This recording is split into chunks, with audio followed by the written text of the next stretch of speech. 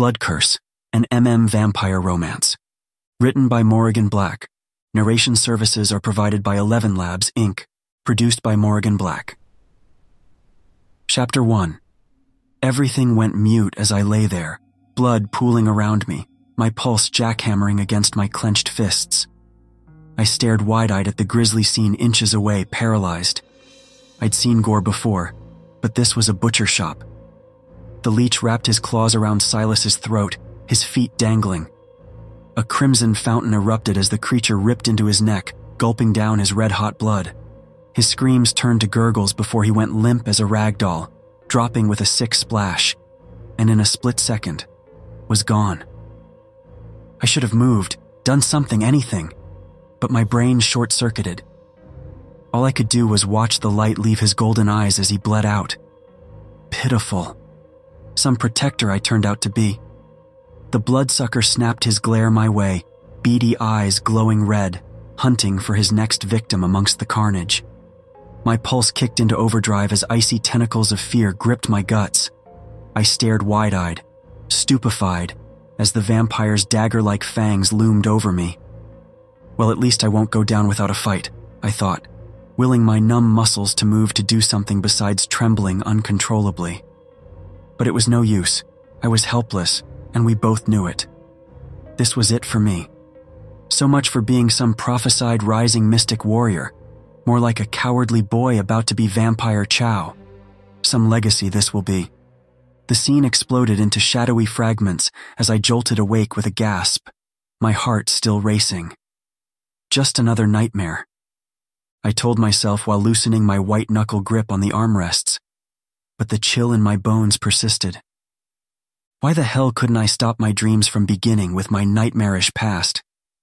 For once, I'd like to begin my dreams swimming in a pool of money surrounded by gorgeous guys I couldn't stop watching on social media. Nope, I just had to keep reliving one of the worst nights of my life.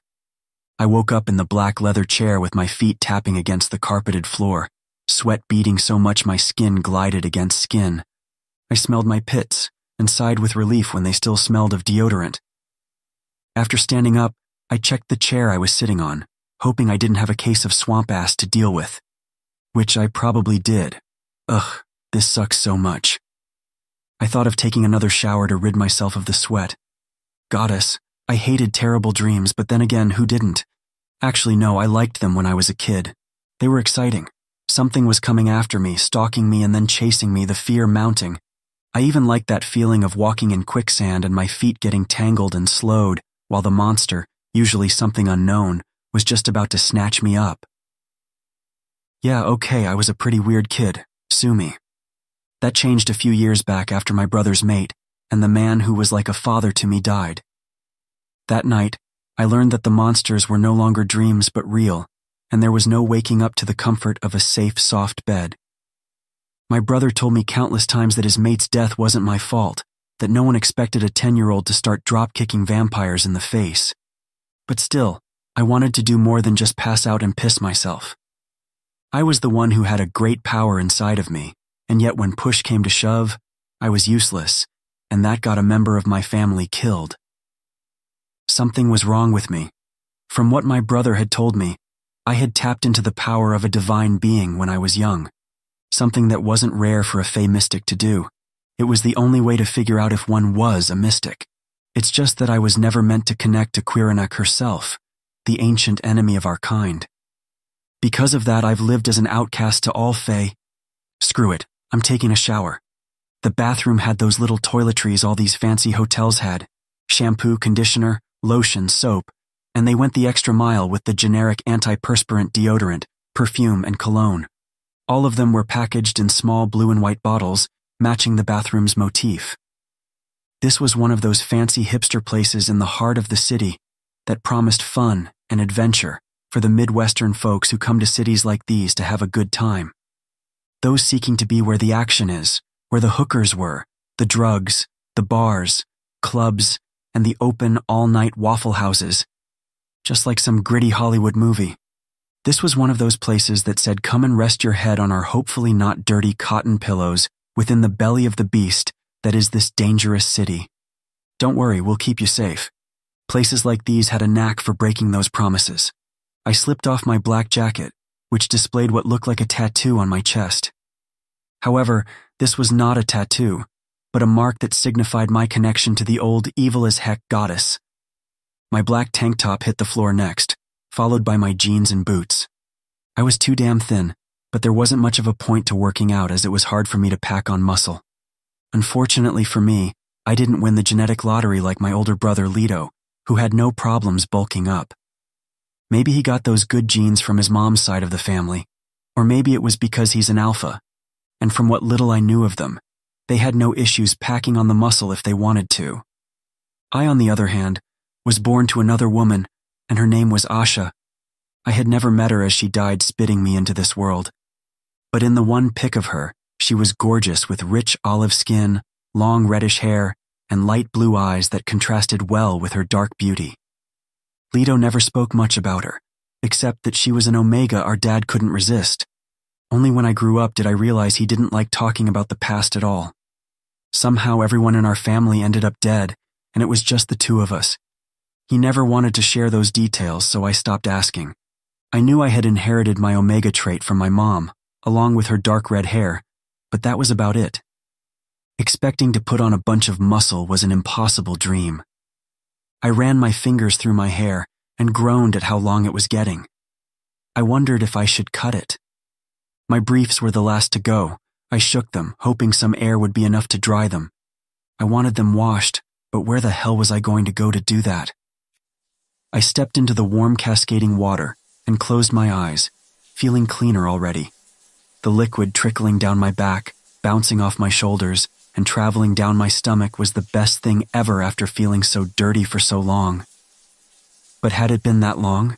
Something wasn't right here. The soap smelled like chamomile, and something else herbal and almost fruity, like berries. This helped me relax more than I cared to admit. For the first time since I came here, I felt comfortable, even safe. My mouth opened to catch some water until I thought the better of it and spat the glop back into the tub. My breath came hard and heavy as I jerked back. Warm water found the crevasse of open skin on my back, and it stung as it traveled through. I had no idea I was cut, and when I tried to inspect the wound, a soft, cool breeze suddenly prickled my skin. Before I could turn to face the door, a large figure moved like a blur to enter the shower with me. "Ah!" I yelled, wildly lashing out at the figure, only to be seized by two strong hands and slammed against the multi-hued coral wall tiles. "Let go," I demanded, and struggled against him, but his grip was unbreakable. My gaze snapped up to him again, and I saw him clearly this time. Unlike the faceless monsters from my nightmares, here he was, handsome and real, a scar slashing across his rugged face from a long-ago injury that could have claimed his eye if fate had been less kind. His short, wavy, inky hair and sleeves of tattoos contrasted with his ashen skin and highlighted his cool blue eyes, giving him a dangerous but alluring look. "Varric, what are you doing?" I asked, feeling embarrassed that I was standing here naked as the day I was born. Of the 3 years we had known each other, he had never done anything like this. My eyes widened at the possibility of his discovery of my connection to the evil goddess. Did he know I was an outcast? Did he think I was deceiving him? Technically, I was by not telling him the truth, but I was just so happy to meet and talk to one of my kind that I didn't want the moment to end. Then, 3 years went by. How did he find out? He seemed to gaze at me longer than what made me comfortable, but I forced myself to look at him, to not turn away. That damn pride of mine which came from my brother had rubbed off on me. My lips refused to form the words please or I beg you. I knew our friendship was temporary. Eventually he would find out about me, but I had hoped it wouldn't get violent. Dare I say I wanted him to like me still? "I'm hungry. I haven't eaten all night. I'm also horny, which works out just fine either way." He pulled up his dark t-shirt, exposing his well-muscled chest and toned torso. The brand etched on his skin drew my attention, a strange triangle with writing and symbols along the sides. What did it mean? Who gave that to him? This was the first time he had taken off his clothes. "What are you doing? If you hurt me, I'll kill you." Better to stick with being angry over sad and curious, or give in to the other feelings stirring inside. Then let us make sure I die happy. Varric smirked again, daring me to stop him. I sighed. This was a dream. It's easy to forget when you quickly transition from one scenario to the next. I wasn't good enough at dreamwalking to build a location, or even go where I wanted. Varric usually took over and pulled me where he wanted me to be after he found me in my nightmares. If this is a game, stop it now and let me get dressed. I rolled my eyes, the fear waning. I don't think you realize the predicament you're in. I said I'm hungry, and Fey blood sounds delicious right about now. He opened his mouth, baring sharp fangs. What the hell? I hollered, trying to push him away. That's right. I'm a vampire. Your blood is mine, motherfucker. Get the hell away from me! I gave way to full-blown fear and screamed while tossing about, anything to wake up. The gaudy bathroom morphed into a fog, leaving just my plain dark room, with the moonlight streaming through the mauve curtains. Bingo! Varric flashed a sharp smirk before fading away, the cocky jerk. His gravelly voice still echoed in my head. Sweet dreams, hero. It's me. My brother's voice cut through the fabric of this reality. Wake up, Hatham. After adjusting my eyes to the dark, I opened them again. My head felt like someone had stuffed cotton balls inside. My hands shook, and my mouth felt thick and dry. Strong hands gripped my shoulders. It was my brother, Leto. I could feel the sheet sticking to me, and my shirt was drenched with sweat. He was over me, asking me if I was okay and, more importantly, what I had just dreamt of. His handsome face contorted with fear and worry. This wasn't right either. I opened my eyes again, this time to the empty room. Damn it. Even my brother waking me up was a dream. Was I dreamwalking, or was that a regular nightmare? I hadn't spoken to Varric in months. It wasn't uncommon to have long bouts of not seeing each other. It wasn't safe to dreamwalk so much. The residual effects were being unable to tell dreams from reality. I grabbed the needle I kept near my bed, pricked my finger, and watched the bead of blood form. Good. I was awake. Truly awake. I plopped down on the sweaty sheets and huffed, full of relief. Bad dreams aren't so fun anymore. Of course, Varric would pull some theatrical stunt like cornering me naked in the shower. He always did have a twisted sense of humor, not to mention an obsession with testing my nerves. I imagined his deep, amused chuckle at my expense. We'd met in dreams for years, but he still loved catching me off guard. Something about my startled reactions cracked him up to no end. Though I'd never admit it, a small part of me enjoyed the excitement of waiting to see what mischief he'd get up to next. Beats the hell out of my real life, that's for sure. At least he keeps the nightmares at bay. Still a freaking vampire? He was really grasping for ideas this time. There's no way he'd ever... I paused. Those sharp fangs almost looked real for a moment. Varric does have his secrets, but he trusts me, doesn't he? I shook off the thought. He was being a dramatic jerk as usual. Next time I'd beat him at his own game. I tried to steady my breathing as I stared up at the dark ceiling, but my racing heart was a stubborn bastard.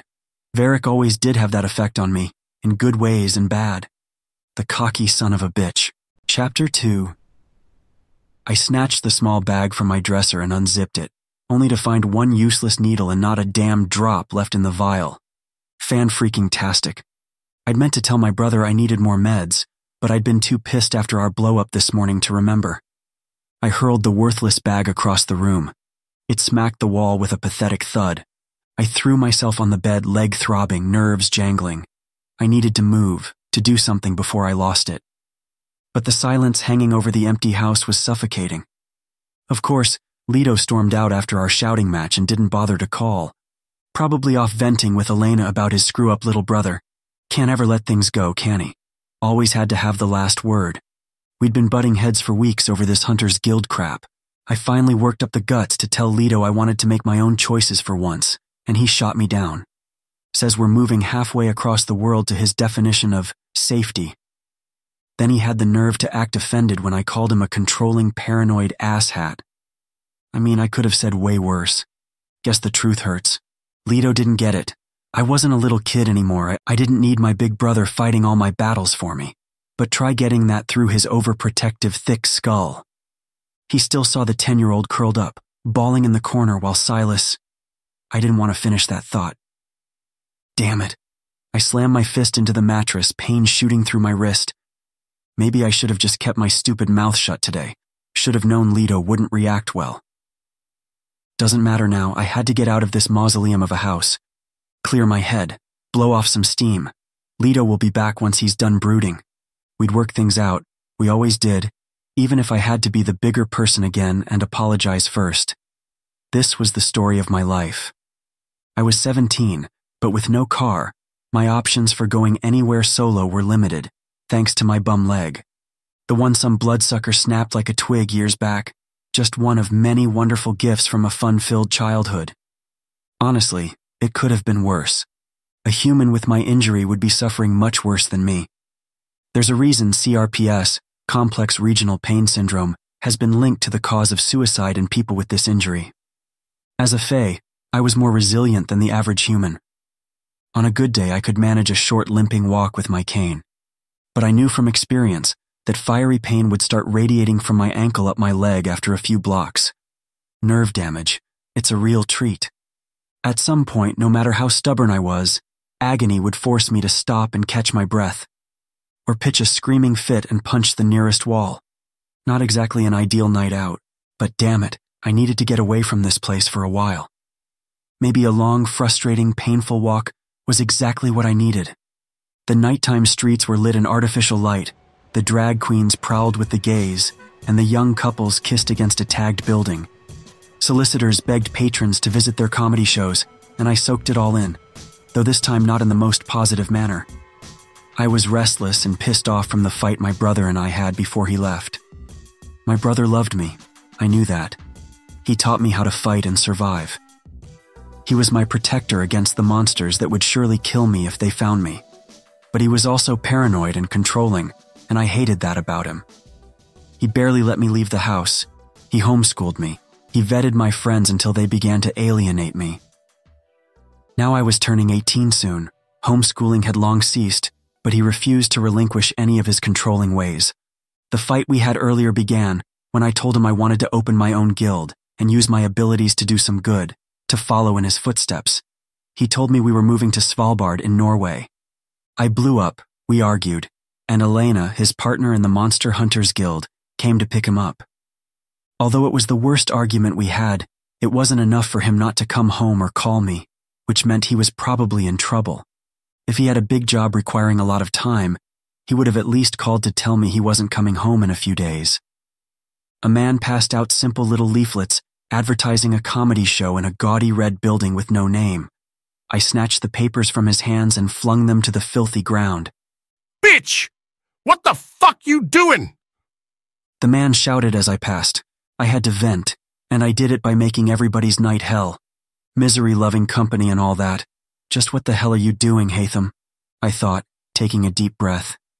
I was about to go over to the guy with the leaflets and apologize and help him clean up when I felt hands on my back pushing me hard, causing me to stumble and almost hit a pole. Man, kick that crazy motherfucker's ass. The man holding the leaflets pointed in my direction. 2 women stood before him, both dressed provocatively. Their perfume was a loud mash of scents that clashed with the pungent smell of a burnt chemical. What the fuck is your problem? One of the women came at me, causing me to stumble back and trip over something that would not give straight away. Harleys parked in front of a bar fell like a row of dominoes. Oh crap, perhaps I should have thought this through. You dickhead! 2 men spilled from the nearby bar. They looked strange. I spotted the jagged teeth as they shouted at me, and when they ran for me, their movements differed from how a human would move. They were faster. Damn. I ran across the street toward the alley, hoping to get away from the humans on the street as I could sense the supernatural tingle of energy coming from these jagged tooth bikers. I didn't know what the heck they were, but so long as they weren't vampires or harmed humans, I was good. As far as they knew, I had ruined their night by knocking over their bikes, so I planned to reason with these men. Hopefully. One supernatural being to the other. And if they proved to be a danger, then it was better to deal with them in a darkened alley than on the street. Cunt! One yelled, catching up to me. He looked scrawny, like that leather jacket was the only thing holding him down, and the other didn't look any better. They were both classic 90s heroin chic, complete with sunken eyes. "Hey, I didn't mean to knock over your bikes." I held up my hands. One of them sniffed the air and licked his salivating lips. It's a pixie. This can be our first kill. The other grinned with glee. "Well then, so much for being reasonable." I sighed. They called me a pixie, a typical insult vampires directed toward my kind. But this was fascinating as hell. I've never seen vampires in the middle of a transformation before. No wonder I couldn't place what they were.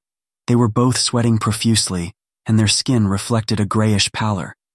Was this what it was like for humans who changed from something mundane to the supernatural? It looked like it hurt. Anyway, I was confident I could take them unless they had some vampire crackhead strength. I swept the leg of the first one to come after me, planting several fast fists to his face. The other grabbed me from behind, using his brute force to keep me locked. I used my lower body to lift myself, locking my legs around the back of his neck. The first man grabbed me, tossing me hard to the ground. I'm gonna enjoy tearing into that neck of yours, pixie bitch. He kicked me hard in the stomach, causing me to tumble back. My leg was killing me by this point, but I couldn't think about that now. Let's fuck him, the other said, proud of having the upper hand. Neither seemed to notice the piece of plywood I grabbed before it was too late, and I was already slamming it against the calf of the dark-haired junkie, causing him to hit the floor and cry out in pain. The spurting blood shocked me until I noticed the nail sticking out of the wood. One down and one other to go. The blonde knew if he could get the piece of wood away from me, it would be game over. At least, that's what he thought. He grabbed the wood, yanking it away. His body twisted and he stepped back, pulling me forward, which helped me launch a high kick, slamming into the side of his face and knocking him to the ground. I grabbed the plywood again, and before he could recover, I slammed it to his skull, careful not to use the side with the nail sticking through. I would have killed him, but I had strict rules to follow even when it came to vampires. I wasn't allowed to kill, not for any reason. Walking over to the other who struggled to lift himself, I kicked him hard in the face. I would have gone in for another. Yes, kill him.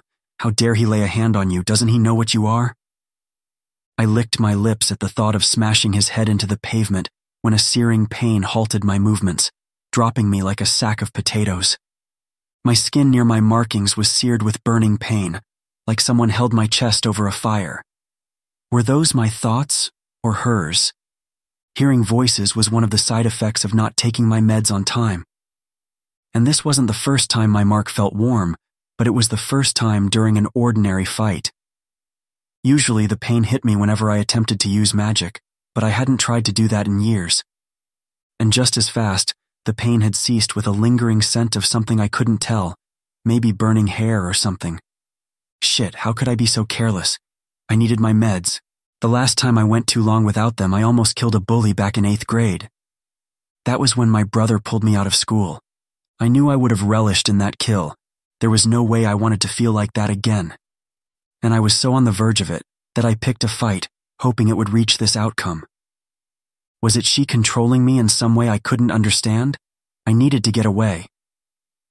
I caught my breath and stumbled away as the two men writhed in pain. Tears welled, preventing me from seeing clearly. The pain was slowly dissipating, but not fast enough to my liking. And when the last wave of heat washed over me, I pressed my back against the cool brick. Hopefully I was far enough away from those guys. That was close, a little too close for comfort. Get it together, Hatham. There you are. A voice echoed from above. I saw a man standing on the roof of one of the buildings, his white hair gleaming in the moonlight. He dropped in front of me. The force of the wind from his descent forced me back, and something flew into my eye. Ugh, just what I needed. Nasty alley trash in my eyeball. I better not get pink eye after this. He chortled and pranced toward me, like the moonlight was the spotlight, and this dirty alleyway was the stage. His burgundy sweater was in tatters, but it sat on top of a gray shirt underneath, and his blue and black hooded coat kicked up with the wind. Well, well, you know I almost passed you up, demon. Demon? What the hell, Noor, it's me, I replied. I didn't know him long. He was a hunter who worked with my brother, and I only saw him briefly a few times and nothing more. If I had known a hunter was in the area, I would have gotten control over myself sooner. Look, I just want to get home. That sweet Omega act ain't gonna work on me, Haytham. I can smell the evil on you. And Leto said that if you get out of line, the guild can take care of you. But I wasn't out of line. I didn't kill anyone. Save that for someone who gives a damn. Unlike the other hunters, I ain't scared of your brother, nor am I charmed by your looks. Maybe that's kept you safe until now, but we all gotta pay the piper someday. He pointed a huge gun in my direction, and I dove as fast as possible for cover. The blast rang in my ears. I didn't use her power, you bastard! I picked myself off the ground and made a break for it, cutting the corner and feeling pieces of broken brick and cement go down my shirt. You ain't going nowhere! Please stop, I cried, still trying to get out of there. I didn't know if I could take him. Aside from fighting regular humans, a ghost, and a few changelings, I've never tested my skills against a hunter, and doing so was a bad idea. The last thing we needed was the guild breathing down our necks. My brother had put in a lot of work securing my safety from them, and it took one night to ruin it. He caught me by surprise when he jumped in front of me. Nope. He bowed like a gentleman, and I saw the large sword strapped to his back. Tonight my name isn't Nor. It's your executioner. The guild promised my brother that no hunter would come after me. I panted, still trembling, but my mind kept telling me to stall him so I could come up with a way to get my butt out of there. But with nothing coming to me, I succumbed to my fear and slunk to the ground. Please don't kill me. I won't mess with anyone ever again. Tears. I saw hesitation etched onto his strong features.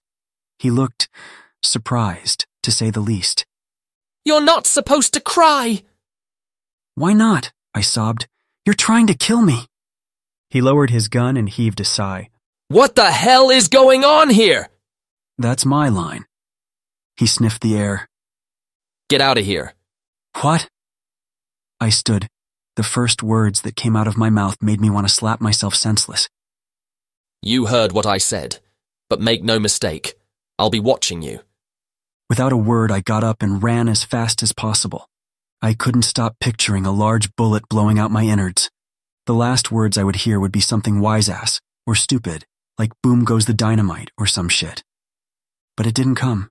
However, I still felt unsafe until I reached the city center. The lights of the police station were brighter than my future. My brother's friend worked here. He probably wasn't in, but it was worth trying. Not all hunters got paid a hefty salary. Some had to hold down a 9 to 5. They usually took on dangerous jobs as cops and paramilitary. They were probably adrenaline junkies. Can I help you, mister? Gray, I replied to the man at the front desk. I'm here to see Michael Ackerman. He works here. Oh, shit. You're Leto's baby, bro? Yeah, he's mentioned you. Well, it's me, I replied awkwardly. Is Michael here? No, you can leave a message if you want. No. It was better to get home anyway. The sun was about to rise soon, and all I was going to do was complain about Nor and ask if he knew where my brother was. Chapter 3. The sweet citrus scent of the melted wax was a welcomed smell. But other than that, the house looked cold and unlived in. Before Silas died, we had warm wooden floors, rich Moroccan carpets, and Mediterranean colors. Now, it was cold white primed walls and glass and steel. We no longer spent time on the floor by the fire playing old games until there was no more wine for me to beg for. The fireplace was now bricked up in white stone and home to the birds, and gin didn't taste as sweet. I heard movement upstairs and didn't have to guess who or what it was for long. It was Leto. The blonde was coming downstairs, still dressed in the white t-shirt and jeans he had on when he left. Enjoy your night out? There it was, that vein of his popping up on his forehead, though his tone didn't have the same gusto as before. I was having a good time until that gun-toting nutjob from the Hunters Guild pointed a gun in my face. I replied, waiting for him to react, but he stared at me blankly and then sighed. Are you okay? No, obviously. I placed my hands on my hips, upset. I tried to find you. I thought something bad had happened to you. Why didn't you call? He tapped his Gothic thumb ring against the wooden banister in perfect indecision. I did. You didn't answer. I groaned. I left my phone. Well, so much for that. Can I just say that my brother and I are awkward as hell when it comes to apologizing and making up after fights? You should at least talk to the guildmaster and tell him I'm no threat. The guys I was fighting started it. If I had said they were changelings, he probably would have booked that plane to Norway in a heartbeat. I'm sure they did. Can you at least try to behave? I made a mistake, okay, I'm sorry. But I feel so frustrated being cooped up in this house. We talked about this. I know. Can you at least tell the guild not to have people chasing me down over a fight? And yes, I will do my best to stop provoking people. I know you must have been scared, but what do you think can be solved by me speaking to the guildmaster? Like it or not, you endangered human lives, and it could have gotten worse. Then let me help you use this power to fight monsters, I argued. All I've ever done is spar with you and help with small jobs. I have no real combat experience. Your behavior tonight proves why you shouldn't use your power. Of course he would say that. I get it, okay? Raising me was probably not the thing you wanted to do with your life. I took the best of those years away. He now walked over to me, placing both hands on my shoulders. Hush. You took nothing from me. And if that's how I made you feel, then I really messed up. The best years of my life were raising you. I regret nothing. I love you. You know that. I nodded and wiped away my tears. I do. One of us has to remain calm here. I know you're shaken up, but we will deal with what happened. You also haven't taken your meds. Yeah, I forgot to warn you when they got low. Unfortunately, I didn't notice until I came home. You can hold on for one more day, can't you? Sure, I said, confident I could hold on for a day or two. Without my meds, I became a sweaty, drooling mess. My brother said it was my power taking root inside of me and causing me to go into heat. Although it was normal for Fae Omegas to go into heat every month, I didn't, and it was because of the meds that prevented me from tapping into my full power that was screwing with my cycle. Just another limitation I had to deal with. Deep down, I wondered if my brother was afraid of the possibility of me having children. Better to put it from my mind. Anyway, I didn't have this week's dose yet, but I've lived with this condition long enough to tell when things were getting dicey. So far, aside from that incident in the alley, I was okay. You're an adult now. It's official. He raised my chin. His soft jade eyes looked at me and he gave me a stiff smile, though his eyes remained unmoving. We should celebrate and talk about your future. I swallowed to wet my dry throat as I searched for the right words, but found myself lacking. Happy birthday. He reached in for a hug and I returned it, ready to move on to happier topics. Thanks. That's not all I got for you. If you're up for it, I want to take you somewhere. It's a long drive, so we should get there by dawn. We'll pick up some good food along the way, too. The Nevada heat reigned, and the tall, neglected grass blew in the gusts of small pockets of wind. The long barrel of a rifle followed the clay disc until the trigger's pull shattered it into pieces. I knew I hadn't lost my touch. Leto laughed, watching the shards spray across the dry, overgrown field. He looked at me, his soft jade eyes reflecting the sun's light. His hair now clung to the nape of his neck because of the heat. His handsome, angular face drew the attention of both genders, though he was never the type of person to give in to vanity.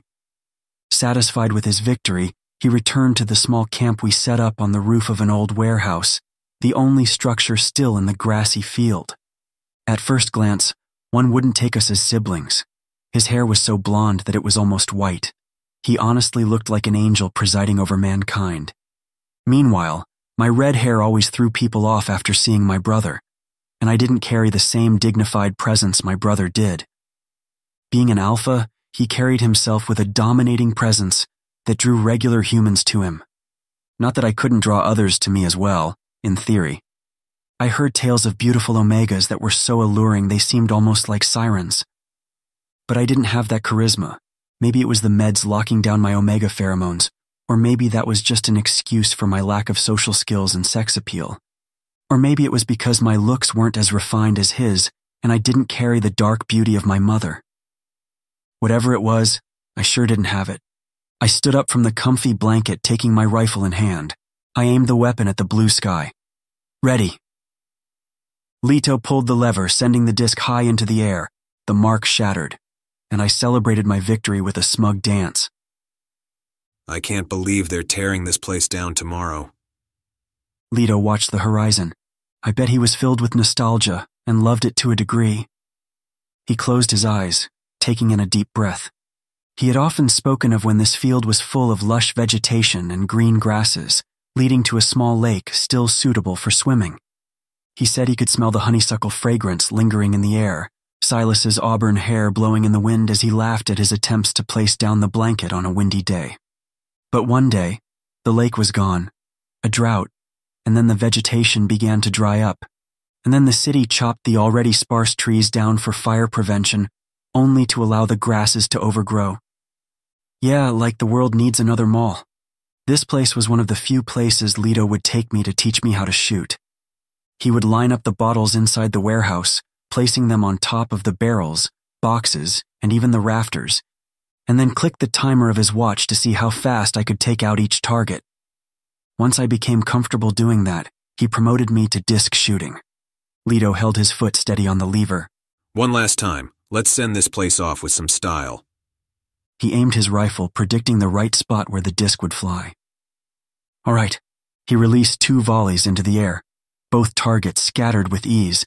He then unboxed the small round strawberry-layered cheesecake, laced in edible black icing with the colorful waxy number 18 planted in the center. We sat down to enjoy the bounty of deliciously greasy food. Oh my God, it's so cute. I laughed as Leto lit the candle and held the cake so I could blow out the flame. I clapped in celebration as he sat the cake down. I wanted to reach out like a monster, claw at a chunk, and stuff it all in my mouth. I love the smell of sweet things. I knew you would have wanted to get that out of the way. Yes, I nodded. It's my birthday. I don't see why I can't eat cheesecake and greasy food at the same time. I raised my head in a dignified manner. And it's your right to blow up the toilet later. He laughed. Darn Skippy. I raised a wine cooler in response. Spinach and feta pizza, veggie chili cheese fries drenched in non-dairy sour cream, and breadsticks. Carbs, carbs, and more carbs. Leto chomped on a mouthful of fries drowned in cheese, faux meat sauce, and sour cream. Do you think I'm too nice? He wiped his mouth and tried to swallow the half-chewed food for the discussion. Yes, but that's what I love about you. Elena and I got into another fight. She said it like it was an insult. The day you become like the rest of the people on this planet is the day I'll drown in my tears. People love tearing others down. You're one of those rare people in this world who aren't like that. Yeah, well, maybe if I was more selfish, he wouldn't have. Forget it. He stabbed at his fries, losing his appetite. He was no longer talking about Elena, and we both knew it. I grabbed his hand, comforting him. You weren't responsible for what happened to Silas. That vampire came out of nowhere. I was busy trying to save everyone else that it made me blind to what was happening under my nose. He knew what type of man you were, and that's why he loved you. If you were the type of person to make different choices, then the two of you would have never married. I love Silas. He was the best match for you, and I can understand why moving on is hard. I've told no one this but you. Not even Silas knew unless you told him. But I hate cake. I've never tasted a single cake before that made me change my mind about it. But I've always loved Silas's homemade cakes. I don't know what he did that was different, but they were good.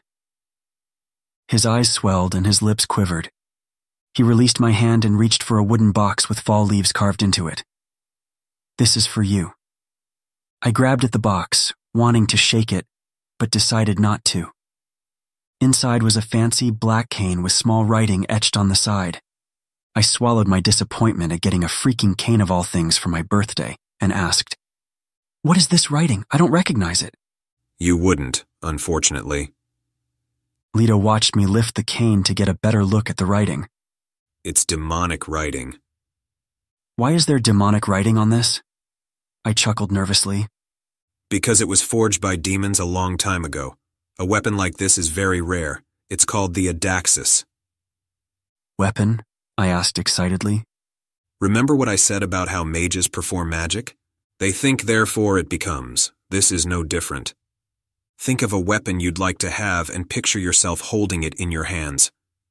The cane shattered, as if my thoughts had come to life, and a strange weapon I had never seen before was in my hands. It was too long to be a dagger, but also not long enough to be a spear, and it was as black as soot, with a large blade on one end and a smaller one at the other. I could only see it because it had a green rope grip wrapped around it. On the edges was the same writing on the cane. I got up to feel its weight in my hands. It was so light I almost couldn't feel it as I swiped the air with it in a flurry of moves. When I was done, the weapon shattered and was a regular cane again. What gives? I tried to make it form a sword. Lito laughed. The weapon it chooses is the one best suited to you. The closest human equivalent to that weapon would be the Zulu Ikalwa spear. It makes sense because I trained you using the Ishonari style, he said, referring to one of the Fey warrior fighting techniques. Ishonari specialized in roguelike abilities, close-range fast attacks, thrusting, hurling, and long-range attacks using magic or a bow. Too bad magic was off the table for me. And because I know how much you hate canes, you can transform this into something else if you like. Really? I asked, gripping the sleek black cane. I tried to think of something else, but not a weapon, and I knew of the perfect item, a black choker. I couldn't help it. I was a goth boy at heart and always would be. Enjoying your last meal? A man dressed in white appeared on the roof, startling the two of us. He looked like some cowboy from an old western, though his outfit looked freshly made down to the tag that dangled from the leather boots. I had half a mind to think he got lost on his way to a Vegas show. But something was off. Aside from the greeting, he said nothing else. He just kept his shaded eyes on Lito as he smacked his gum. Lito gripped the rifle and stood. He moved in front of me as if keeping me hidden. My stomach dropped and my hands shook. Was he from the guild? The cowboy tipped his wide hat at me and winked. Evening, Omega. Who are you? I asked, confused. Get to the car. Lito ordered, not even entertaining this exchange for a moment. Is he a hunter? I whispered, still regretting my actions from last night. Car? The cowboy repeated. That's what you'll call 'em now. He repeated the word as he gazed out into the distance. Car. Lito, I said, unwilling to leave him alone. Get to the car now. Lito ordered again. I wish we had a little more time, but if this is how it's gotta be, then so be it. The cowboy was in his face, knocking him against the graveled roof. I gripped the hilt of my spear and charged with a battle cry. The force of the quick blow sent me flying damn near off the roof. My vision was woozy, but I forced myself to focus. Where's Lito? I focused on a task, hoping it would keep me awake, and that task was finding my brother. He was fighting with the man, both moving faster than I could keep up with. The figures looked like two colorful streaks. The fight was over as fast as it had begun. Just, leave us alone. Lito struggled to get the words out. I'll never give him to any of you vultures. You should have known we would come for him sooner or later. You can't hide him forever. Blood poured from Lito's lips and I screamed in terror. I'm sorry I kept you sheltered.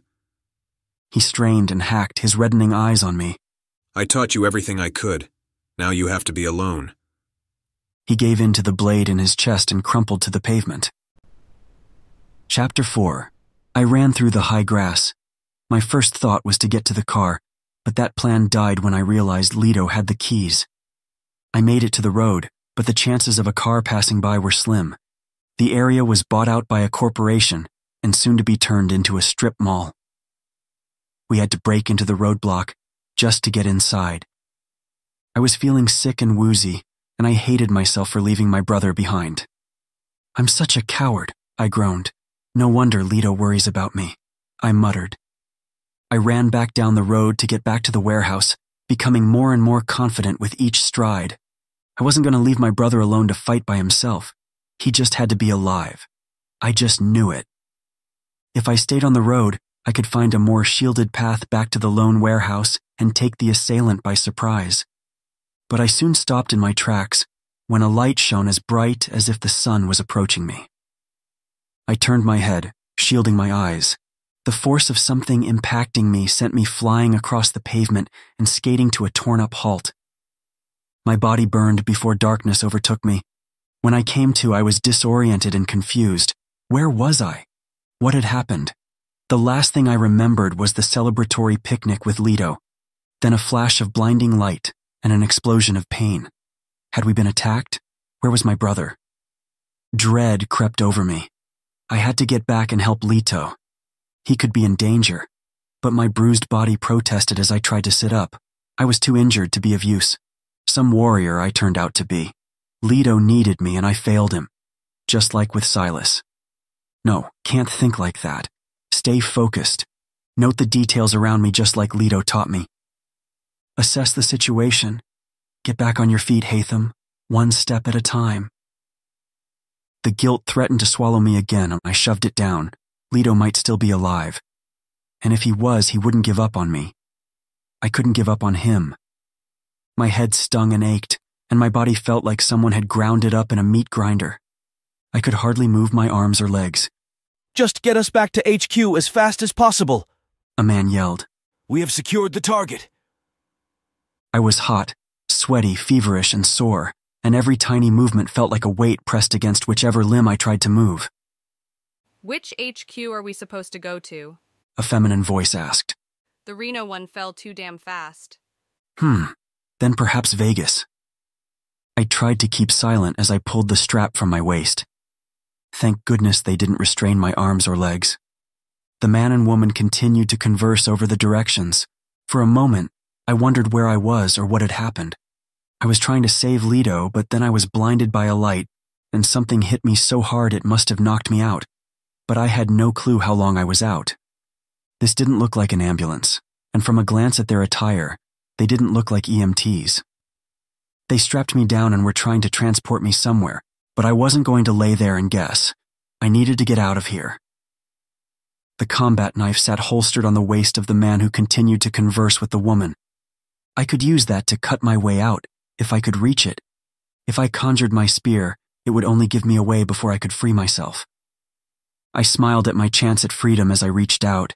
Slow and steady, I released the blade from the holster.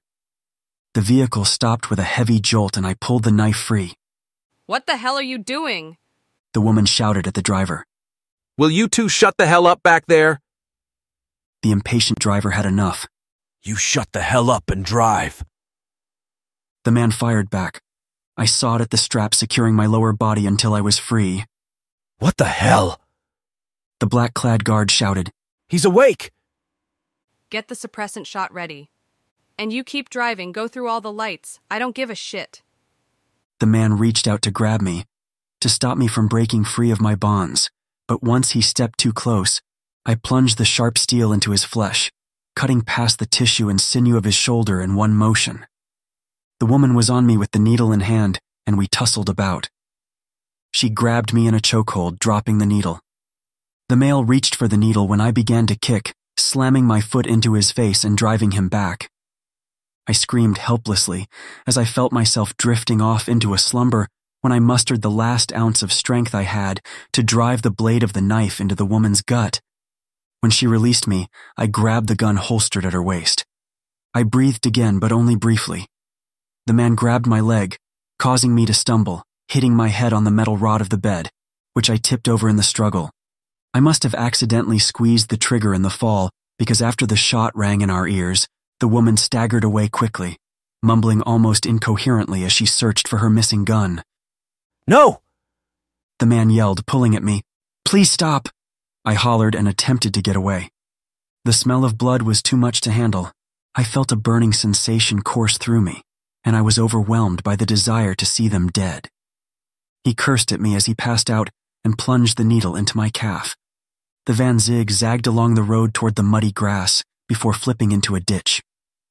The sun had long since waned when I woke up, and I wondered just how long I was out of it. I didn't recognize anything here. I was far from where my brother and I were celebrating. I sat up, bruised. The needle had ripped through my skin and popped out, still full of the chemical they tried to inject me with. Were they hunters? Did they all want me dead after that fight in the alley? But I didn't even kill anyone. Get it together, Hatham. If they wanted me, they would have to come and get me. My biggest concern was for Leto. Whoever that cowboy was, he was mighty powerful. Did the guild have men like him working for them? I thought most of them were normal humans, or at most, half-humans. My brother was a Fey knight and of pure blood. There was no way a half-Fey could match him in a fight, which meant that Cowboy was also pure blood. Injured as all hell, I picked myself up and tried to regain some semblance of what had happened and where I was, which was an abandoned road somewhere. A row of boarded-up homes sat in the distance. At least I knew I wasn't that far out from the city. I was bleeding and in pain, and felt a breeze against my naked chest. They tore my shirt in the fight, leaving my skin exposed, and I hated being exposed like this. I wasn't much of a fan of my rail-thin bod. I stared at the wreck for a long moment, my heart racing, fear paralyzing me. I had never seen a dead person in real life since Silas. I limped toward the quiet vehicle. The driver seemed to be dead from the impact. At least he didn't move. The woman was now slumped against the wall, most likely moved there by the force of the crash, while the male was sprawled about, blood pooling in the grooves of the floor. Taking a deep breath before the plunge, I entered and undressed the woman and slipped on her army green jumper. It wasn't a perfect fit, but at least I was fully dressed. I grabbed the revolver on the floor. They were fighting over a report. If I could find it, then I would at least know where they were taking me. I climbed deeper inside the wreck, grabbing the clipboard under the seat, when a wet hand gripped my arm. Cursed bitch, the man muttered before falling silent. I tore his hand away, stumbling back and falling onto the ground. I paused for a moment, waiting, listening for a stir. Anything from the van. When it was clear, I began to check out the clipboard. A tingle spread throughout my body, and I felt something sinister lurking nearby, something seen but unseen. A gloomy red sky replaced the moon, the grasses withered, and the road was even more cracked than usual. I curled into myself, wanting to shrink away to find some place to hide, but there was no place in sight. A voice cackled like it was laughing at me, and when I closed my eyes and opened them again, the sky was normal. Another vehicle was coming down the road. It was an SUV that blended into the night, and they didn't even have the headlights on. I felt the ground rumble, a loud boom in the distance, and an orange blaze coating the sky. What the heck was happening? Whatever it was, something big was going down in the city. The SUV stopped in front of me, and three strange-looking people got out of it looking like a bunch of rowdy punks with their dyed hair, tats, and dark makeup contrasting their ghostly white faces. They grabbed me before I could say or do anything. "Let me go," I screamed, materializing my spear and stabbing the woman in the shoulder. She cried out before slapping me to the ground and making my ears ring. The man bared his fangs with a nasty snarl. "Come on, let's get this pixie slag," he yelled and charged. I was on my feet faster than I registered and swung my weapon at whoever was closest, spitting a spark from the blade itself. The unfortunate target was the woman who slapped me, whose screams faded as she turned to dust. I felt the power flow through me, but it burned like liquid fire, forcing me to grunt at the pain. "Just stop. I begged my own body to stop hurting. I wanted to release the weapon, but that would have been stupid. The male grabbed the remaining female and ushered her to the vehicle, and the two sped away, leaving me alone with the soot of the one left behind. Chapter 6. The tunnel was dark and stunk of waste, despite being mostly dry and out of use, but we had no choice but to trek it. I don't think she'll be following us down. He looked up, the light from above beaming down on him, illuminating his blue-black hair, and I was still trying to wrap my head around everything that happened today. "Are we safe?" Not quite. He stepped away from the manhole and continued forward through the tunnel. If you hadn't come when you did, Is that a thank you? 'Cause that would be nice, I said, still remembering how much of an ass he had been to me in my dream earlier. I kept looking around for any sign of danger and moving away from the open manhole where that creature was probably hanging around. Yeah, it is, he replied, moving away from me and further down the tunnel. I huffed as I followed along, and oh my goddess, I had to pee now more than ever, but I was too damn scared to stop moving to take a piss. At least focusing on my bladder bursting prevented me from freaking out, and not freaking out kept me focused on the lessons my brother taught me. This was what he was training me for, not to hold my pee, but to remain calm in the face of danger. He knew everything that was going to happen. Maybe he knew he wouldn't be around when the proverbial shit hit the fan. Now I was alone and had to utilize his lessons, and I didn't want to let him down. I also didn't want to show my emotions in front of the man next to me. If he wasn't cracking, I sure as hell wouldn't be the one to do it, and I was still embarrassed for crying in front of him. We walked in the dark, wondering how to proceed from here, and I followed along the narrow walkway of the circular tunnel, keeping a distance between myself and him. His scent was rich, like chocolate and coffee roasting on a bonfire, and I wanted to be near him. I tried to recall if he smelled like this in my dreams. I couldn't recall, almost as if the last time I had seen him was years ago, when it was only just a few hours ago. Did you hear that? I stopped moving. The shuffling of feet in the dark jolted me, and we readied ourselves for a fight. Several torn and tattered creatures ran wild in the distance of the dark passage, growling and feral, hungry for blood and death. I dashed behind a wall, hoping to blend with the shadow, and Varric followed, his body and scent a little too close for comfort. We were face to face, his strong, hard frame pressed against me as my body pressed against the wall. My tongue darted out and ran across my dry lips before I could stop myself. His eyes were piercing and dangerous, and his lips were so kissable. The creatures stopped at the end, looking about as if sensing us but unable to see before slinking away. Most of them are blind. How can you tell? I breathed, shaking my head back to the cold, stinking reality of this sewer.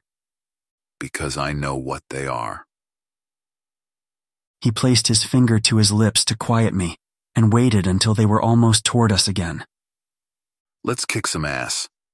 Wait, I have a plan. I placed my hand on his shoulder to stop him. You can take them from the right, and I'll hold my position. While they focus on you, I can attack from behind. Fuck that.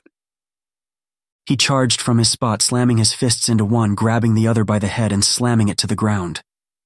Growls from the bowels within grew near, and more monsters poured through, drawn to the ruckus. I cursed the reckless idiot and charged forward, kicking one into the other. He slammed and kicked, tossed and beat down all in his path. Before long, we found our backs pressed against each other as we created a center force of destruction. I kicked and swung my arm low to trip some, which he put down. The blood became a red goo that splattered and stuck to the walls, connecting and spreading into a web-like pattern. "Run!" I shouted, running ahead, fearful of becoming overwhelmed as the noise drew those hidden from the shadows. Varric was hot on my heels. A red light shone on a single set of stairs like an ominous beacon, and I scaled the stairs, pushed open the door and darted inside and away from the danger. Varric closed the door to the small room just as a gooey hand reached out for him. I grabbed a hammer, which he used to jam the door shut. "Son of a bitch," he exclaimed. "Thanks a lot, Leroy Jenkins." I fired on him, livid about his actions. "You almost got us killed." I don't like plans. Planning can sometimes mean the difference between fighting a losing battle and living to see the next one. You get that from some army commercial? He scoffed. "No," I replied, bewildered. I looked at the trash littering the tiny space. A half-eaten sandwich, books, trash bags full of empty Chinese food containers, pizza boxes, and other junk, along with a magazine on the desk of some naked woman straddling a motorcycle. I think a homeless person lives here. Well, they're not here now, and at least we're safe for now. If we remain silent, they'll go away. We stayed still until the scratching at the door ceased. I sighed with relief and checked around for a bathroom. There was no bathroom anywhere in here, and I was almost at pee-pee dance capacity, so there was no way I was going in the corner of the room. A sudden snarl assaulted us, with hands reaching and clawing from the corner of the room. I screamed despite myself, surprised by the fat hobo who charged for me. I readied my weapon, which began to spark to life again. He grabbed the fat bum by the mouth and slammed him against the wall. "Is he a vampire?" I asked over Varric's shoulder. I couldn't get a good look at the man when he charged. "Stab it," Varric demanded, keeping his voice even, and I did. Watching the creature turn to dust, the dark soot snake swirling the blade, causing it to glow briefly. I once again felt that burning power coursing through my veins, like a sugar rush, if that sugar was on fire. "Now explain yourself." I kept my voice down, but I was clearly pissed off and hoped he understood that. "Do you know what's going on?" he asked, and I didn't want to answer him because I was the one who wanted to ask the damn questions. When I didn't answer, he closed the gap between us, and I couldn't stop myself from letting out a small, sensual, gasping moan that I tried to play off like I was shocked by something around me. Suddenly my body grew hotter than ever, and I wanted to feel his mouth on mine so badly I could feel it. "It's Dawn of the Dead," I replied, backed away from him and attempted to steady my breathing. "But with vampires or demons, and you just so happen to be in the same city as me and never told me. So just rip off the Band-Aid." I actually came to the city to meet you in person." He closed the gap I had created once more. "How did you find me?" I folded my arms when there was nowhere else to go in this small space. I wanted to believe he had good intentions, but there was a reason my brother kept me hidden from other Fae. "The moment between sleep and awake, you leave a marker, like a GPS, to your physical body's location. I was curious about you, so for a while, I followed it, and it led me to this city. But I was attacked while trying to find you. I thought I would be safe in that store and planned to ride out the night and find you at dawn, but I wasn't." We hadn't spoken in months until last night. "I know, but I followed you in your dreams still. You have some powerful warding magic on you because your marker was all over the place." "Why were you looking for me?" "I told you already. I wanted to meet you. Is that so wrong?" "Yes, it is. I told you my brother is overprotective." "So, he kept you away from your own people out of overprotectiveness?" It's none of your business." I huffed. "Look, I just thought seeing you in person would be a nice surprise. I meant no harm." He finally backed away so I could breathe again.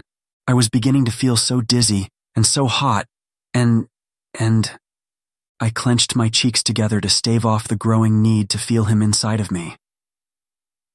"Do you know other Fae?" I asked, turning my back on him. "If I got a boner now, I would never forgive myself. Think about bloated corpses or something, Hatham. Or better yet, think about meeting other Fae. Yeah, excitement over that should do it.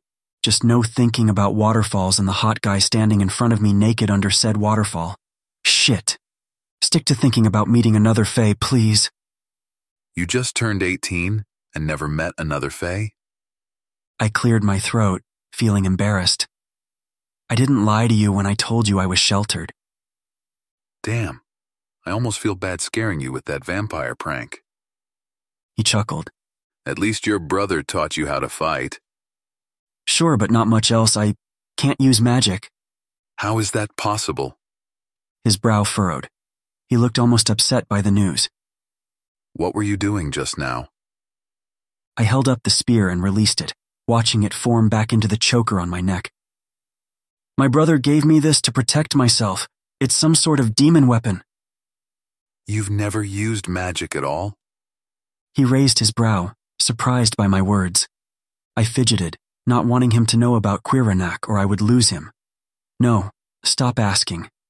"Fine, I will." "Speaking of magic, why aren't you using any?"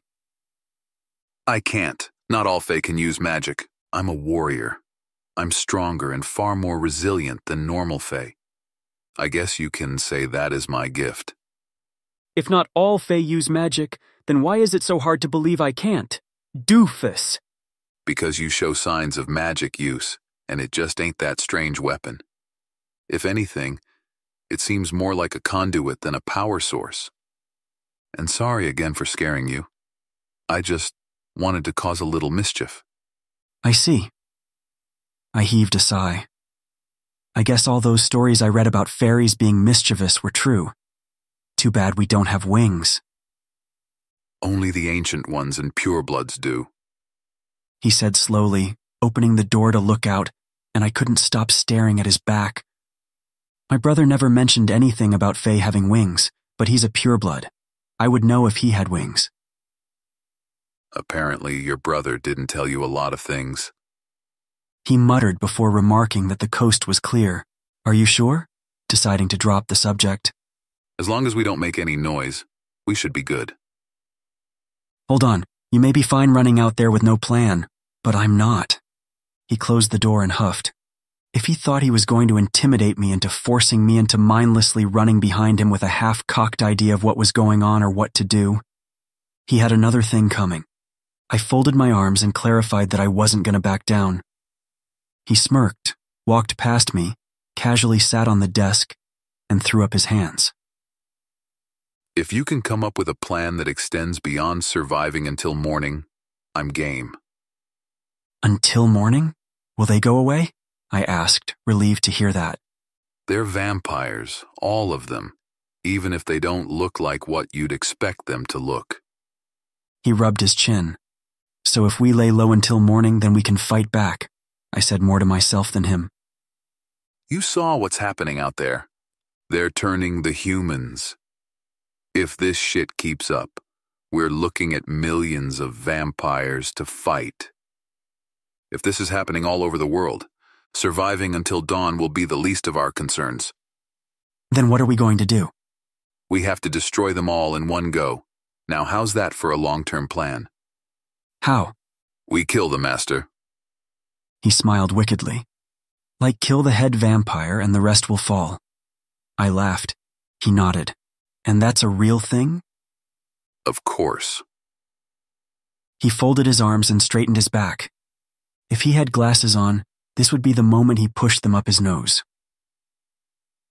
According to the Homo Lamia and Demonica Bible, the lesser vampires are connected to their master. Lesser vampires. I never knew there were different types. To me, vampires were vampires, and the only difference was between the change from human to vampire. I came across two men who seemed like they could be in the middle of transitioning. They looked somewhat like those creatures outside, but they were still men. Ah, you must have run people on the verge of becoming lesser vamps. So lesser vampires are those creatures out there, I shuddered. What about that long-limbed monster and the guy who attacked you just now? They looked different. Pregnant women tend to end up like that if they turn into a lesser. But you have to watch out for them. They're called lessers because they aren't in their right mind, but are more powerful than a higher vampire. They tend to summon the other lessers and use them to attack. Jeez. As far as the big guy, he was one of us, a fae, but I'm not sure what happened to him. How many master vampires do we have to kill? Only one. His name is Vitus, and he's probably thousands of years old. No other vampire can do something on this scale. Where is he? You say that like you can just find him and off him. Well, what else is there to do? Look, I'm not saying we don't fight back.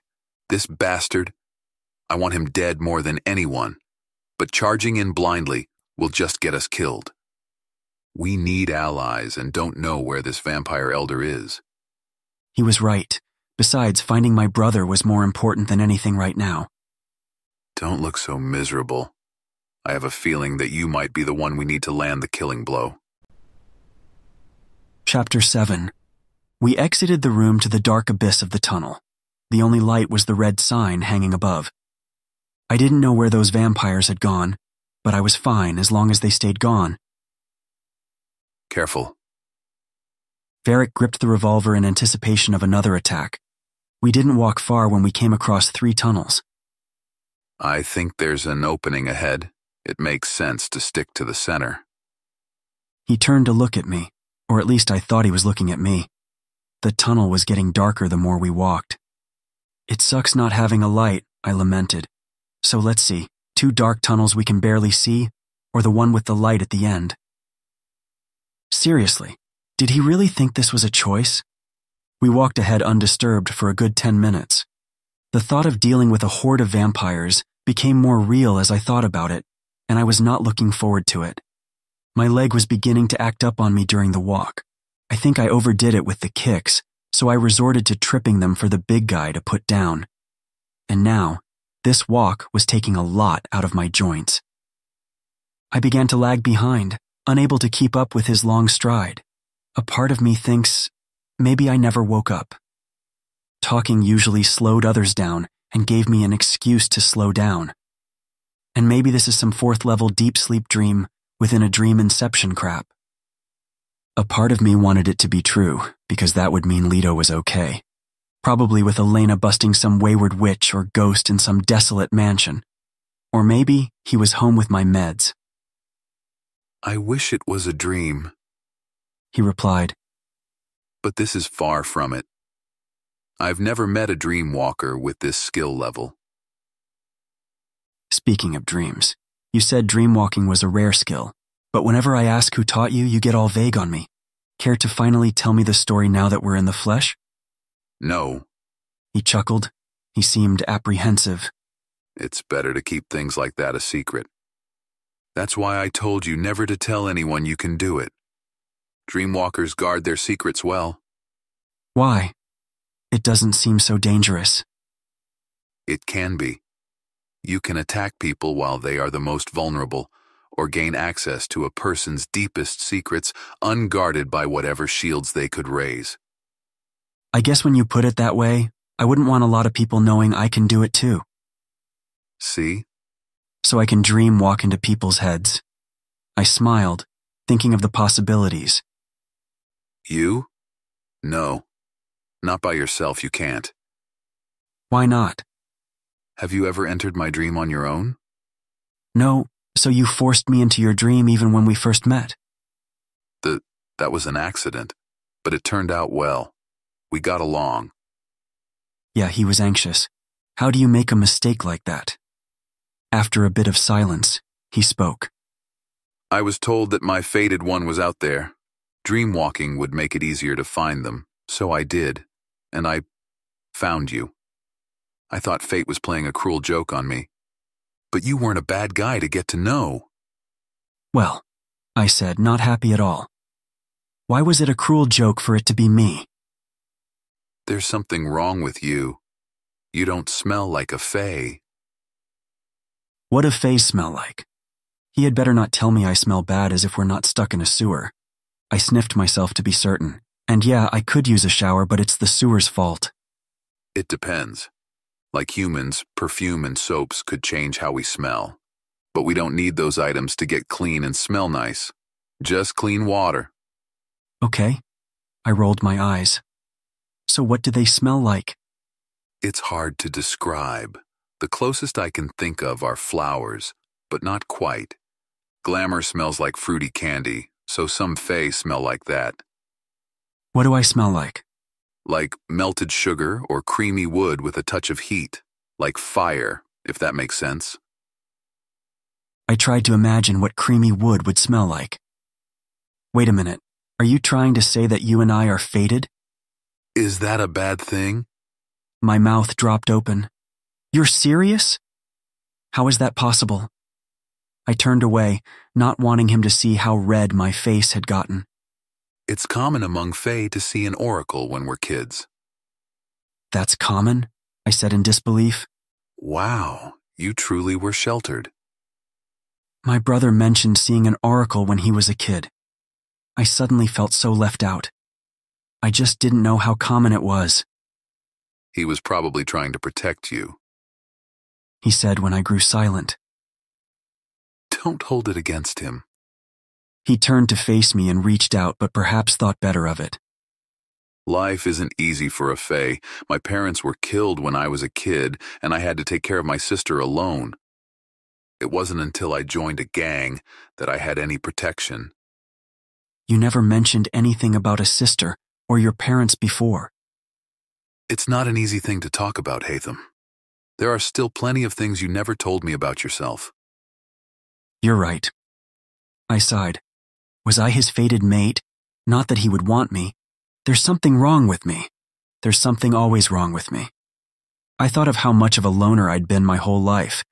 When it came down to it, blaming it all on my overprotective brother was wrong. I had been just as much a cause for my lack of friendships. What would you have done if your fated mate was someone else? My voice cracked. Did I need to torture myself with his answer? I don't know. Get bored and never talk to them again. That made me smile. I wanted to ask what he thought of me, but didn't know if I wanted to hear the answer. I wanted to talk to you about that when we were out of danger. But I'll just put my cards on the table and tell you, I like you, Hatham. If you feel the same for me, I won't mind giving it a shot. Just like that? He shrugged. I ain't the type to walk into fate blindly, 'cause some oracle said so. I would have never spoken to you again if I didn't like you. I kept pulling you into my dream world because I liked you. That has got to be the most easygoing confession I've ever heard. Actually, it's the only confession. I chuckled. Don't feel pressured to give me an answer now. We're not safe yet. I followed his gaze to a broken ladder high up. We can forget that. Unless you can sprout wings. I'm not without my talents. He gripped my waist and leapt high to the rung above. Holy crap! I exclaimed. He instructed me to grip the rung as he climbed higher, and I did it. He pressed against the lid until it freed, and he slipped out. I followed, much to my relief. But we were under a bus parked above the hole. The snarl of the creatures drowned any nearby sound. Lucky for us, the vampires feasted on the groaning victims who found themselves trapped between the bus and a truck. I think I can operate this, I said, pointing up at the bus. You sure? He watched me skeptically. Yeah, if we can get inside of it. I don't see how that is possible. We're gonna have to go back into the sewers. I crawled back inside, and Varric followed, leaving fresh air behind. He then stopped. Wait, I got an idea. He climbed back out. Hope this is good. Varric reached for a rock near the foot of a vampire and tossed it at the parked car nearby, hitting the tire. He then picked up another, angling himself enough to relaunch it until the alarm bellowed, drawing the attention of the creatures. Nice! I exclaimed. Now move. I rolled from under the bus and tipped to the side. The doors were closed, but there were some vampires inside. Varric approached the back of the bus, gesturing for me to follow, lifting me high until I reached the roof.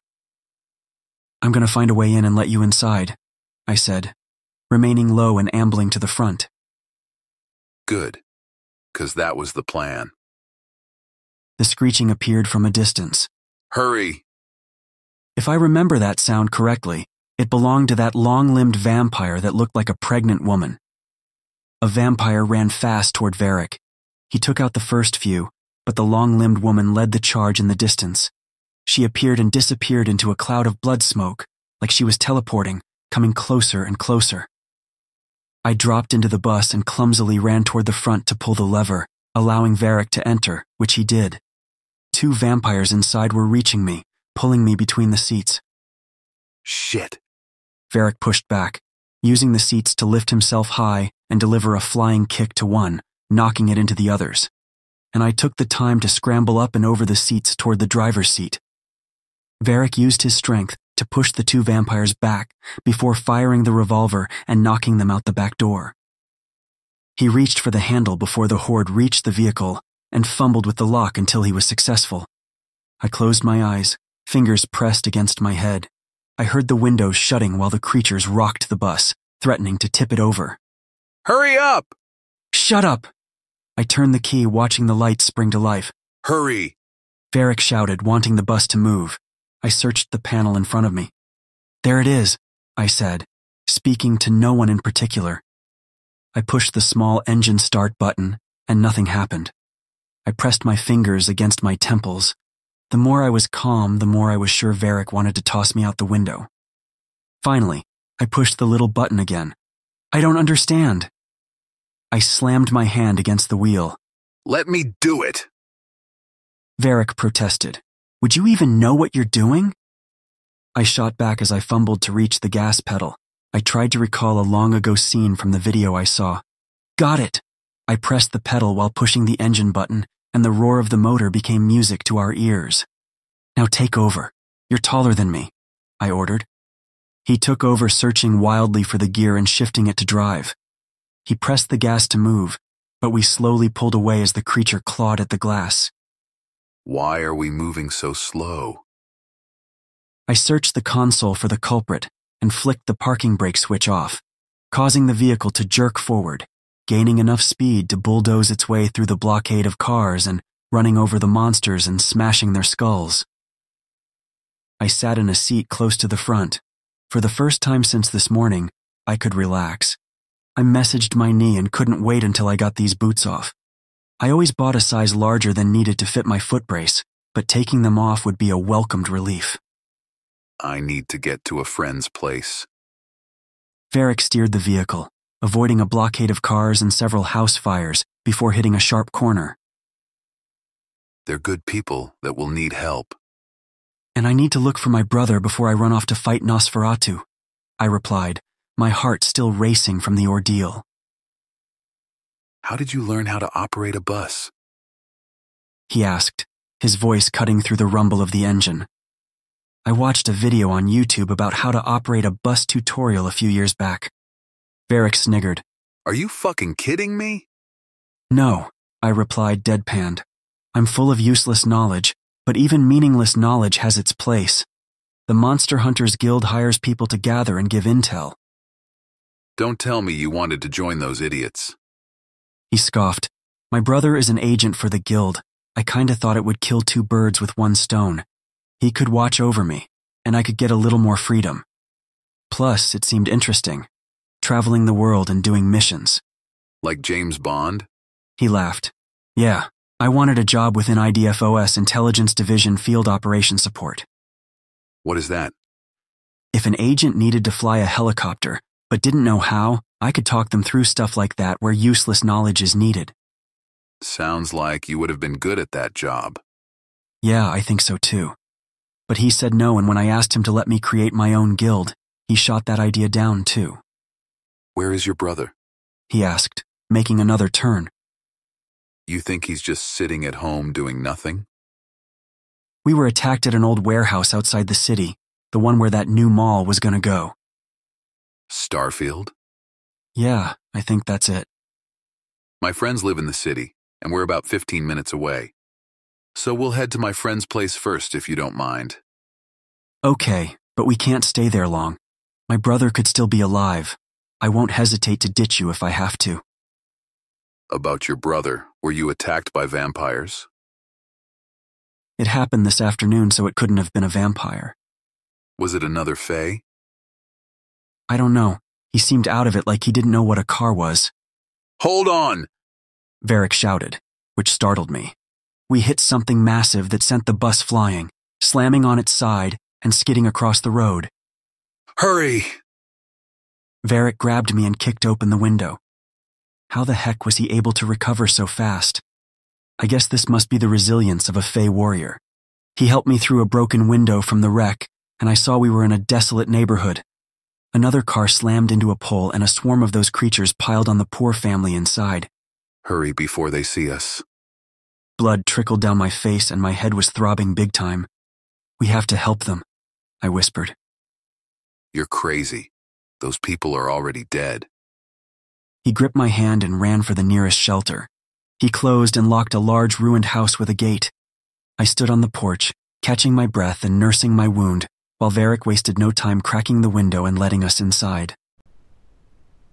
Chapter 8. The house was large, like a small estate. It must have been beautiful once and could be again if someone cleaned up and polished the dusty cherry wood to a luster.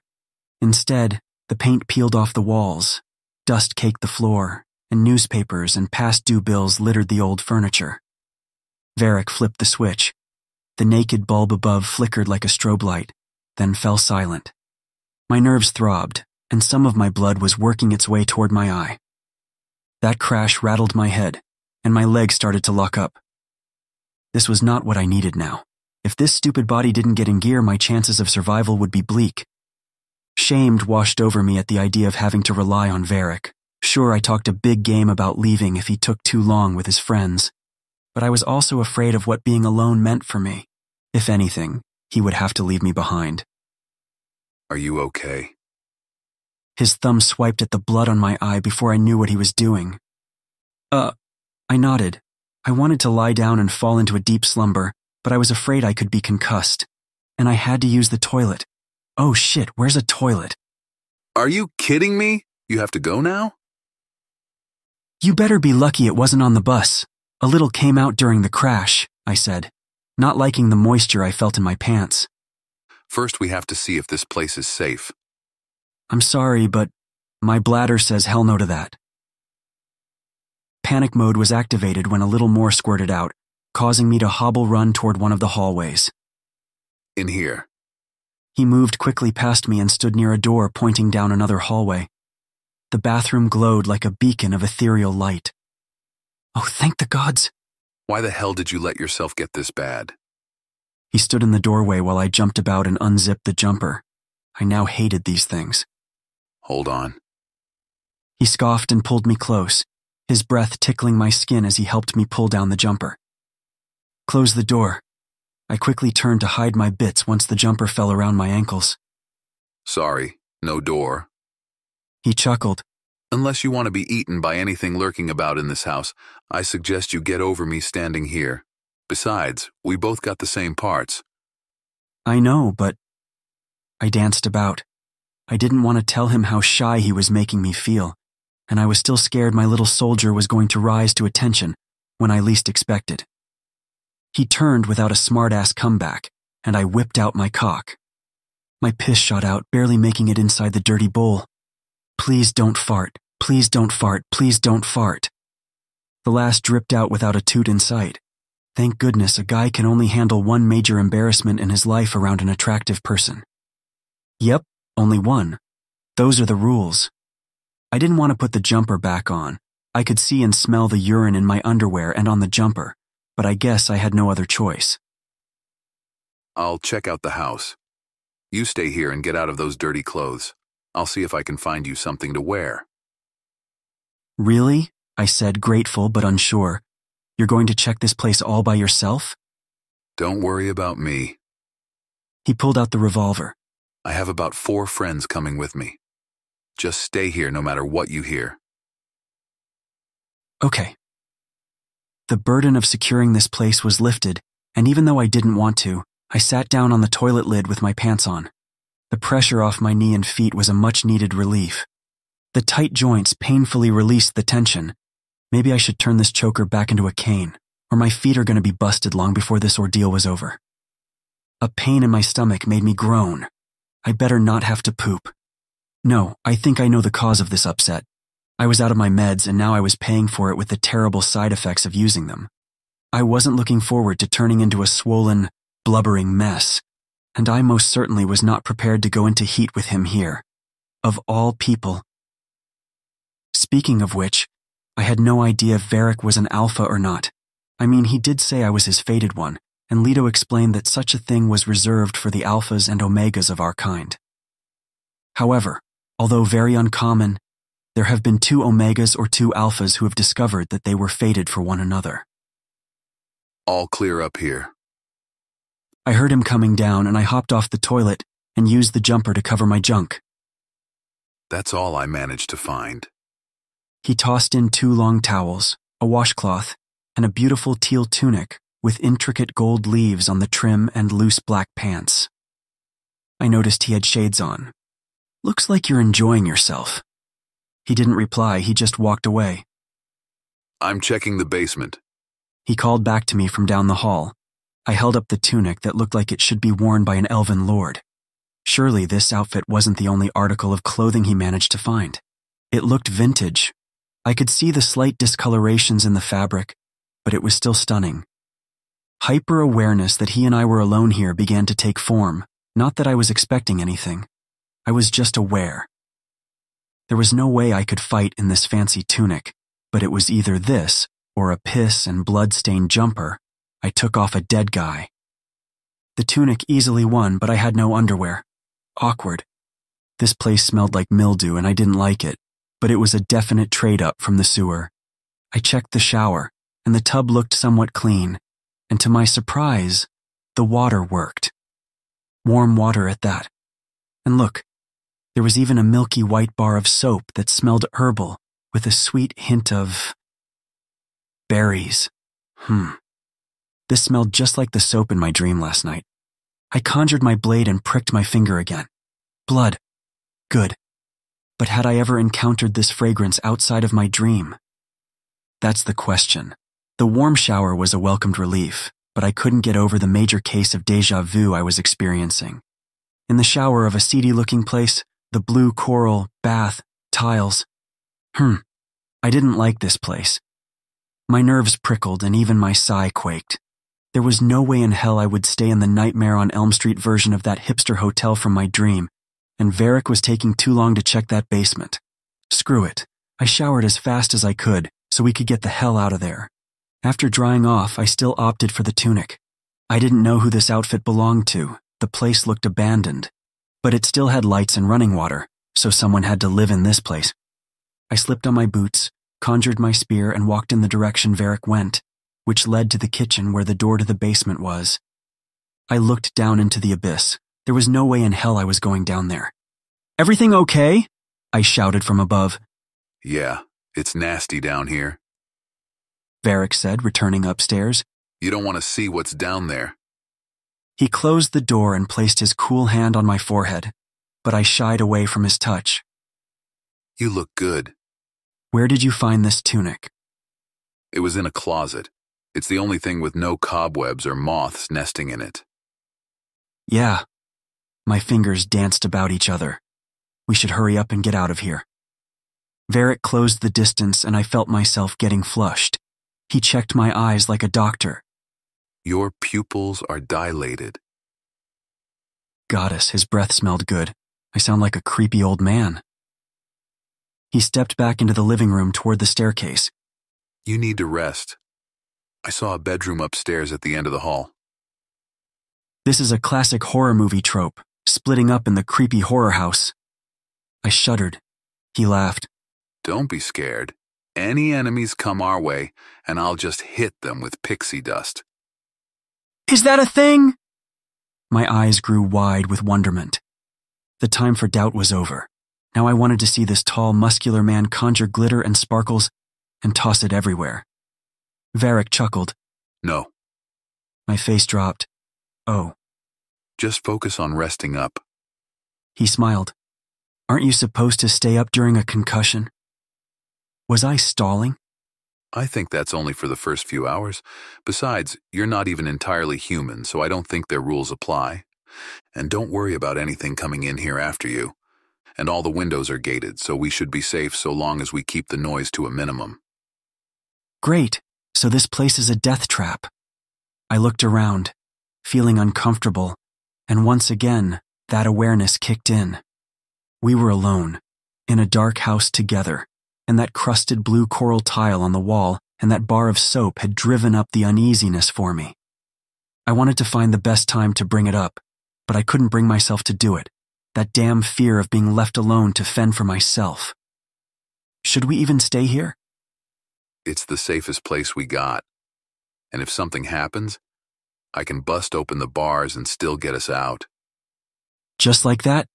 I said, this time reluctant to believe. "Are fairies really that strong?" "Can't you tell when someone is telling a joke?" "I'm not good with jokes, just as I know nothing about fairies." "There's a cellar in the basement. I made sure I locked it. If worst comes to worst, we leave from there and make our escape." "I see," I said, though that didn't calm my restless heart. "You're not bad with that weapon." His compliment was unexpected. The weapons formed a choker again.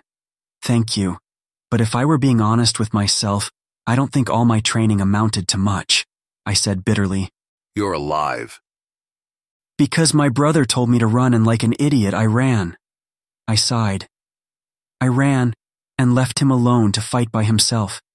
Everything he taught me flew out the window. The moment that man hit me and the fight kicked off, I froze like a fool and ran away like he told me. I went to the staircase leading to the second floor. I hated my brother's overprotectiveness. I thought I was a badass who could take care of myself, but when it was time to show that I could, I only thought of saving myself. Don't beat yourself up about that. Fighting is way different from sparring. Still, I should have done more. And get yourself killed?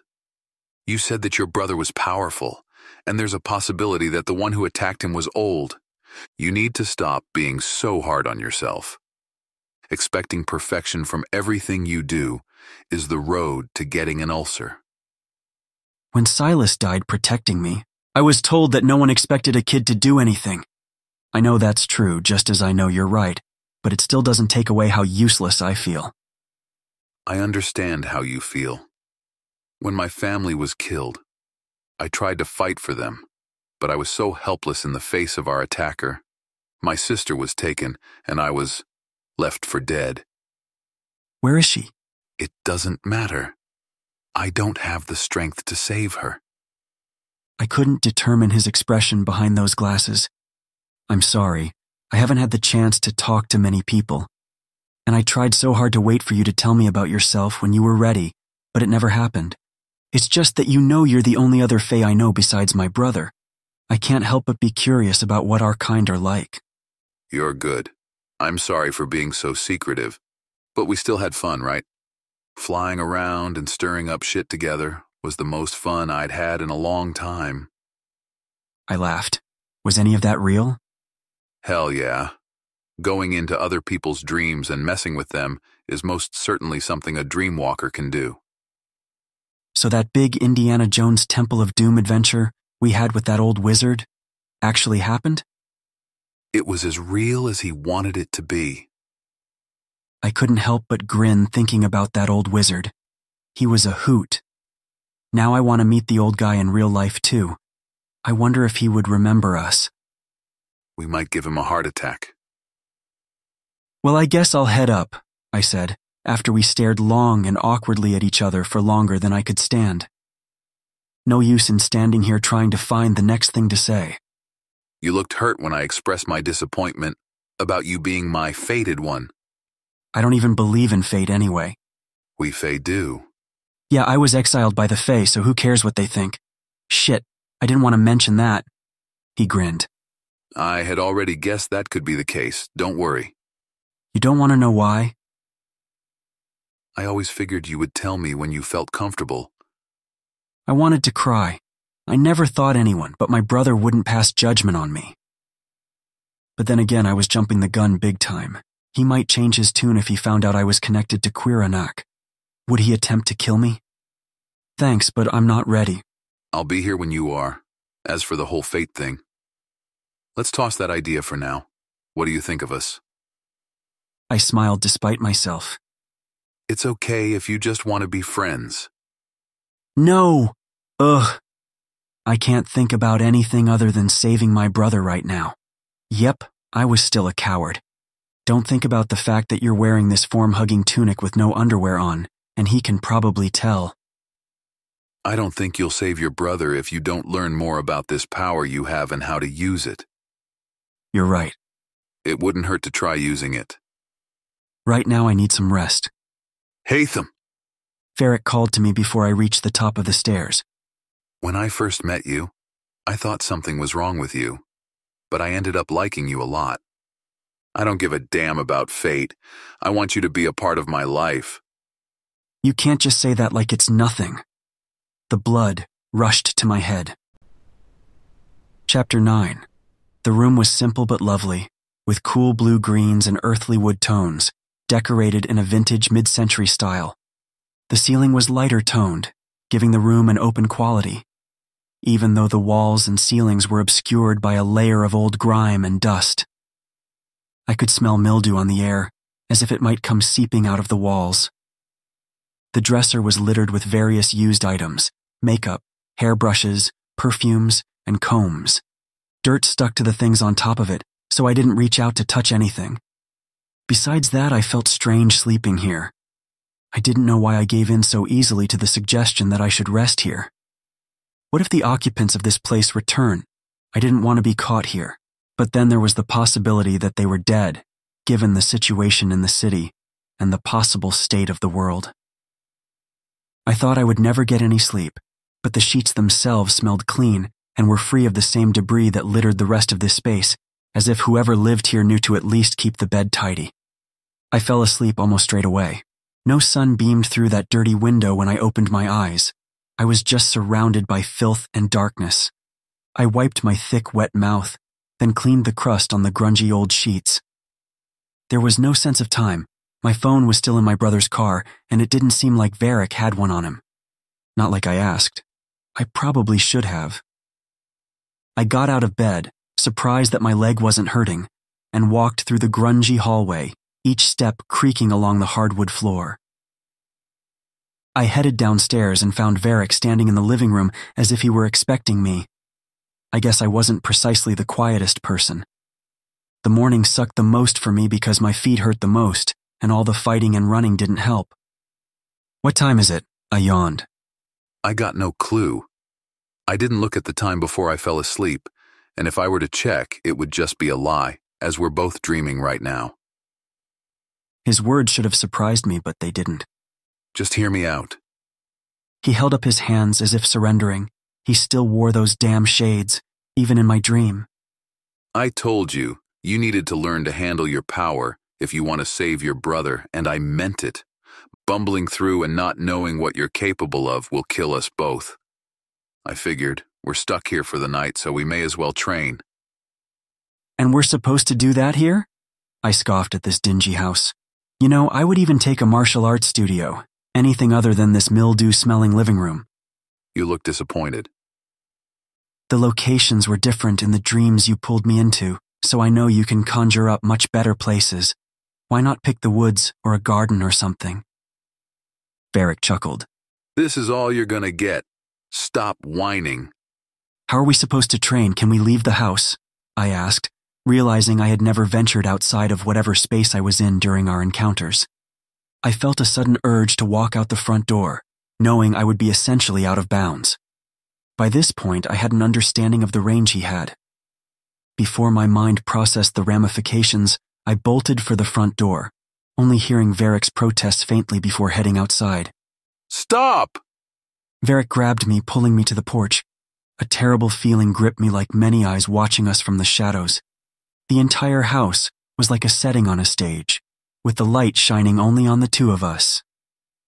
Let's get back inside now. Varric ushered me back in and shut the door. That was not a good idea, he said, checking the windows. Limitations exist for a reason. He now knows where we are. Who? Decimus, the one who taught me how to dreamwalk.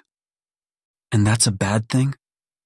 His mouth parted to reply with an answer, but he never got the chance to as the windows smashed open, sending the iron grate blasting inside like shrapnel.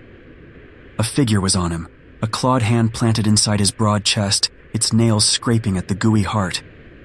"Varric!" I screamed. "So, this is the secret you hide from us all, young Valkova?" The man's voice was like a rasping beast. "How dare you use the skill I've taught you against me?" The man's face was as pale as death itself. His curly black hair and long black cloak, which blew in the winds, amplified his ghostly skin. He was as beautiful as a carved Greek statue, but his eyes were a striking blood-red color that glowed in the dark. Hatham? Varric strained through blood-soaked lips. Your spear is in your hands. I looked down, and my weapon was there, but there was no swish of magical energy from the blade like so many other times. I yelled and charged anyway, swiping at the figure. He dodged and released Varric, whose glasses fell to the floor, revealing his blood-hued gaze. The same as I saw in my dreams. Varric intercepted him when he charged for me, pinning the figure against the banister. The figure bared his massive fangs. He was no man or fae, but a vampire, and not those ugly, frail, dangerous creatures with graying, slick skin and bald heads. Before he could drive his fangs into Varric, my spear broke, leaving only the end piece that was like a dagger. I quickly swiped at him, only taking a lock of hair that burned to soot. Varric kicked him hard through the wall and backed away near me, and I noticed the wound on his chest had healed. This was a dream, I said to myself to rationalize what I was witnessing. The man burst from the wall, sending us flying back.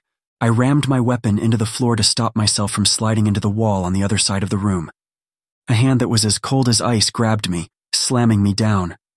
Varric jumped on his back and pried at the vampire's eyes to get him off, allowing me to aim for the neck.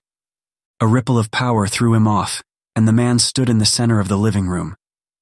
A pool of water flowed beneath his feet, threatening to sink him. Varric was crouched on the floor, his hand pressed against the floor where the water cracked through. You think you can plot to kill an elder and I wouldn't find out? You are an outcast, an exile to be hunted to death. You and your pathetic mate will die. There is no place for you to go and nowhere to be. Any vampire who aids you will die with you. Varric dispelled the water and rushed for me as the vampire made one ditched effort to attack, but he didn't go after Varric, but me. His freezing hand gripped my face in an ironclad clutch, causing me to cry out and struggle fruitlessly to break free.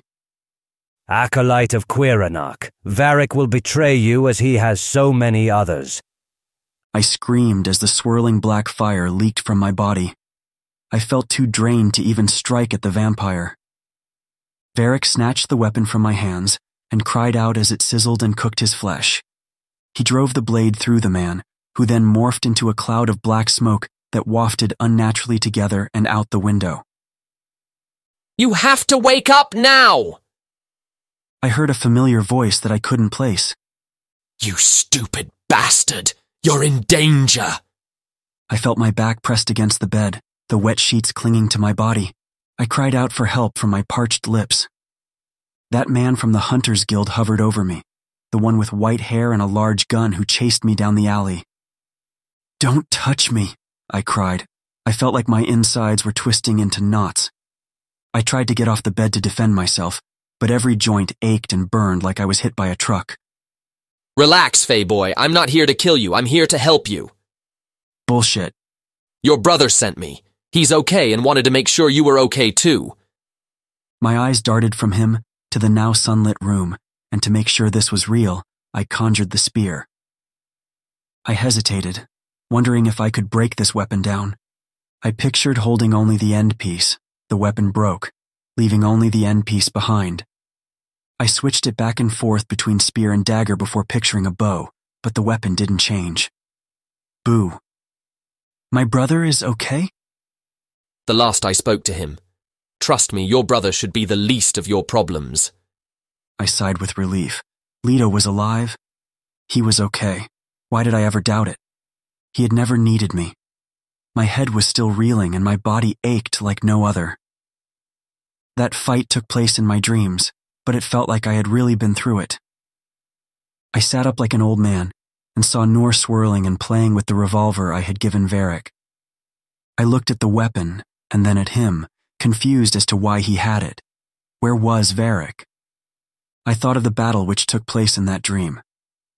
I left your meds on the table there. You were about to go into heat, so I shot you up myself, he said, wrinkling his nose in disgust. Keep them close, 'cause I'd hate to have to blow your brains out, he said, lazily spinning the cylinder. You still look like a mess. Where's the other Fae here? That's his gun. Other Fae? Shit. Maybe that vampire in the basement got him before I sealed him up. You always sleep in vampire-infested shitholes? He's dead? I gasped. Hell, I don't know, dude. I just got here not too long ago looking for you. I detected an A-class vampire in the basement and sealed him up. Now, I'm waiting for backup to get here. Backup? I stupidly repeated in a daze. What does this vampire look like? Is his hair black and curly? I said, describing that fiend from my dream. Did Varric or I somehow pull him out of our dreams and into the physical plane? Nah, looks like a street punk with wavy hair scarred on the face. I pushed by and rushed downstairs, my hands shaking like mad.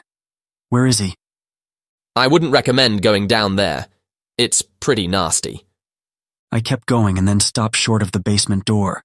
I thought of everything I saw in that dream and the words that a vampire called Decimus said, including his warning about trusting Varric. That man Varric knew as Decimus, who taught him how to dreamwalk, was a vampire who alluded to being betrayed. He even exiled him. And from my experience, you can't get exiled from a group you don't belong to. Are you sure that man down there is a vampire? My voice was barely above a whisper. Dude, I've been doing this for 50 years. I know a vampire when I see one. He said it with an attitude like I had lost my mind. Was Varric a vampire this entire time? I tried to rationalize it away, but my excuses dissipated with each word. Varric wore sunglasses to hide his eyes from me, and my silver blade burned when he touched it. I couldn't lie or make excuses anymore. This vampire named Decimus, Varric's teacher, had cast him out. Varric himself was a vampire who lied to me. Chapter 10. After swallowing hard, I opened the door. The man, Nor, stood behind me, muttering several curses about my stupidity as he followed me down. The air shifted down here as if I was stepping into another world. It was thick, pungent, and very earthy. The small windows were taped, shielding the room in nearly impenetrable darkness. I can't see anything down here, I said through my muffled mouth. Why don't you ask your goddess for some light, or is she only capable of using you to kill? He asked, flicking a lighter, bathing our small space in a warm yellow hue. I looked at my hand, expecting nothing to happen, but a small ball of energy formed inside of the ball. A spark of fire lit up the area much better than his lighter.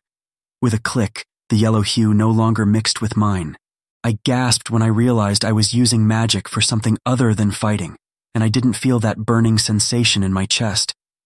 Was this evil god listening this entire time, and only helped me out of pettiness to show up this hunter? I was almost insulted to think she could have helped me plenty of times, but didn't.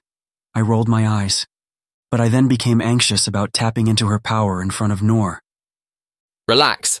I ain't gonna kill you over making a little light. Frankly, I'm surprised she helped with that. What do you know about my power? I scoffed. The same thing everyone knows about you mystics. One of the gods chose you as their avatar in the world. Sucks to be you that the wrong one chose you. You should count yourself lucky that this isn't 50 years ago. The director would have had you and your brother killed. But Raymond is a softie. You would think that after Jonas's death that... You knew Jonas?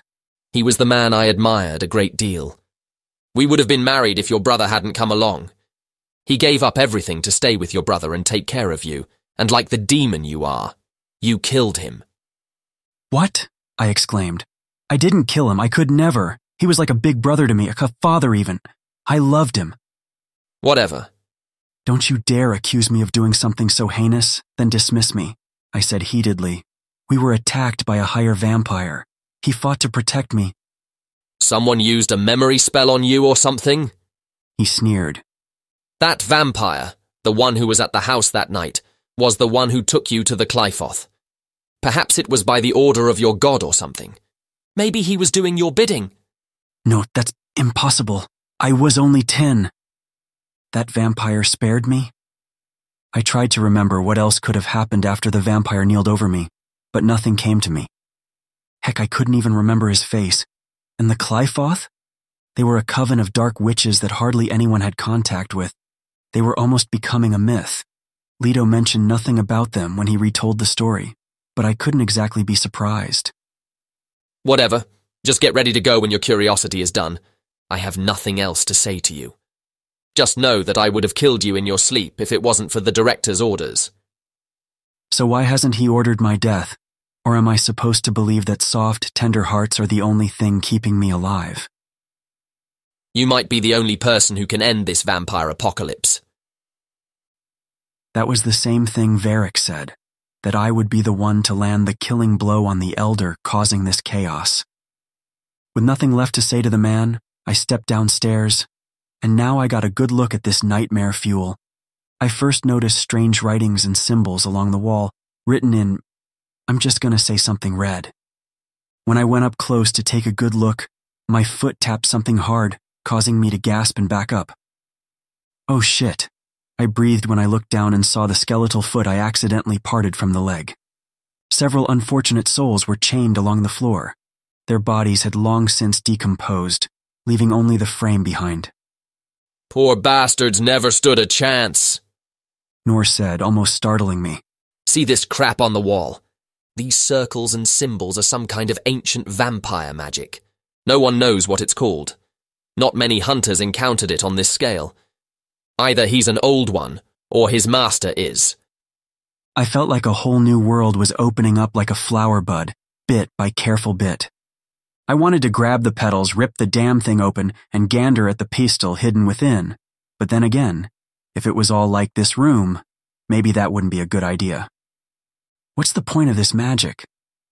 I think it makes the blood of their victims more potent and lasts longer when they feed, so they don't have to hunt too much. As much as it sucked for these people, a lot more would be dead if he hadn't done this.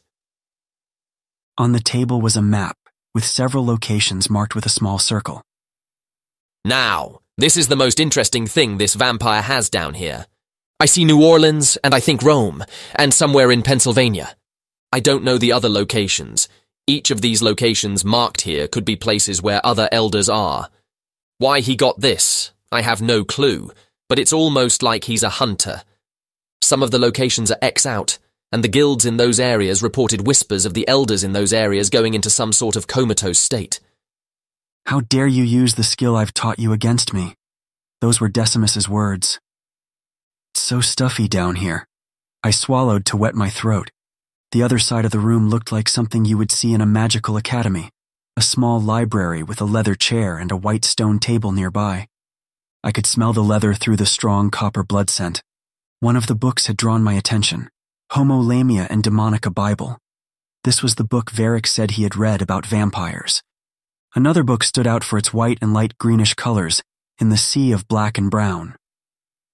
I ran my fingers along the golden text. Mysticism and other unseelie magic. I grabbed the books, placed them on the counter, and looked for others mentioning Fae. There was another thinner book titled The Golden Court, but I didn't know if it had anything to do with Fae or not. I paused when I heard a small whisper coming from the crack between the bookcase and the wall. Hey, get back!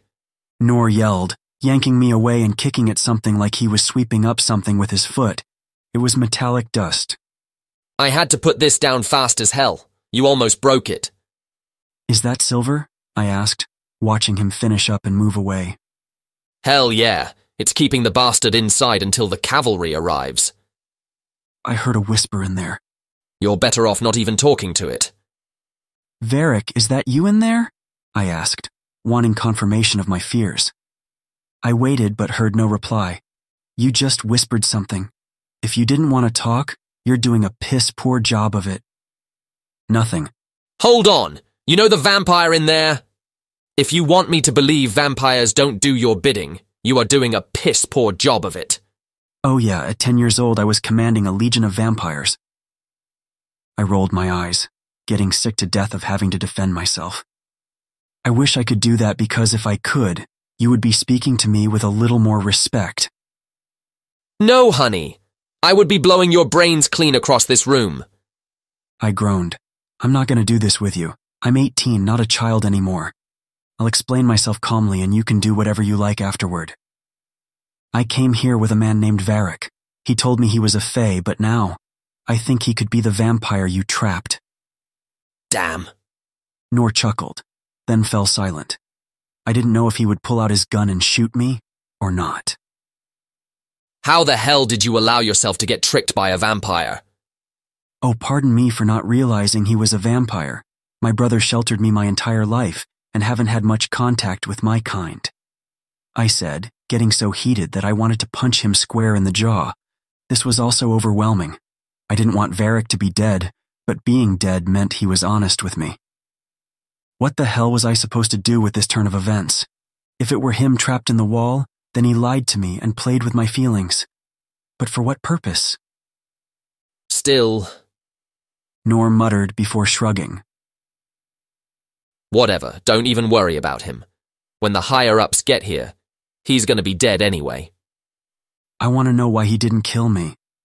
Maybe he wanted to chain you up for even more potent blood. I want to speak to you alone.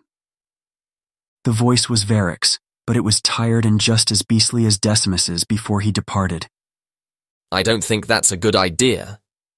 Nor chuckled nervously. I probably shouldn't have let you down here. Your brother might kill me. Where is he? My brother. I don't know, but he's okay. He's got friends, you know. I see, I replied, unable to do anything with that information, but I was still relieved to know he could be fine and surrounded by friends. But still, it stung that I was unable to do anything for him. Saved yet again. Leave us alone, I said, stepping closer to the gap in the wall, but unable to see anything inside. If he attacks, I can summon the power of an evil goddess, remember? Or do you believe vampires serve Quiranak and have been waiting with bated breath for my 10-year-old self to rise and conquer the world? I scoffed mockingly. He looked at me and then at the crack inside. Don't get too close, and don't mess up the barrier. Vampires love fey blood. Maybe the two of you will kill each other. He headed upstairs, leaving me in this godforsaken hellhole talking to a vampire in the wall. But I couldn't help but picture the man I was yelling at for being reckless yesterday, who saved me and kept me safe. But then those thoughts turned sour. I should have eaten you when I had the chance. Why didn't you? I wanted to savor you for later. Bullshit. Why do the dream walking for 3 years just for that? He didn't say anything in response. I didn't know vampires could do magic. I continued. Not all magic was created by the Fae, even if they pretend otherwise. Out of everything you told me, what the hell is even the truth, Varric? If you want to get angry at anyone for lying, it should be the one closest to you. I don't owe you anything. You're not answering my question. Why keep me alive? And why should I tell you anything? To sate your ignorance? You heard the man. I'm going to die soon. Perhaps I should leave you ignorant? You act as though you have a right to be angry with me. I didn't do anything to you. Do you think I called him here? With what? My imaginary phone? I helped you. If you even needed the help at all. And I'm certainly not responsible for this. You should know that. I'm ignorant, remember? And what the hell will you give me for all of this information, little Fae? I'm going to die here in this desert shithole. 600 years wasted. If anyone had told me this is how I would go, I wouldn't have believed it.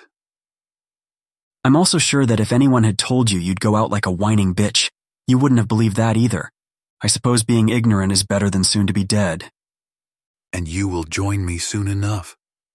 Do you think your brother can keep you safe forever? Once the guild uses you, you're as good as dead. I presume you want some kind of deal where I let you go. Explain how that would benefit me? I'm the only one who can keep you safe. If your brother could do that, he would be here. But instead, he sent the man whose dick is hard at the thought of lopping your head off. Do you really trust him? No more than I trust you. It seems like anyone would tell me a lie these days. You've been lied to since the day you were born. Let's focus on your lies. I'll get to my brother's later. He gestured to the chair next to the table. I'll tell you the truth about my life, everything relevant at the very least. Chapter 11. Varric. It didn't take the Ottomans long after conquering Bulgaria to demand their blood tax. Every 5 years the soldiers came to collect, and any family hiding their firstborn sons would face the death penalty. They only wanted young, strong boys between 8 and 14. They snatched them from their mothers' hands and were given a false family, converted to the Muslim faith, cut their cocks, surrounded them with eunuchs, given a weapon, and trained to kill. We became the Janissary, the most feared group of warriors in Christian Europe. The year was 1402, and I was only 9 when they came for me.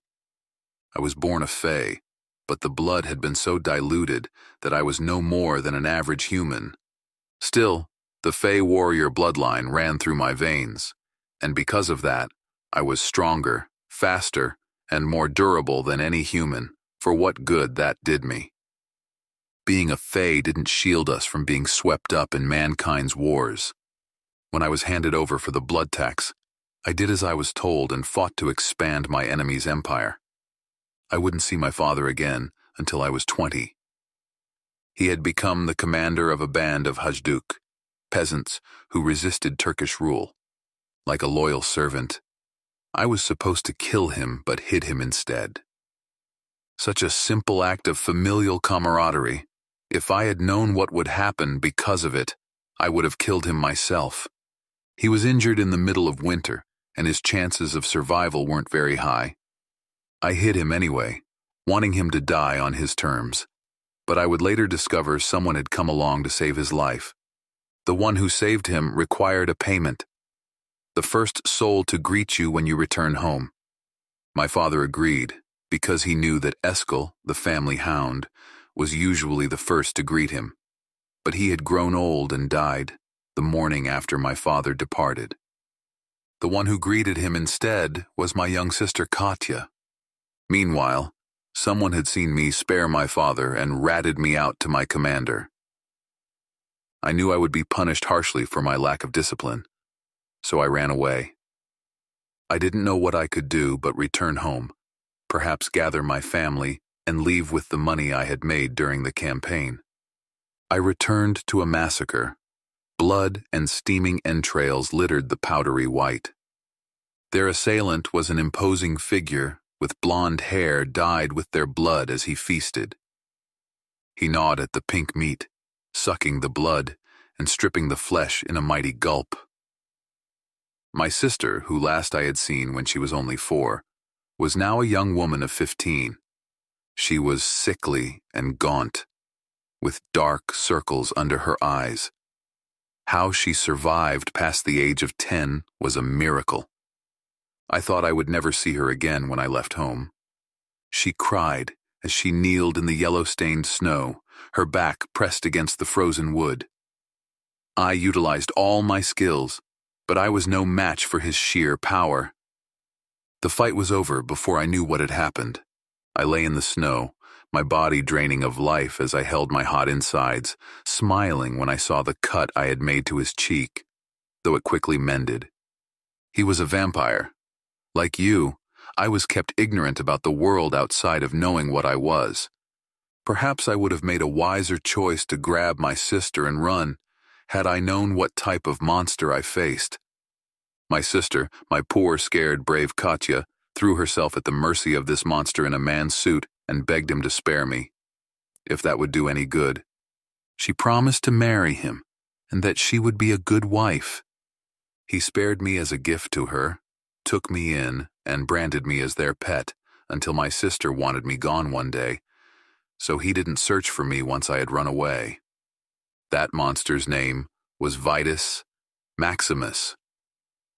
Present day, days before the attack. I ran a finger along the scar across my left cheek. The memory of how I received this scar still ate at me. My shirt partly displayed a brand of a broken fang on my abdomen, the price I paid for my freedom from Vitus when he exiled me.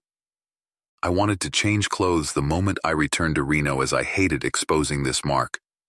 But where I had been, it was required to show it off, and there was no time between my arrival in Reno and meeting with the gang to change clothes. I was back with my old crew in Reno, where the leader of a clan I had joined had chosen to settle. Before I left, I was second in command of our small vampire clan, Shadow Fang, second to a man named Yurik, our so-called mighty and charismatic leader.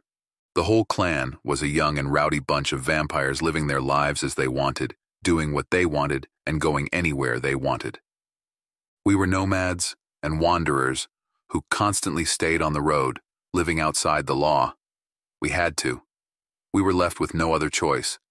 The clan had no home but the ones we made ourselves, and no land but the earth we took. But things were about to change. I knew that much was certain. Restlessness was just one of those feelings you get when something big is about to happen. Whether or not that change was for good or bad remained to be seen. It began when Yurik wanted to lay roots in Reno, Nevada. The gang had been living here much longer than any place chosen, which was good for me, as I didn't want to have to track them down upon my return to the city. However, I didn't return to join them again, because the one I had been searching for was here. But there was no way I could return without them finding out, so it was better to rejoin them. I sat in the back of the rust bucket truck, looking at the passing scenery. Mind telling us where you've been? Yurik said, watching me from the side view mirror. He was an inch taller than me and kept his brown hair shaved at the sides to display the Viking tattoos he had gotten before he was turned. His family was the remnants of a long-dead Viking era. The stragglers clung to the past even as they settled in Christian Europe and passed down Christian names. The two of us had known each other for almost 2 centuries. He was the first vampire I had met on my level, and despite being created by different masters, we had become like brothers. Chuck, a heavy-set vampire, steered the truck, his leather jacket too tight over his flannel shirt. He listened intently, even shutting off the radio and adjusting the rear-view mirror to better watch me squirm in the back seat. Or at least he hoped I would squirm. Neither of us cared for the other. Chuck was a smug piece of shit who got his jollies off on sexually torturing his underage victims, and he thought I was an arrogant prick eager to join the elites. My leaving the clan only stirred that sentiment. Decimus had a job for me, so I did it, I replied, keeping my answer short. That wasn't entirely the truth. Decimus was teaching me a final lesson on dreamwalking, a powerful skill certain elders developed naturally that I wanted to learn. The ability allowed me to feed off the life force of my victims while I slept and track down a particular target I had been searching for, you, Hatham. Dreamwalking was also useful if I found myself trapped and unable to feed. It was also a great way to constantly accumulate power by placing oneself in a constant feeding state. But I couldn't tell them that because not only would have an elder's power not go over well with this clan, who rejected everything about the elder elites, but drinking viciously from their crying victims to never hold back. The hunger was damn near a motto. And I'm supposed to just welcome you back? Remove Chuck as my second and put you back in that place? Yurik replied. I could practically feel his rage. Our kind was always full of something wild, and that fervor was always kept in check to make it easier for us to remain hidden from the outside world. Vampires were passionate beings, and it was the stifling of this passion that Yurik fought against. No, I don't expect that. I kept my eyes on the outside world until I looked into the mirror at Yurik's sneering face. I also don't expect you to forgive me for leaving, but I still had to do it. Then you'll just hang back and follow orders, Yurik said, ending the conversation. Once we had reached the bar, the typical watering hole for the gang, an old man with a thick beard whose face was scarred and rough from fighting in the Gulf War, hobbled out the door to meet Yurik. He also was a recruit and took the transformation better than most. He would probably become a higher vampire if he didn't fuck up and get himself killed. He owned the small, colorful bar, which became a haven for our gang, where we found most of our recruits and victims. The half-eaten bodies were deposited in the basement, where Yurik kept the lesser vampires, the unlucky men, and women born with inferior genes who didn't take well to the turning. They tore at the discarded flesh, siphoning what little blood they could from the raw, meaty bits, to the point of simply tearing and devouring the coppery flesh until pinkish bone remained.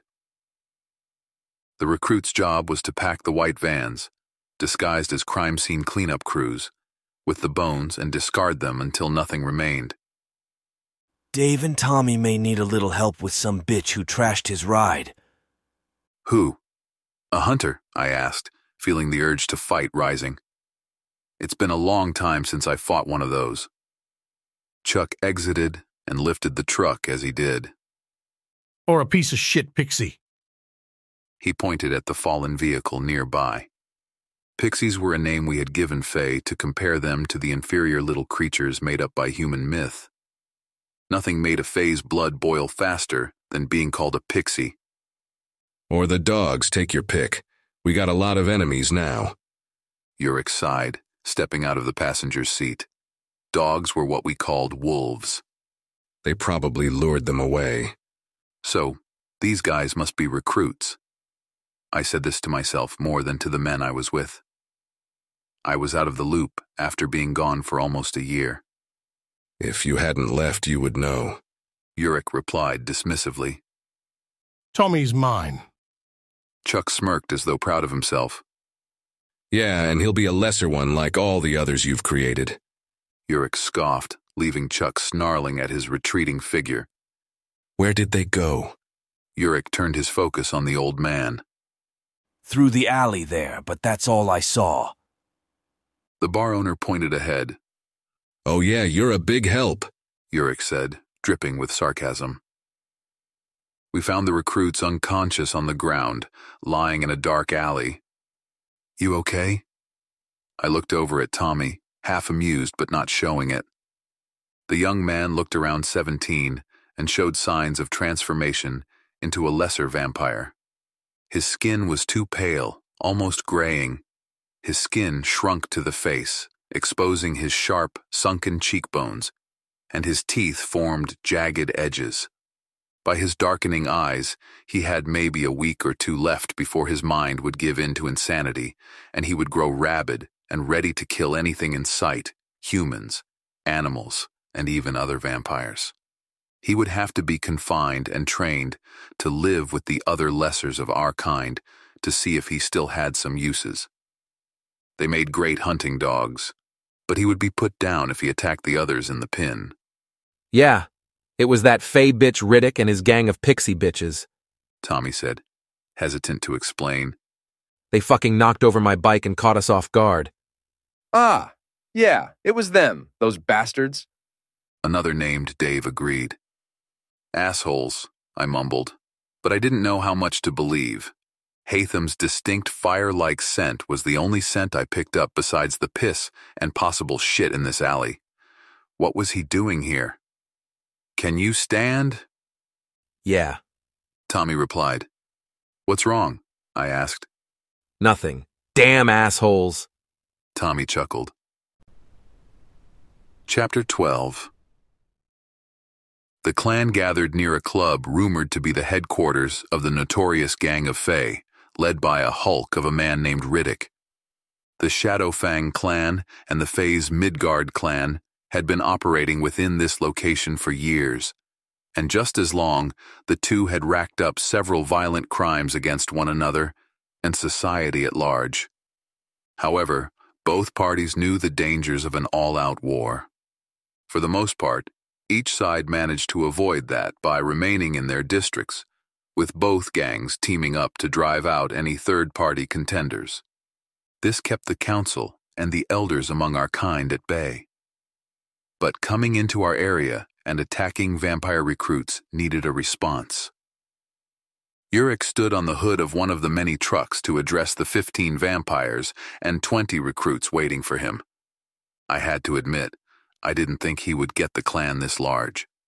Before I left, they were only 10, and now Yurik had informed me that there were more, a lot more. Protectors of humanity, what a joke, what a ruse. Yurik spoke out to the small crowd. How can they protect anyone when they can barely protect themselves? There's a reason the Midgard clan is the last Fey gang in the West. It's because we chased them all out, and we'll do the same to them. And when we do, we'll be feasting the whole way through. The crowd of vampires cheered. They call us an abomination, a perversion that never should have existed. But we are evolution, something that drives them to the brink of fear. This is why, for all their magic, they still cower in fear of facing us. We will give them something to fear right here, right now. They kicked open the metal doors, ready to fight, yet meeting the empty neon-drenched rooms inside. The missing gang members didn't matter, as the clan still tore through the place, smashing windows and trashing the place. I just stood off to the side and watched. What was the point of trashing the place? If they weren't here, then we should search for them elsewhere. The Yurik I knew wouldn't have wasted time doing this petty shit, but there he was, egging the young ones on. Well, look what we have here.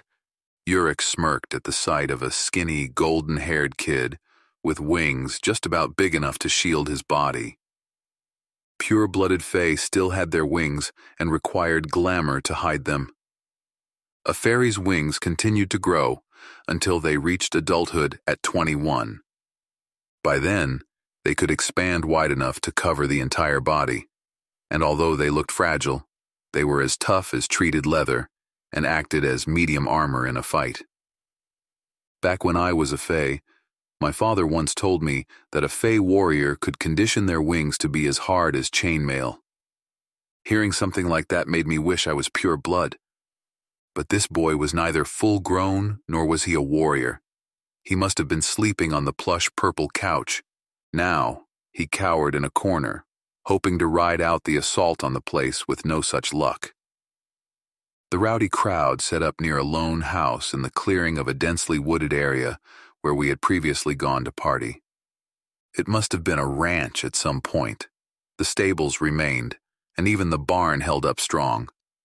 Hateful music raged. The young fae's arms were chained high. His face was bloody from the blows. He would have fallen to his knees if not for the chains holding him up. Each splatter of his blood created a frenzy among the vampires. I hated this, not because I felt close to the fae. They would kill me without mercy whether I was a fae or not. I was no longer one of them. It was that simple. It was just that this was unnecessary. But even so, it aroused me, and I disliked losing control of myself. The music played was a thrown-together mix of erratic drums and guitar riffs to the hateful speech of death and murder. They partied, they drank, and they clashed together in reckless abandon. There was nothing like this heat, this energy. I wanted to feed, especially after dreamwalking. The spiritual feedings could sate me enough to reduce my need for blood, but reducing the need and the want for it were two different things. A pitiful group of men and women were locked in a cage nearby. They didn't know why they were there and what these people meant to do with them. Some prayed and bid a silent farewell to their loved ones, while others plotted their escape, waiting for the chance to break free. Just one false move by one of these bastards was all they would need to fight for their lives.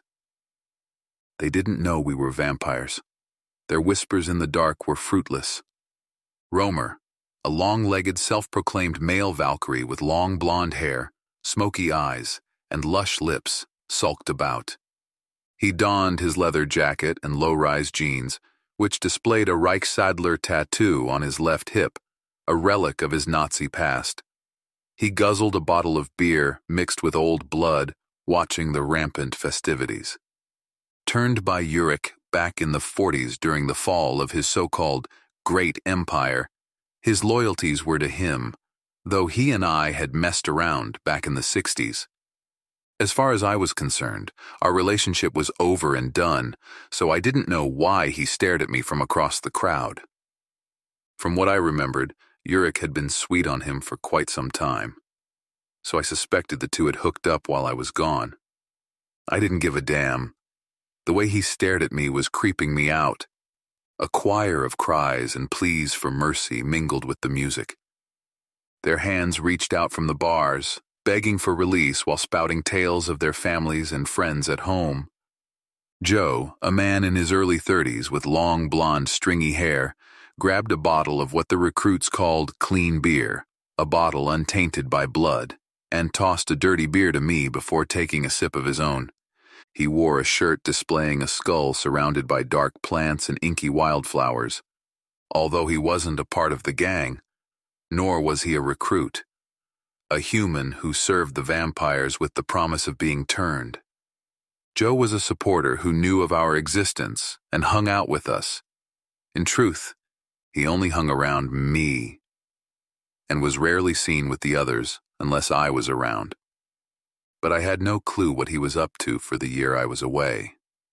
Staying for the night's main event? He asked. No, I gotta leave soon, so I might miss it, I said as a warning to make sure he left the party when I did. A kid marched toward me. His skin was pale, sweating and tweaking. He was young, about 15.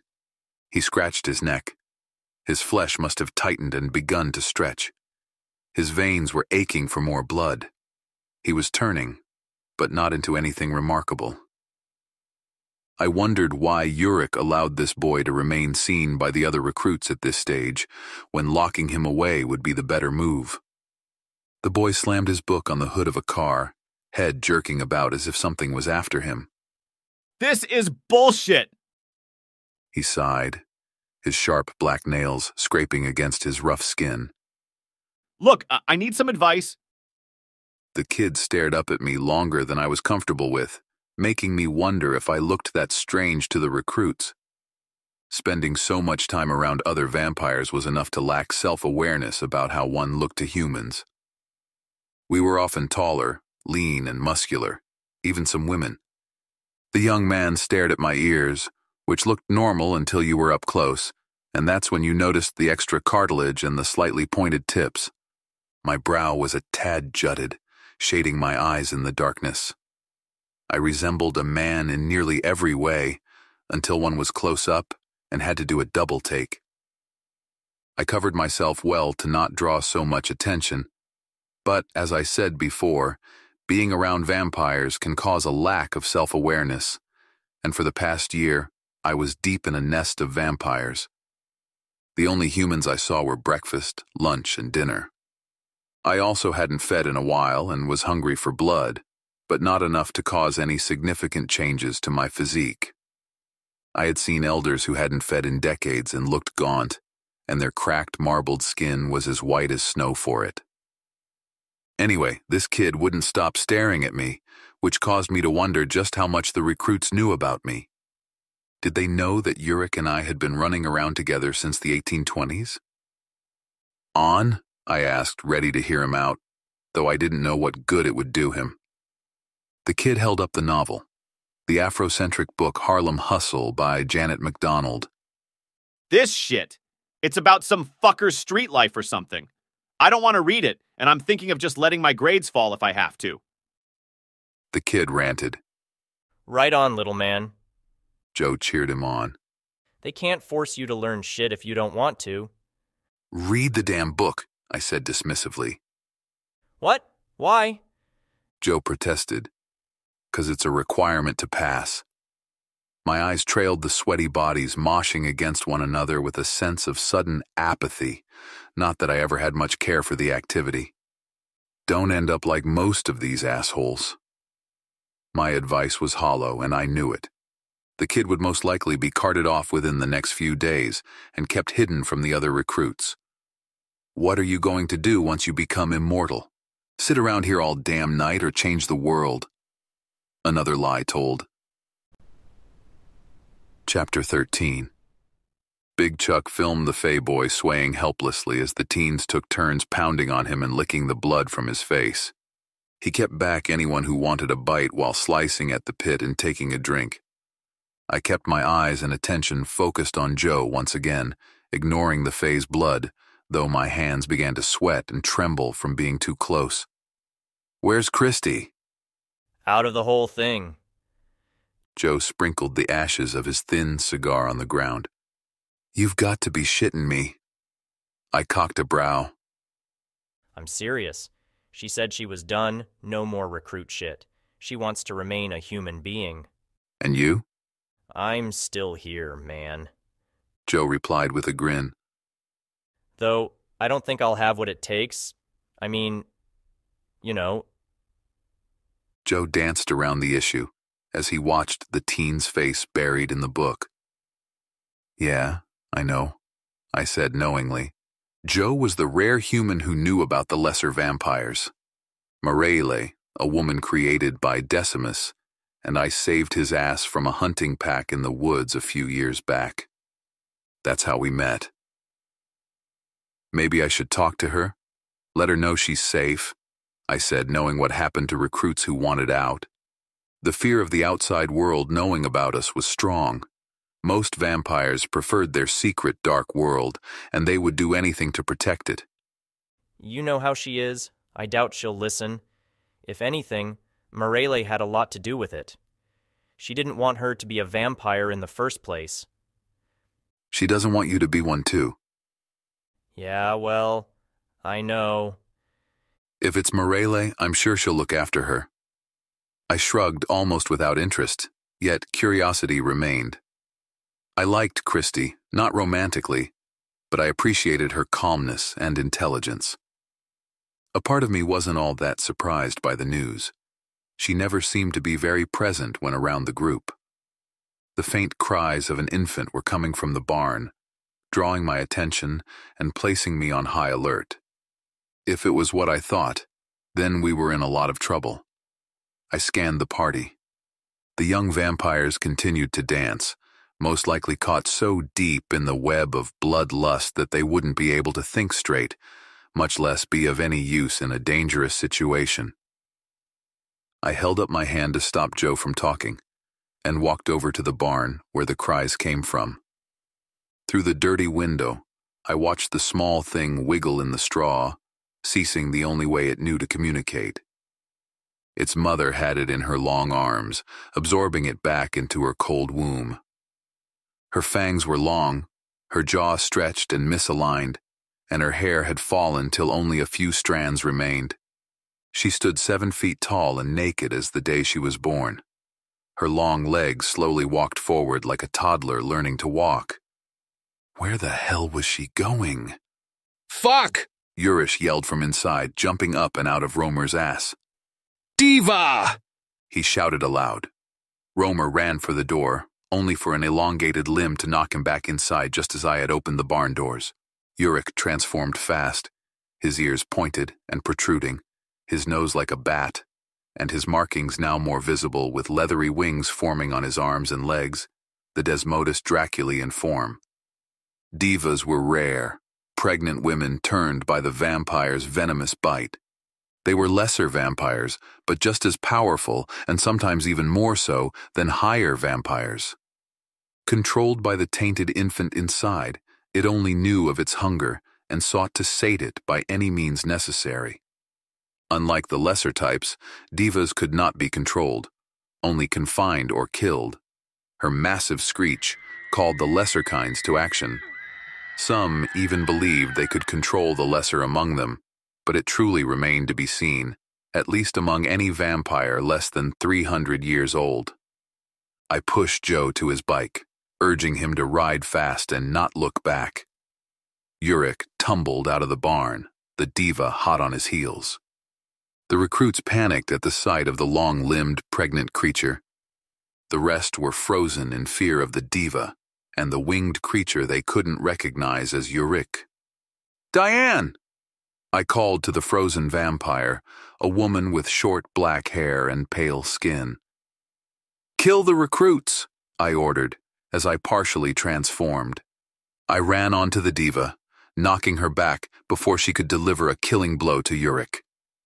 The other vampires jumped on the creature, fighting it with everything they had, slashing and clawing. She grabbed one, crushing its neck in her long fingers before tossing the limp vampire to the ground. Uric flew high, coming down with a slamming fist that sent her spinning on her heels. I followed with a series of blows to the protruding stomach until she screamed an ear-piercing shriek powerful enough to send us all back. Uric fell from above, tumbling to the ground. One more try, we were on her, with me instructing the handful of vampires to hold her down. Another tossed me a blade, and I quickly jammed it into her belly, yanking out the newborn infant, threw it to the ground, and crushed its head under my boot heel. Uric was now human again, nursing the slow-healing gash on his arm. It poisoned him. I sighed as my skin tingled when I shifted back to my human form. "Check the house for the antidote," I ordered. I turned to assess the carnage. Feeding on pregnant women who were about to pop was a no-go. They all knew that.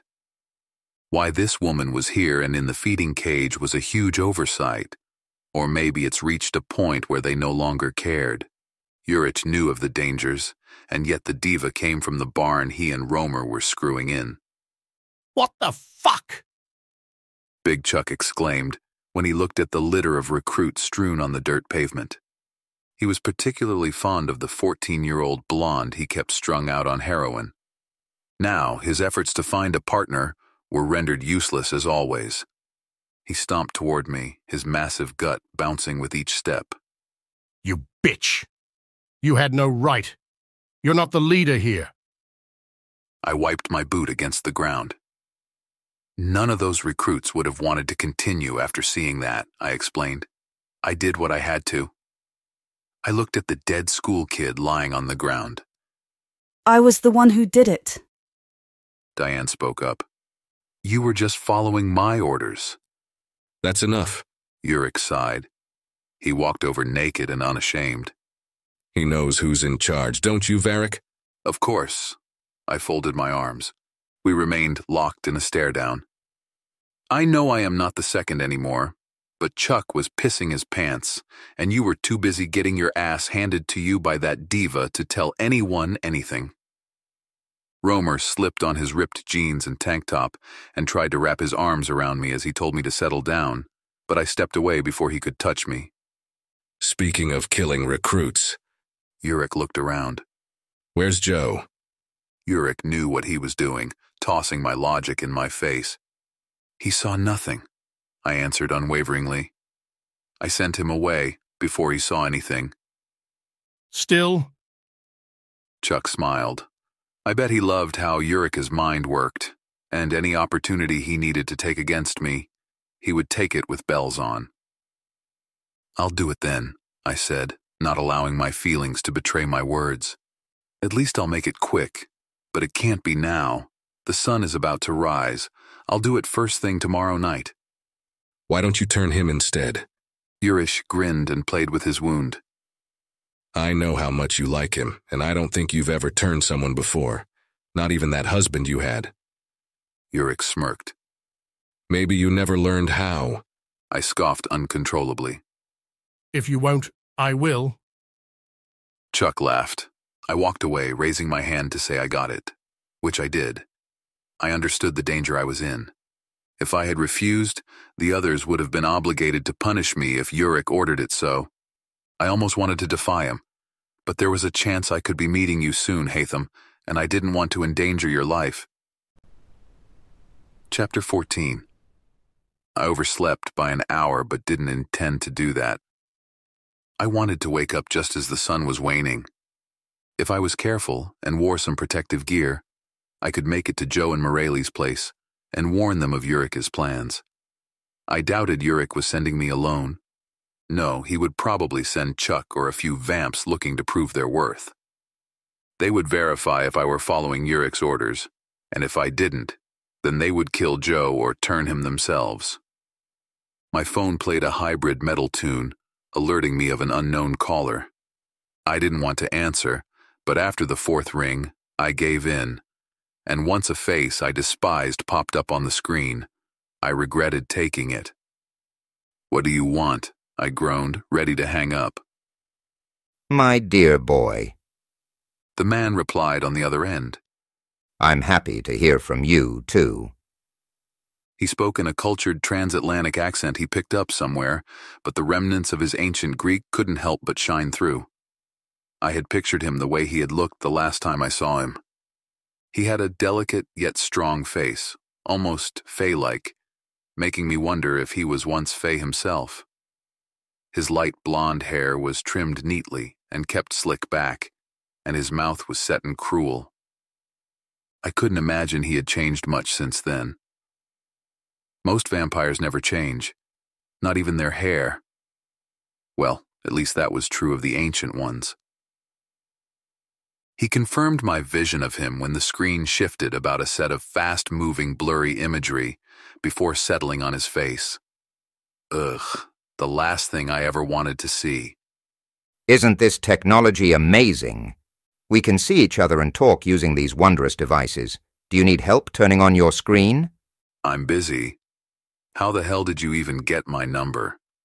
I groaned, not interested in him seeing me or pretending we had a good relationship. I told you before you left all those years ago that you would never completely escape me. You're my son. After all, a parent should worry about their child. You? Worry? Give me a break. Did you know Katya had run away from me after you left? Now, that news was unexpected. No, I didn't. I hope she stays away. He laughed. I have her here with me now, 200 years apart, and here we are together again. Why are you telling me this? If I could reach through the screen and strangle him, I would. But to hear that she had escaped him was a surprise, and she evaded him for nearly 200 years at that. Why didn't she come with me? Because I realized something while contemplating if I wanted her back. I don't think I love her anymore, so I figured I'd be a good daddy and give her back to you, provided that you do something for me in return. Of course. I sneered and crossed my arms. I want to see her. The man. Vitus shrugged, and after a few shakes of the screen, the camera settled on her. She was sleeping, perhaps some sort of spell. I thought she would look different, but at some point I had begun picturing her differently from how she looked. Soft brown hair and pale skin were a staple, but where I pictured her as plump and vibrant, her frame was instead too skinny from the sickness that would have claimed her life centuries ago. "Where are you?" I whispered, my voice going hoarse. I hated him just as I hated the eagerness I couldn't hide in time. If you hadn't listened to her and run away from me, you would be with her right now, Vitus said, amused as he moved the camera back to himself. What the hell do you want? I felt myself growing impatient. The blood from my protruding fang trickled down my mouth. One of those mystics. Find one and bring it to me. Mystics are rare. Finding one is like looking for a needle in a haystack. Don't try to play me for a fool. I know you've been searching for one, and from what I hear, you're closer than you think. We're all biding our time until you get one of them in your clutches. And when you do, every lord and lady will be trying to kill you for it. Having one enslaved would be a great boon for the one who does. I need all the leverage I can get with the other elders. Remember, if my house falls, then my children fall with it. That includes you and Katya. I had spent almost 300 years away from him, and he just had to let me know that I had no secrets he couldn't learn. This had been our song and dance for over 600 years. So, he wants to use the Fae himself. I wanted to ask more, to see how much he knew without telling him outright that I had already found Hatham. But trying to get information from him was like squeezing blood from a turnip. Fine, I will give it to you when I find it. Wonderful. He smiled like a sly fox. I'll await your visit. And Varric, be careful out there. My children are now free to roam and will kill you if they can. But I trust you to survive and complete your mission. And when you get here with my prize, I will deliver your sister into your arms unharmed. He cut off contact before I could ask anything else. One thing was for certain. I could no longer wait for the perfect moment. I had to find Hatham and secure him before it was too late. On top of that, I still worried about Joe and Morelli. I had to warn them of the danger Uric posed. But neither was answering their cells, and it made me worried. I waited in front of the red light, eager to get to Morelli's place. A black truck pulled up next to me, blasting a bassy tune. A man sat in the passenger seat. Like all Fae, his face was more delicate and softer than the average human, though, like us vampires, they could pass very well for one so long as you don't get a good look at them. Many used glamour to hide their soft, pointed ears, wings, and slightly off humanoid features. But the glamour never worked well on vampires. At least we could pick up the scent of Fae when one is too near, regardless of their appearance. And as I said before, glamour itself carried a candy-like scent.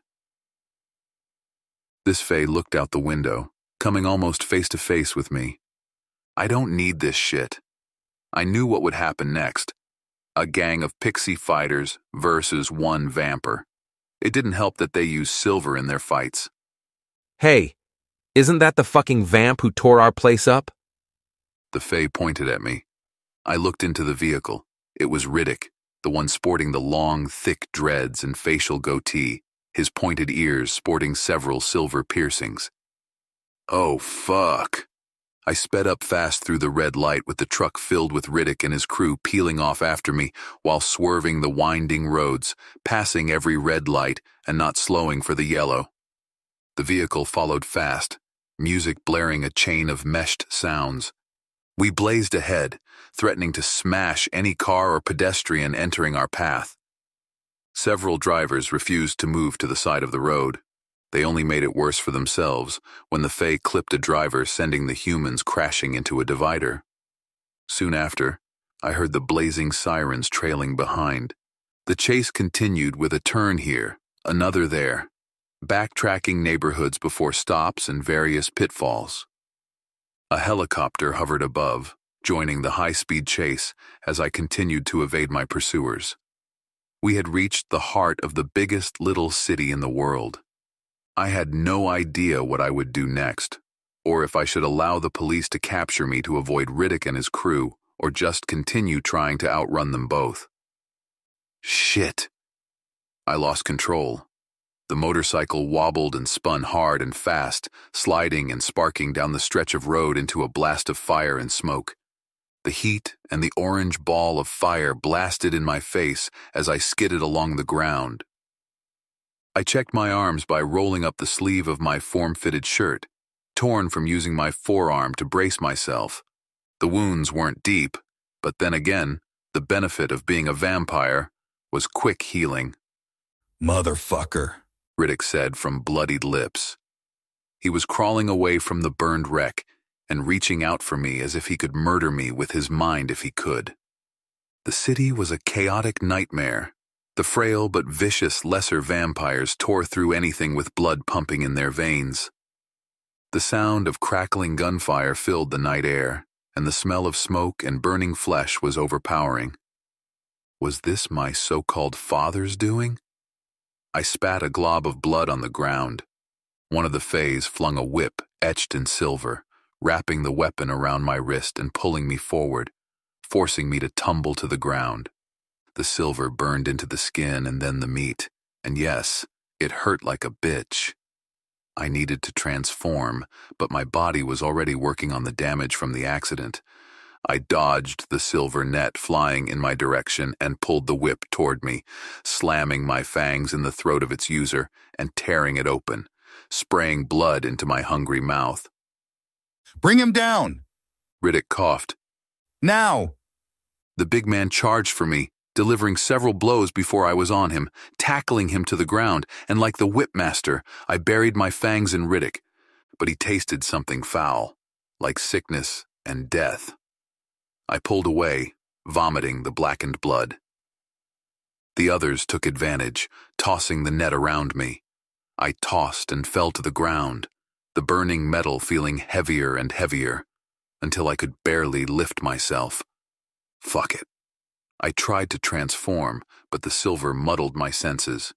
Shit, I hadn't had to deal with silver like this in a long time.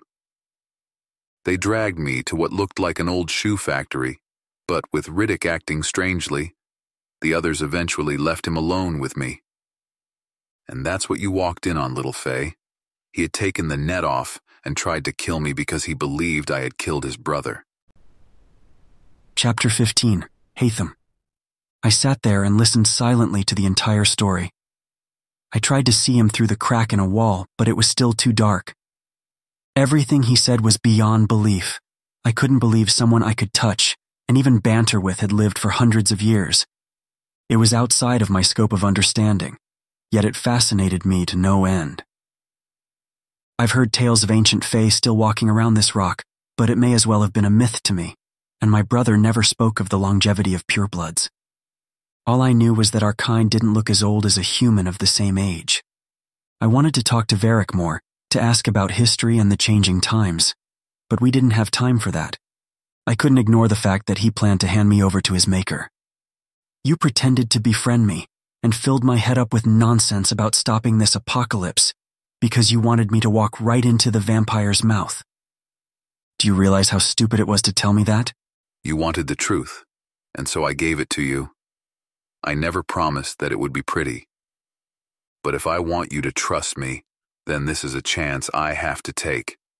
I don't intend to give you to him. I know that every word that comes from his mouth is a lie. He enjoys controlling those around him. He won't permit us to leave, at least not permanently. And so long as he lives, he will be a thorn in our side. I meant it when I said you will strike the killing blow. So what is this? The old here's the hostage ploy, and then we turn around and drive a stake in his chest? Something like that. However, a stake in the heart wouldn't work. You'll summon your goddess and destroy him. And you were looking for me especially. Shouldn't other Fey mystics out there, who are more experienced, take this guy down? Mystics are very rare. I don't even know how many of you exist. So I'm all you got, I said, rolling my eyes. And to think that for 3 years, I was so scared of you finding out what I was because I didn't want to lose your friendship, which was one of the few things I had. If I could find another mystic to do this, I would. I don't want to endanger your life. I do care for you, Hatham. Yeah, right. If you can't trust my feelings for you, trust in your abilities. Deep down inside, I know you want to cut loose, to let your magic fly unencumbered by fear and doubt, which has been hammered into you since the day you acquired it. I'm not asking you to do this for me. If you can't do it for anyone else, then do it for yourself. I stood up to leave. I wanted to use the bathroom, and I needed to get away from him to think. When he saw me retreating, he called out to me. But I didn't stop. Not gonna lie, I felt hurt and betrayed. I was actually happy at the thought of having a fated one. I never thought I would ever experience what it was like to love someone and be loved by them. But in the end, it was just a ruse to use me for this stupid power. Noor was on the phone in the living room when I washed up and left the toilet. If he weren't talking to my brother, he would soon, because I wanted to hear from his mouth that he sent this man to protect me. No more just believing blindly in what someone tells me. I felt as if I was getting dragged into some sort of supernatural politics I didn't know the first thing about. While waiting for Noor, I looked out the window and saw a few people walking around the neighborhood, people hugging, cars stuffed with luggage, the children and the family dog heading down the road. I stepped outside to see if it was truly over. The neighborhood was a wreck as everyone rushed about. Where exactly were they going to go? Hey! The big man who sat at the back of a rusted ice cream truck parked in the middle of the street with his shotgun in his hands waved me over. He wore a t-shirt that was too tight that read, "Suck these bullets." What the hell are you doing? You dressing up like it's Halloween when people are out here losing their lives? He scolded me once he got my attention. This ain't no party. He confused me until I realized he must have been talking about the fancy tunic I was in. I hate people like this who need to randomly lecture others about stuff that isn't their business. Who cares what I'm dressed like? It isn't bothering you. My clothes were bloody, I said, coming up with any excuse to make this conversation go by as fast as possible. I sure as hell wasn't going to admit I kind of pissed on myself. Yeah, well, what's up with those ears? Huh?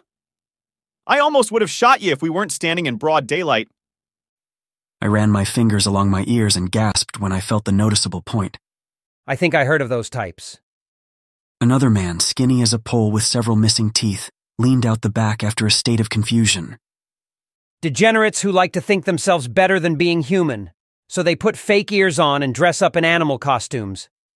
You want to be something other than a human being? You want to be one of those monsters we've been dragging out to meet the sun? He sneered at me. Take them damn things off your head. You're a human and should be proud of it. What difference does it make? I don't see how me putting on fake ears affects your life at all. I scoffed. I was feeling uneasy. Of course I couldn't remove my ears, and the way this guy gripped his shotgun made me think he was going to shoot me for it. Oh, it does. Those damn vampires got pointed ears, and it seems you admire the sons of bitches after they killed my grandma. I'm not trying to look like them. Those things are ugly as hell. Not the human-looking ones. Those bastards tricked us by pretending to be regular people. Before we knew it, they were trying to kill us. Well, if I was trying to be like them, I wouldn't be out here in the sun, now would I? I'll head back inside if you don't have anything else to say. Holy crap, I was scared to turn my back on this guy, but I also wanted to hurry up and get back in the house. We do have business with you, the skinny man in the truck said. We're checking every house for vampires. They could be hiding anywhere. We drag them out to meet the sun. The first man still stared at me with a mixture of hatred and, I don't know, like he was also leering at me, making me feel queasy. I disliked getting attention like this. But then again, who the hell didn't? There was a difference after all, between getting checked out by a hot guy versus one you wouldn't touch if your life depended on it. My place doesn't need checking, I said, turning to leave. Every house gets checked, no exceptions. The other stopped me at the steps. We told you, didn't we? Not all of them look like monsters. Some look exactly like humans. A boy around here reported another human-looking one around 2 nights ago. The fucker killed his entire family. 2 nights ago? What day is it now? I asked, confused. Friday. I mean the day. The 13th. Come to think of it, it's Friday the 13th. Seems fitting, huh? I couldn't hide my gasp. I ran up the steps to the front door. I've been in this house for longer than 1 night. Everyone staying on this block is to meet us on the street in about an hour. We'll pass out guns and offer survival tips for nightfall, the man said. Taking advantage of my hesitation, he and another man had gotten out of the vehicle and were on the porch, still clutching their guns. I'm fine, I replied and entered the house to close the door. But before I could, the big one stopped me and pushed his way in. I said I'm fine, I shouted, upset at the intrusion. It wasn't my house. But still, he didn't know that. Hey! Noor put his cell away and stepped in front of me. I think I was truly glad he was here for the first time. Get the hell out of here! The men burst out laughing. The skinny one was the first to start talking shit. What the hell, you on your way to an anime convention, white hair? How fucking original. Noor scoffed. Didn't your mother ever teach you that it's impolite to just barge into a person's house? Only if it's yours. The big man spat a glob of brownish spit on the floor. I'm gonna give you one warning, pal. Noor's face flushed with anger, but he didn't grip his sword or gun at all. Speaking of guns, where the hell did he put Varric's gun? Samson, you think these people are acting strange? The skinny guy turned to the big one and cracked a smile. Yeah, I think they are. Think they could be vampires? I think they are. Fuck you, I yelled, knowing just what these two were thinking of doing. They were covering their tracks and creating an alibi. They leered at the two of us. These bastards wanted to kill us for sport. I just hoped Noor caught on to their little exchange and was ready to use his gun. No, Mr. The big one laughed. Fuck you! I lunged with my dagger, stabbing him in the hand, causing the shotgun to go off. Noor kicked the skinny guy out the window and was on the one I stabbed, flinging him out the door just as fast. What the hell did you do that for? Those assholes were threatening us. I could have taken care of it without bloodshed. How the hell was I supposed to know? The men scrambled from the porch, hollering that the house was a vampire house and screaming about us using witchcraft. Great! Noor scoffed. Now we have an even bigger problem to deal with. This would have happened anyway. You keep telling yourself that. He sneered at me and stepped away from the windows. Any other exits? The guild is going to have to handle that vampire without me. Wait, we're just going to leave him behind, just like that? Damn right, just like that. He closed one of the curtains like that would do anything. There's an old guild house a few miles out where we can lay low. Lay low? What about me killing the vampire responsible? Don't let that vampire pump your brain full of false heroism. There was no time to argue about this. Those fools were still outside rallying more vigilantes to the house. I ran downstairs, yelling behind me to Noor, "There's a cellar door down here." Noor followed behind and ran ahead to the cellar door Varric had spoken of and pulled at the door, but it wouldn't budge. I can hear those bastards coming. This door won't open, Noor said, trying to pry the door open. Kick it or something, I yelled at Noor, unwilling to leave my spot. I turned to the gap. Varric didn't make a sound, and I wondered if he had gone to sleep that fast. It's still daylight, and a human mob is on its way, I warned him. Ah, so it's a human mob who gets me, and not the hunters. He laughed wolfishly. Good. Does it matter either way? If you can move, then perhaps you can still save yourself. What are you getting at, little Faye? His voice shifted from finality to a sort of anticipation. You're the only one who knows where this elder is. I'll help you. You said you wanted to train me, right? Well, that's what I want. Get over here! Noor yelled once he flung the cellar door open. The sunlight radiated into the basement. The windows and doors burst open upstairs, and many feet thumped about, and much to our horror, a group of them came downstairs. Do you trust me now? Varric's voice changed. Gone was the guttural inflection, and he sounded as he was when I first encountered him, like a regular man. Who's lying and who's telling the truth doesn't matter. I'll learn what I need to in due time. I kicked away the silver dust only for Noor to pull me away. One of the men grabbed at him and his sword, and he had no choice but to release me to fight back. I ran back to the dust and swept away as much as possible. And like a blur, something knocked me over. Vampire! One of the men screamed and gurgled as his blood spurted through the walls and ceiling like a pipe bursting.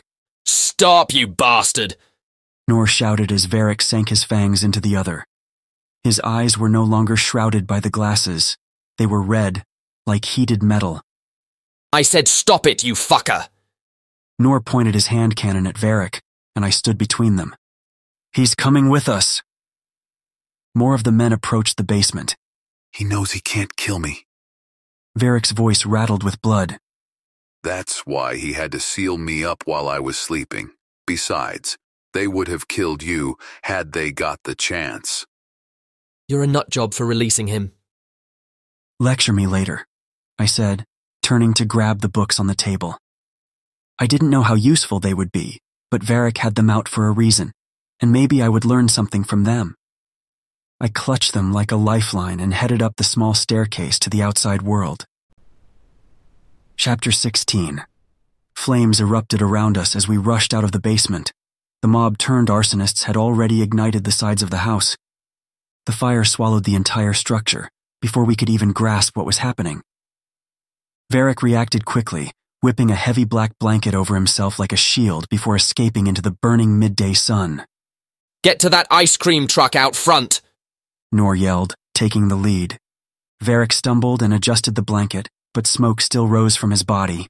His movements were sluggish, and the people were running about with guns, gathering more to get to the house. Damn it. How many are there? There! A woman called out for the others. I smacked the woman as I barreled through our attackers. Another gun-toting woman rushed us, and Varric wasted no time firing a shot from the blanket, sending the woman flying into the bushes. Others scattered for cover before returning fire on us, and Varric hopped inside the back, while I thanked the stars those men left the keys in the ignition, while I hit the floor from the intense, heated pain that hit me, like someone had smashed a bat into my back. Hold on! Noor shouted, starting up the truck and getting us out of there.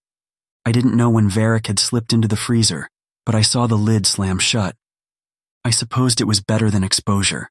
My breathing was erratic, my leg hurt, and I felt a headache coming on. But I was glad we made it out of there alive. The energy drained out of me, and I noticed that I was surrounded by blood, but I couldn't feel any pain. It reminded me of that night when Jonas was attacked.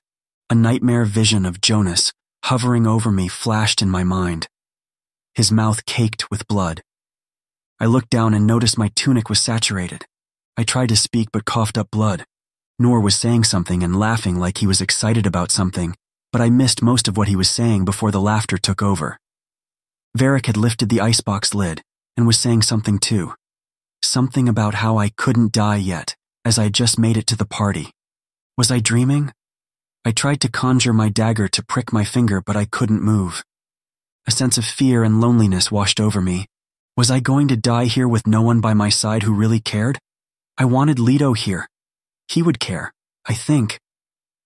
I didn't know how long we were moving as I dozed off and on throughout the ride, and finally opened my eyes again when the truck jolted to a stop, and I heard several heated voices outside. Where are we? I muttered, but realized I was alone in the truck with Varric in the icebox. I only knew he was still there because of the gap in the lid. Hold on, little Faye. I once again tried to speak, but only closed my eyes. I opened my eyes and it was still daylight, but I was in a room that was not the same vintage-style bedroom as the abandoned house, but it still looked like it was from another time, just cleaner. The bed I was lying in was a wooden canopy bed. The canopy was draped at the top and cascading down in soft white, with little bluebirds and robins stitched into the fabric. I could see a white leather settee with a small white fur draped across, an elegant little seating area, a small table nearby, and wilted flowers still planted in the skinny ceramic vase. The room smelled of alcohol, and the only sound was coming from outside. I heard a woman's voice, then Noor's following it, but I had no idea what they were talking about. The pain from my bandaged shoulder halted my movement when I tried to pull the sheet off me, and I glanced down at the bandage wrapped around my abdomen with a little circle of blood at my belly. The fancy tunic was gone, replaced by worn, faded jeans that hung slightly loose. Those bastards really shot me. I slipped from the bed, ignoring the pain, and opened the window to let some light in and see where I was. The sun was up but waning. The horizon looked lonely, but the ground seemed large and unkempt. I think I was looking into the backyard, where I could see Noor standing near a shed, his arms flailing about as if in deep conversation with someone inside. How the hell did we get here? I couldn't remember anything from earlier. It all seemed like a sporadic series of moments until now. I conjured my dagger, pricked my finger, and watched the little blood bulb come out. Good. I'm awake. I hoped this wouldn't be a habit of mine for long, but I couldn't help it. Next to the bed sat the blood-soiled stack of books I had stolen from the house. I used the walls for balance as I trekked from the room and down the hall when I stopped at the door with silver dust sprinkled at the bottom.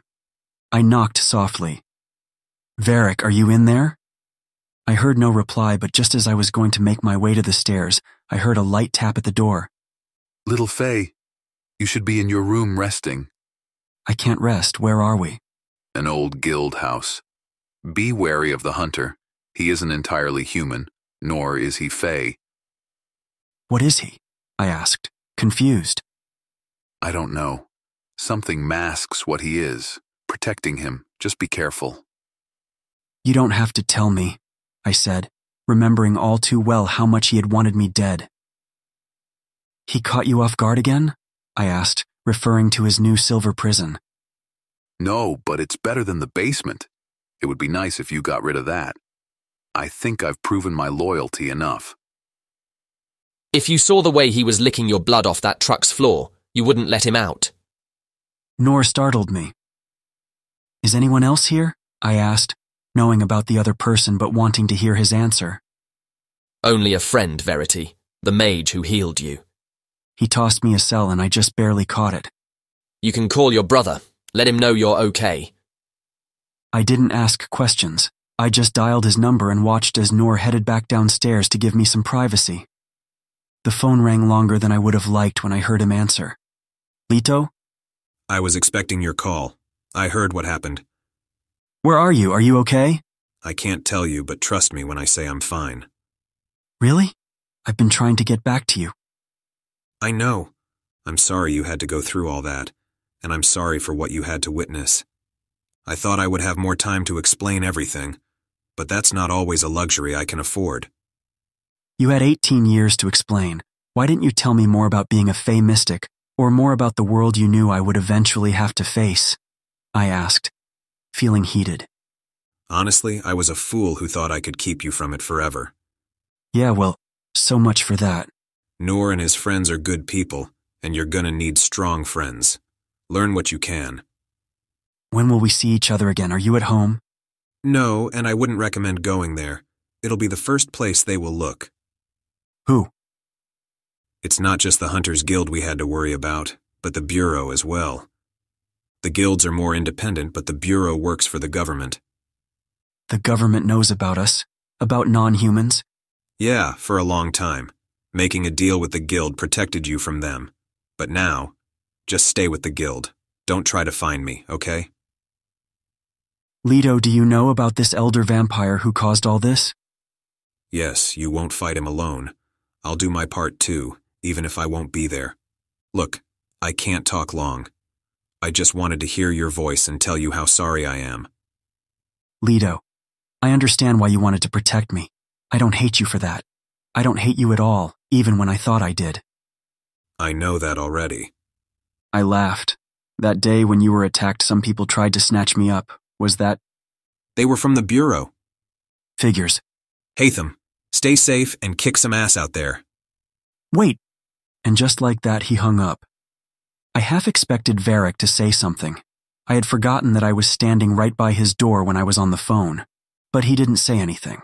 I headed downstairs to return the phone when I noticed the space below was like a hotel lobby, complete with the counter and mailbox slots. Feel more trusting now that you talk to your big bro? Nor took his phone and put it away. Yeah, I do. Apparently I'm joining your guild. Whoa, who says you're joining? We're watching over you, that's it. Well, look who's up and about. A woman strutted through the front door like she owned the place. Her brown hair was high like those southern women who used too much hairspray. Her shorts were short, and her tank top showed off a scattered mix of tattoos along her tanned arms, legs, and neck. She gave me the thumbs up. Man, were you in bad shape or what? But I got you fixed right on up. This is Verity, a good friend and healing mage. I can fix damn near everybody. Though Faye is a whole nother beast altogether. It took over half my mana just to pin your skin together. Lucky for you, the bullet was an in and outer. I also found an old recipe for Faye nectar, which is good for rejuvenation. I brewed up a bottle in the fridge. It's in one of my old soda water bottles. Looks like, cream-colored water. I loved how she pronounced water. Water. Thanks, I said, wanting to head to the kitchen. I was hungry, but I wasn't going to tell them, though I wanted to rummage through the cabinets for something to munch on. We also need to talk about your vampire buddy, Nor said before I could leave. Neither of us are comfortable with him here. Speak for yourself. Verity shrugged. This is my chance to study one up close. It's one thing to read about him, but talking to one is a dream. Nor rolled his eyes, but he didn't look too angry. This seemed like a normal interaction between them. Is he your boyfriend? Verity grinned a toothy, infectious smile. No, I dismissed that notion. We ran into each other, and I helped him, and we've been surviving together, or more like I was surviving with him, and he's a vampire. I shrugged. Did I seem flustered? I hope not. Well, convince him to talk to me. I want to know about vampire eggs, where they come from, and how they are produced. And I want to study the healing properties of his blood. So talk to him and butter him up for me, will ya? Tell him I can bring some critter blood if he gets hungry. He won't need it. Trust me, he had plenty to eat. Nor made a disgusted noise. We can't keep him locked up the entire time we're here, I said, looking upstairs. Oh, hell yes, we can. Nor replied, shutting my suggestion down. He stays his ass in that room this time. Party pooper. Verity mockingly huffed and headed back outside while I went to the kitchen to grab this nectar from the fridge. Assuming this bottle was right, I took a chance and a swig. It tasted sugary sweet and light with hints of floral and something nutty. It reminded me of the flavor of Jonas's cakes, and I took another drink, taking it with me to the living room area where Nor was watching TV. On screen, the camera pointed at a Herculean soldier with short black hair. His name was Michael Ackerman, a Fey warrior and my brother's friend. He's okay, I gasped. Of course he is. Nor scoffed. He's head of the Vanguard. Am I supposed to know what that means? I shrugged. A frontline fighting force within the guild. They take on the best jobs, get the best equipment and everything. But it's deserved. A female reporter waved the cameraman over. You've been working very hard to eliminate the vampire threat. How close are you to ending the menace once and for all? She pointed the microphone at Michael. Right now we can't put a timetable on these things, but we've created several safe zones that we recommend people try to get to during the day, for all those outside of the safe zones. Do not attempt to travel just before nightfall. Your goal is to find shelter. Fire will deter them, as will gunfire and silver. Garlic and crosses do nothing. On the screen scrolled a list of no-go hospitals and a map with green areas marked as safe zones. The guild is going public? I asked, surprised.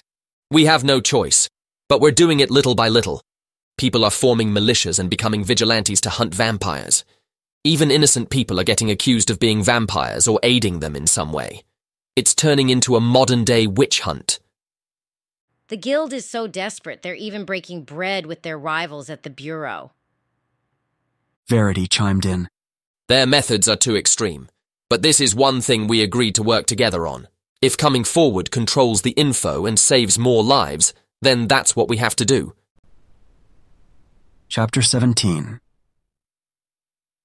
Noor glanced past me at the screen before running out of there like someone had lit his butt on fire, made me promise not to let the vampire out like he was a vicious attack dog, and left, warning me before he closed the door that I hadn't seen Varric's true self yet, and to not drop my guard. Something in that news report had spooked him good, especially when they displayed an area map with red hot zones and green safe zones. Someone he cared about must have been in the red zone. That was easy enough to point out, and I was glad not to have a babysitter anyway. And as far as my promise to not let the vampire out, well, we'll see. I needed some information on all of this, and I wasn't going to rely on them to spoon-feed me this information. The first book I went to my room to read was Mysticism and Other Unseelie Magic. No author was listed. Passage. While the Seelie court were masters of ether manipulation, the essence of light, the Unseelie court mastered nether, the essence of darkness. Can't get any more evil than that, right? I read some more explaining the different courts with more focus on the Unseelie. They came from the same realm, but the two sides hated each other, and often warred until the Seelie eradicated the Unseelie. Imagine if we humans had to share the planet with the Neanderthals. I wonder if we would have been fighting a lot too. Maybe that's why the Neanderthals didn't last. I couldn't help but feel incredibly sad for the Unseelie Fae. But who knows? Maybe they were the ones who started the conflicts. Passage. The Unseelie's affinity with the Nether granted them the ability to conjure the dead and control them through binding rituals, deliver plagues, and manipulate dark forces.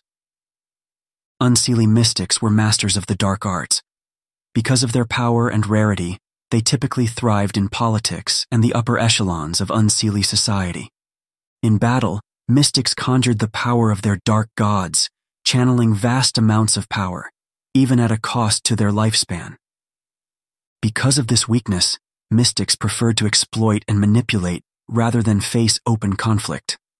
Of the 7 gods, only 3 are acknowledged by the Unseelie: Balor, king of the Fomori, Aran, master of the hunt, and Quiranach, the Great Mother. If the Unseelie were wiped out, how could I connect with one of their gods? Ha! Wasn't it obvious, dumbass? Why the hell did I have to ask? I had to be the Unseelie. It was the only thing that made sense, and there was no way I believed my brother could be one, which left the possibility that my mom was Unseelie, and I was half... Would Varric know? Of all the years he had watched me, he had to know something. I knocked on Varric's door and then pushed it open. He sat at the wooden desk in the darkened room, and I could barely make out his movements as he acknowledged me standing there. What else do you know? About me? Am I an Unseelie? I don't know. He shrugged. It would make sense being an acolyte of one of their gods. Hey, I'm not an acolyte. Yes, you are. However, it makes no sense at the same time. You being Unseelie. That's what I don't understand. The Unseelie were wiped out unless some survived. Perhaps. I imagine that Unseelie, who couldn't use magic, would be able to hide themselves among the Seelie. It would be harder for magic users to hide unless they avoided the Seelie altogether. So the likely scenario is that my mom hid among the Seelie. I've seen my brother use ether magic. He can't be Unseelie, and we have different moms, so my mom was Unseelie. I wish I knew more about your kind. Varric sighed. The Seelie destroyed every record they could about the Unseelie. I had to steal the book you're reading. But the Unseelie had magic as well. How on earth could the Seelie just kill them, soft like that? They made a deal with the Demon King to forge weapons their mystics could use to destroy the Unseelie. Not gonna lie, my skin prickled when he said that. Then I don't get it. How come I can use it? He chuckled softly. It's not as if there's a lock on it, little Faye. It's a weapon for mystics, period. The war between the Seelie and Unseelie lasted for hundreds of years. I imagine some Unseelie got their hands on the demon weapons and used them against the Seelie. Now you will use that power of yours to destroy an elder. So, Fae mystic plus demon weapon equals dead elder vamp. I sighed. You know, in that book I read it mentioned the possibility of my lifespan being shortened by using this magic. You knew this, and you're still encouraging me to use it? I had to admit I felt sort of betrayed. Some of me still saw him as my friend, if nothing else. Perhaps it's because I don't have any friends that I still clung to him, keeping that title somehow. He stood, sauntered to the door, and stopped just short of the silver dust. His eyes were no longer red, but a cool blue that looked like they glowed in the dark. Everything that lives dies, little Faye. What does it matter if you go today or tomorrow? Even we so-called immortal vampires die if we make stupid decisions. But Well, if it doesn't matter, then why bother saving your sister? His calm face shifted fast. His brow now shielded his blues, and a tinge of red surfaced. Maybe I was stupid and thought the dust could protect me, or I just wanted to get under his skin like he was getting under mine. But I couldn't stop myself from picking a fight. If life is just death's waiting room, then your master can keep screwing your sister, and it wouldn't matter because she's gonna die. I saw nothing but felt everything. The searing flesh smelled like unseasoned meat thrown onto a skillet, and my head built up pressure like a balloon waiting to pop. The bones of my neck contracted, and I stabbed at his arm with my dagger, forcing him to release me. I fell against the wall, catching my breath as he staggered back into the room, the soot spilling from the wound. If you ever put your hands on me again, I breathed and coughed, I will kill you. Undo this line, little Faye, and we'll see which of us do the killing here. Nobody's gonna kill anyone! Verity shouted from the stairs. She came up like a mom dealing with two unruly children. She lifted my head and swiped something soothing across my neck.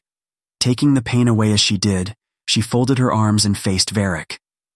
Now take off your shirt and hold up that arm before you lose it. He reluctantly did as instructed, and when he held up his arm, the hole I made oozed a funky black goop, and the flesh cracked like a broken vase someone glued together. She chanted something, repairing the wound, a piece at a time, causing the soot to dispel, leaving blood in its place.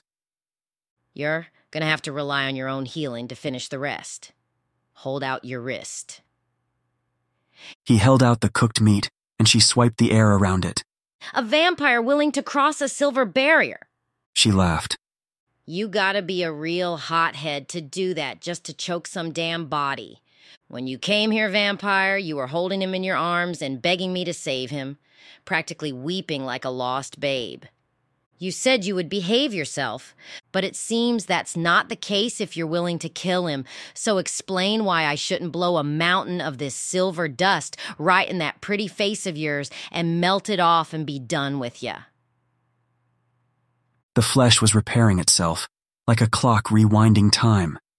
He paced slowly and turned, his eyes a cool blue again, his face more neutral.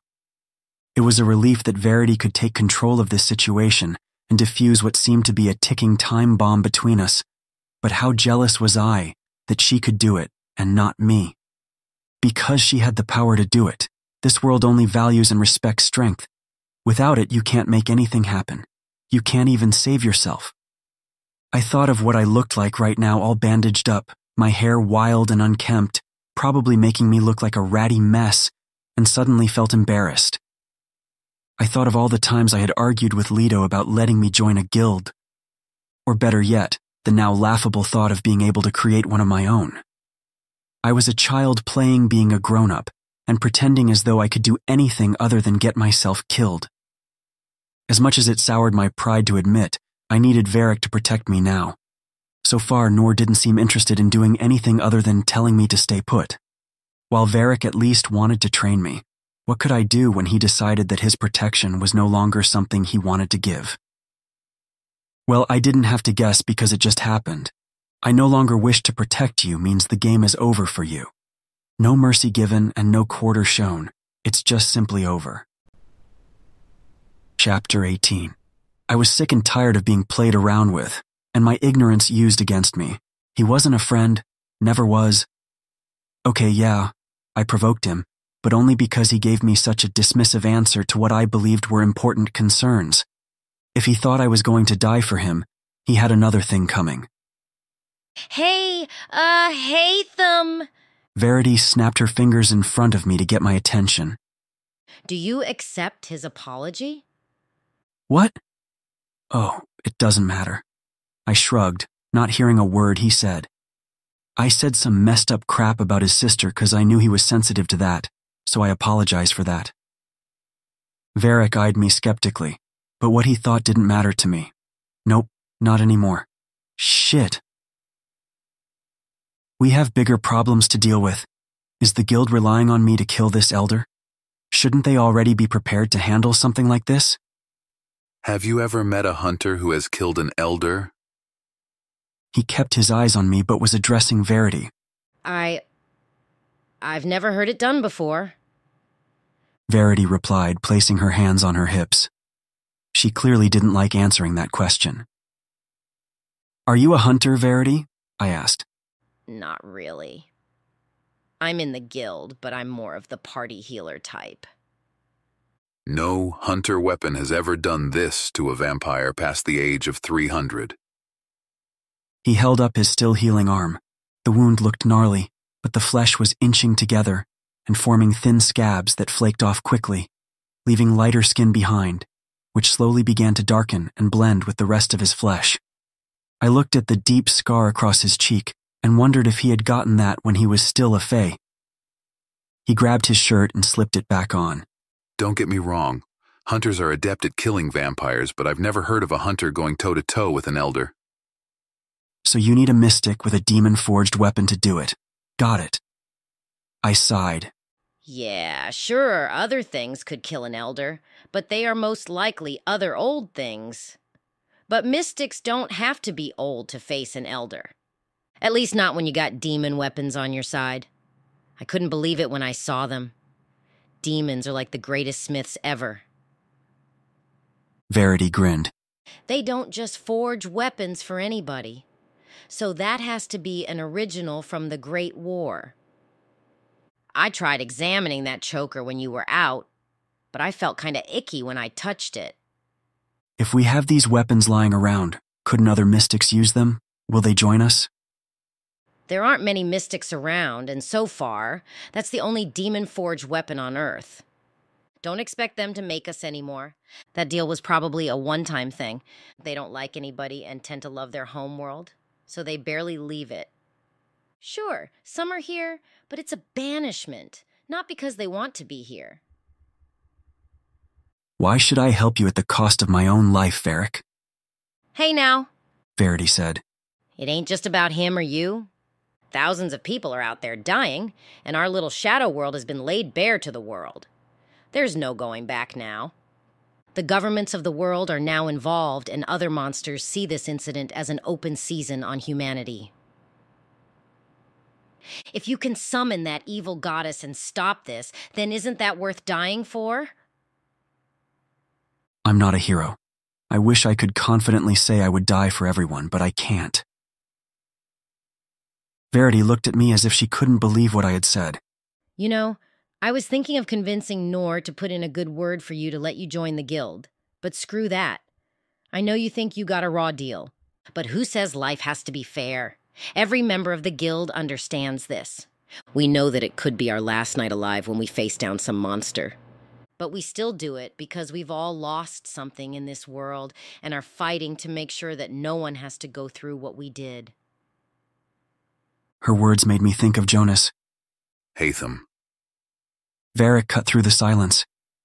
You didn't let me finish what I was going to say to you.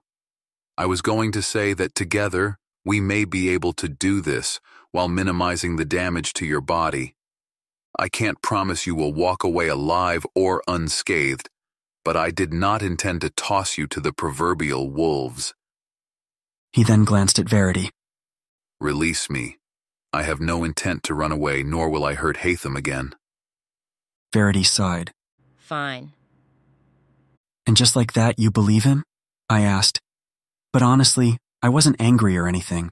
I was merely questioning why she was so quick to release him, given what she is and what he is. I had other things on my mind concerning our little exchange just now, which worried me. It ain't about believing or not. I have no desire to repeat history, so I was gonna let him go anyway. I only sealed him because he offered it as a deal. And I knew it made Noor feel better, but he ain't here. But my threat still stands. Misbehave and get a face full of silver. Being powerful must be very convenient. The air crackled and popped with flowing energy as Verity closed her eyes and held out her hand, and with a long, slow swipe, the dust dissolved into nothing. She wiped her hands and seemed satisfied before heading to the steps. Varric stepped from the room, standing inches from me, and I thought it better to head down the hall to my room. Varric waited by the door outside. I could see him through the mirror. Can I come in? He asked, his voice too husky to try to speak in an appealing tone. Do you need an invitation to enter every room in a house? I knew your mood was still sour. He came in and leaned against the antique-looking dresser. I told you everything to mend the rift, but it seems it didn't work. What do you want me to say? People are dying out there while I run around thinking about whether or not you like me. I feel selfish and self-centered, and I also feel afraid. I'll protect you. I told you I would. No, it's not that. I don't think I feel anything about the vampires killing people. I honestly don't feel all that afraid of this elder, and perhaps that would change when I face him. Then I don't understand. When I told my brother I wanted to join the guild, it wasn't because I wanted to save people, but because I wanted my freedom. And I'm open to learning my magic because it will strengthen me. I don't like the idea of fighting this elder and getting killed by my power, because it feels like a waste to even have it. Everything is about me. I've never had any goals I've felt passionate about. Nothing I was willing to throw down my life for other than my brother. Not even the pain others are going through. What does that say about me? Am I some sort of sociopath? Why did I have to be reminded that people were dying and that I could save them? Honestly, that scares me. Perhaps that's the reason Queer Rahnak chose you. Or maybe she chose you for who the fuck knows why. Maybe your lack of empathy makes you one of the monsters, just like the rest of us. But know this. Plenty of monsters out there aren't worried about their lack of conscience, just as most vampires have long since stopped giving a damn about their families. That's what sets us apart from them. Instead of trying to find the right reason to care, the reason that would make everyone warm and fuzzy inside, come up with your own reasons. I chuckled. You're surprisingly good at talking to people. I've had 600 years to practice. So should we begin training? Not now. We'll do it while dream walking, and I doubt you could sleep now if you tried. He moved to leave, but I wasn't done. That old house we were trapped in was yours, wasn't it? Yet all you had in it was that tunic. I'm totally judging a book by its cover, but I would have laughed until he killed me if he had told me that fancy tunic was his. I just couldn't picture him wearing something like that. It belonged to my ex-husband. I was not expecting that answer at all. Oh, where is it? I'll patch it up and clean it. Don't bother. I gave it to you because I didn't mind you wearing it. You look better in it than he did anyway. Goddess, he was always tossing around random compliments during the years we knew each other, but I had never become so aware of them until now. I looked away from him. When you leave to check up on your friends, I'm going with you, I said, remembering the woman Morelli and Joe from his story. I need to go home and get some better clothes. These pants barely fit me. My brother also has an extensive weapons room, I know my brother is afraid of me going back there, but the stuff in there is just too good to pass up. I am low on ammo. He nodded. We'll leave once the sun is gone. Chapter 19. The sun was almost waning when I got through most of the info in that book on unseelie mages. Honestly, it was an okay read. The author kept making it clear they had little information on the topic, but it was nice to read something about magic. One exciting chapter was on the possibility of unseelie mages summoning low-level souls trapped in purgatory and binding them to dead things to use as familiars. How morbid. So morbid I wanted to see if I could do it. What the hell are you doing? Verity must have been worried about me when she caught me scouring the outside for something dead. It didn't take long for her to give up and smoke inside the barn. Lucky for me, I found a poor raccoon who had a duel with a car and lost.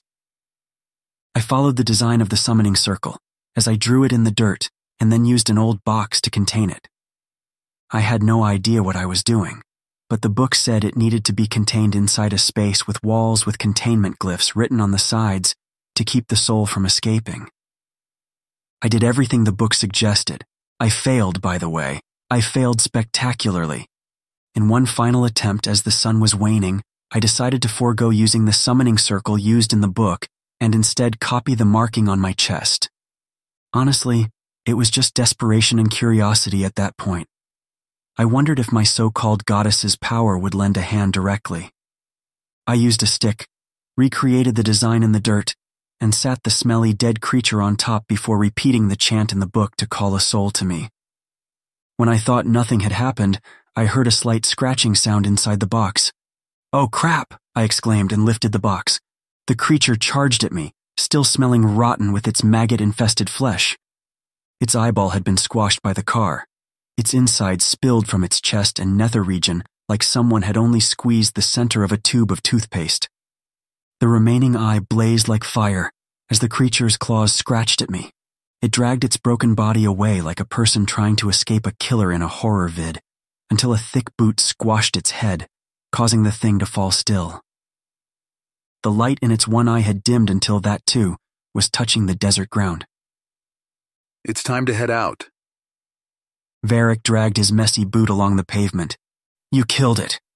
You shouldn't be toying with stuff like this without help. "I was just practicing," I scoffed.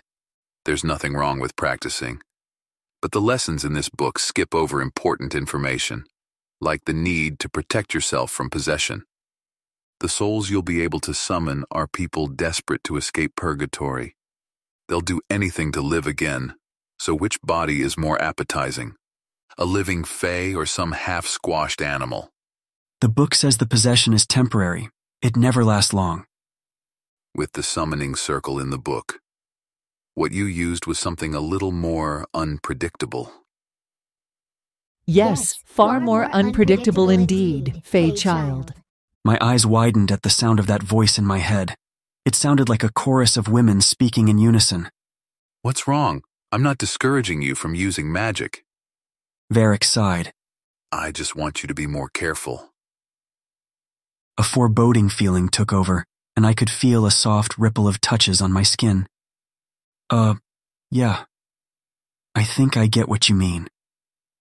And if I did summon something other than a poor, desperate soul, what then? I doubt anything major will come during your first attempt. We'll just take more precautions the next time. Right, I said, closing the book while Varric took the cruiser-type motorcycle from the barn. It was black and silver, with a little wear and tear. On the side of the back tires were color artwork that said, "Dumbasses who pull aggro don't get healed." A whisper of laughter faded away and everything felt normal again. I sighed. Hopefully whatever or whoever that was went away. It didn't seem as if anything was inside of my body. And the lesson in that book was rudimentary at best. Yeah, it's better to forget about it. Verity came out of the house and tossed a black pouch bag at me. Just in case you need it. She glanced at Varric. Inside was a pile of silver dust. Thanks, but he can't even be near this stuff. The bag is enchanted. It won't be a bother until you pull it out. She smiled proudly.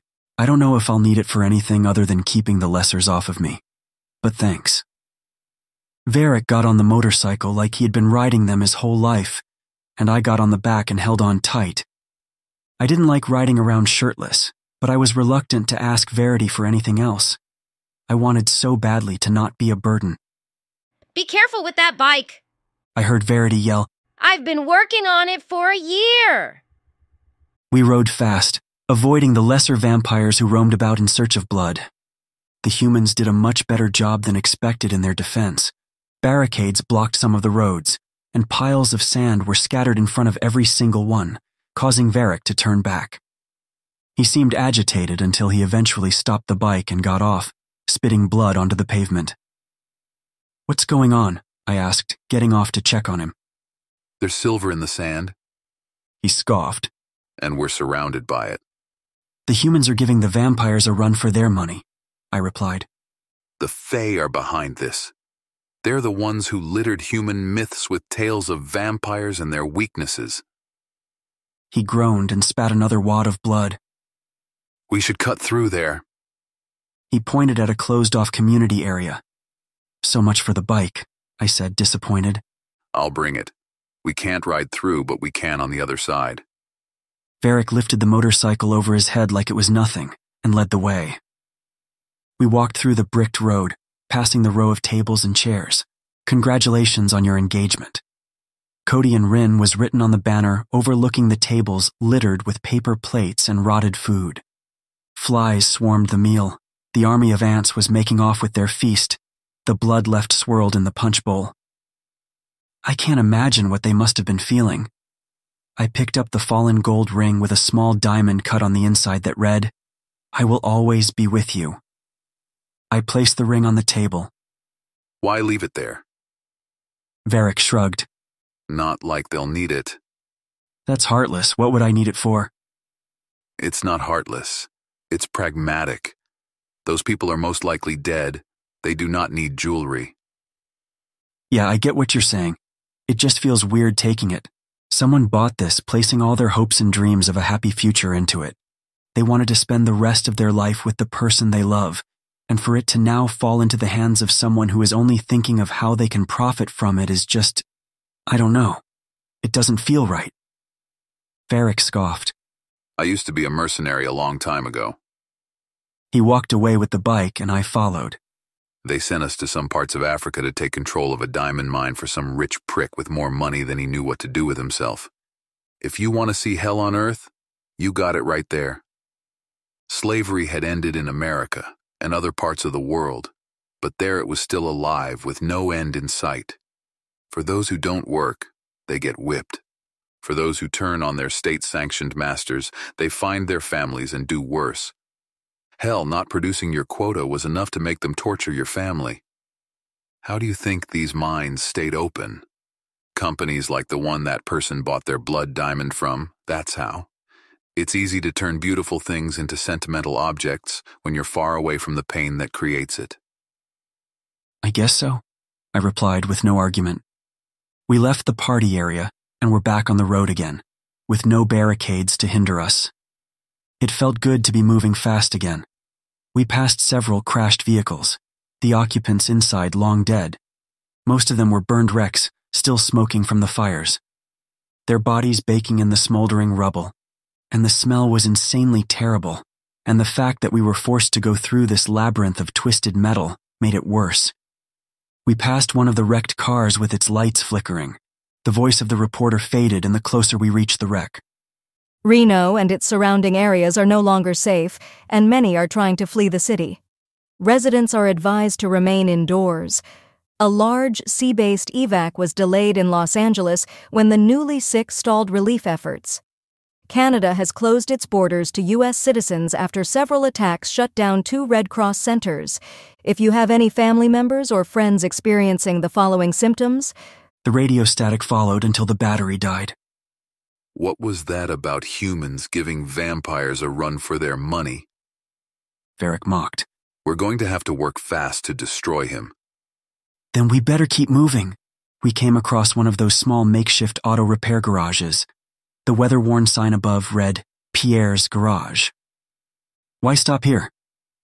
He parked the bike and opened the door, allowing me in before he closed the door. An old contact of mine owns this place. Remember when I said we needed help? This is the man who's going to find it. He'll get in touch with others who are loyal to me. It doesn't look like he's getting in touch with anybody. I looked at the shriveled-up creature pinned against the wall. The antlers mounted to the wall held his body off the ground. Pierre. Varric muttered and checked the back of his neck. Looks like hunters must have gotten to him. No, this wasn't the work of hunters. It was one of our own. Perhaps Uric? How can you tell? He didn't say anything, which meant he wouldn't divulge the info. Metal shrapnel sprayed in our faces, pushing us back. We flew to the ground, and a hefty, beastly figure tore through the garage door, bending and ripping it like paper. The giant monster of a man stood about 7 feet tall, with muscle on top of muscle on its dark flesh. Its only clothing was a set of army fatigue pants and enormous thick boots. Its face twisted almost as though the skin itself overlapped the rest, and its white eyes glared at Varric with a deathly passion. That's Riddick. Varric sighed as if to say, not this shit. Its dreadlocks whipped as it charged forward, grabbing Varric and slamming him hard against the wall like a rag doll. Varric kicked back his leg, using it to stop the force of the next hit. Riddick! Varric shouted, dodging the next hit. The beast growled, "Screw it, we're out!" I pushed open the office door. We ducked low and the colossal beast smashed through the door, charging fast, tossing and turning anything in its path. We ran for safety through the metal shutters around the other back way of the repair shop, dropping into an alley. I looked for Varric, but the man wasn't beside me. "Come on!" I yelled for him to catch up. "Not yet!" He shouted back and held up his weapon to fire. That's when I noticed the faint smell of gas. The mighty beast appeared with a struggling man in his grasp. I had no idea anyone else was around us.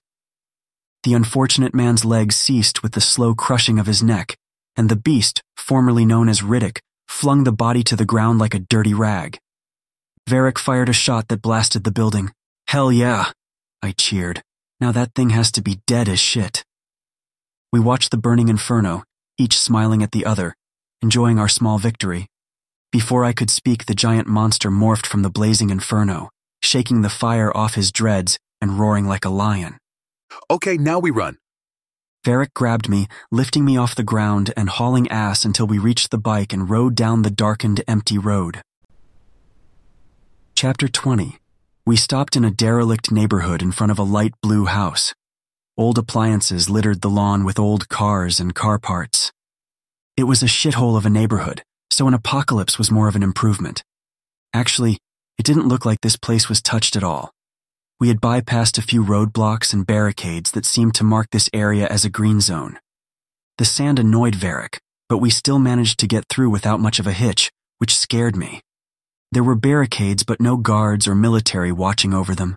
Has the military given up on Nevada? We walked up the broken concrete steps until we reached the shoddy screen door, and I don't know why it didn't occur to me, before leaving the safety of that old guild house, but I could very well be walking into a place full of vampires. I really didn't think this through. This looks worse than that house we left. I fiddled with my choker. "You were hurt," Varric said, biting his thumb and rubbing it on the cut on my forehead. My skin tingled and crackled like Rice Krispies in milk as the skin reformed and closed. "Thanks," I said, rubbing my mended forehead. "The blood is the life," he muttered, causing me to shy away.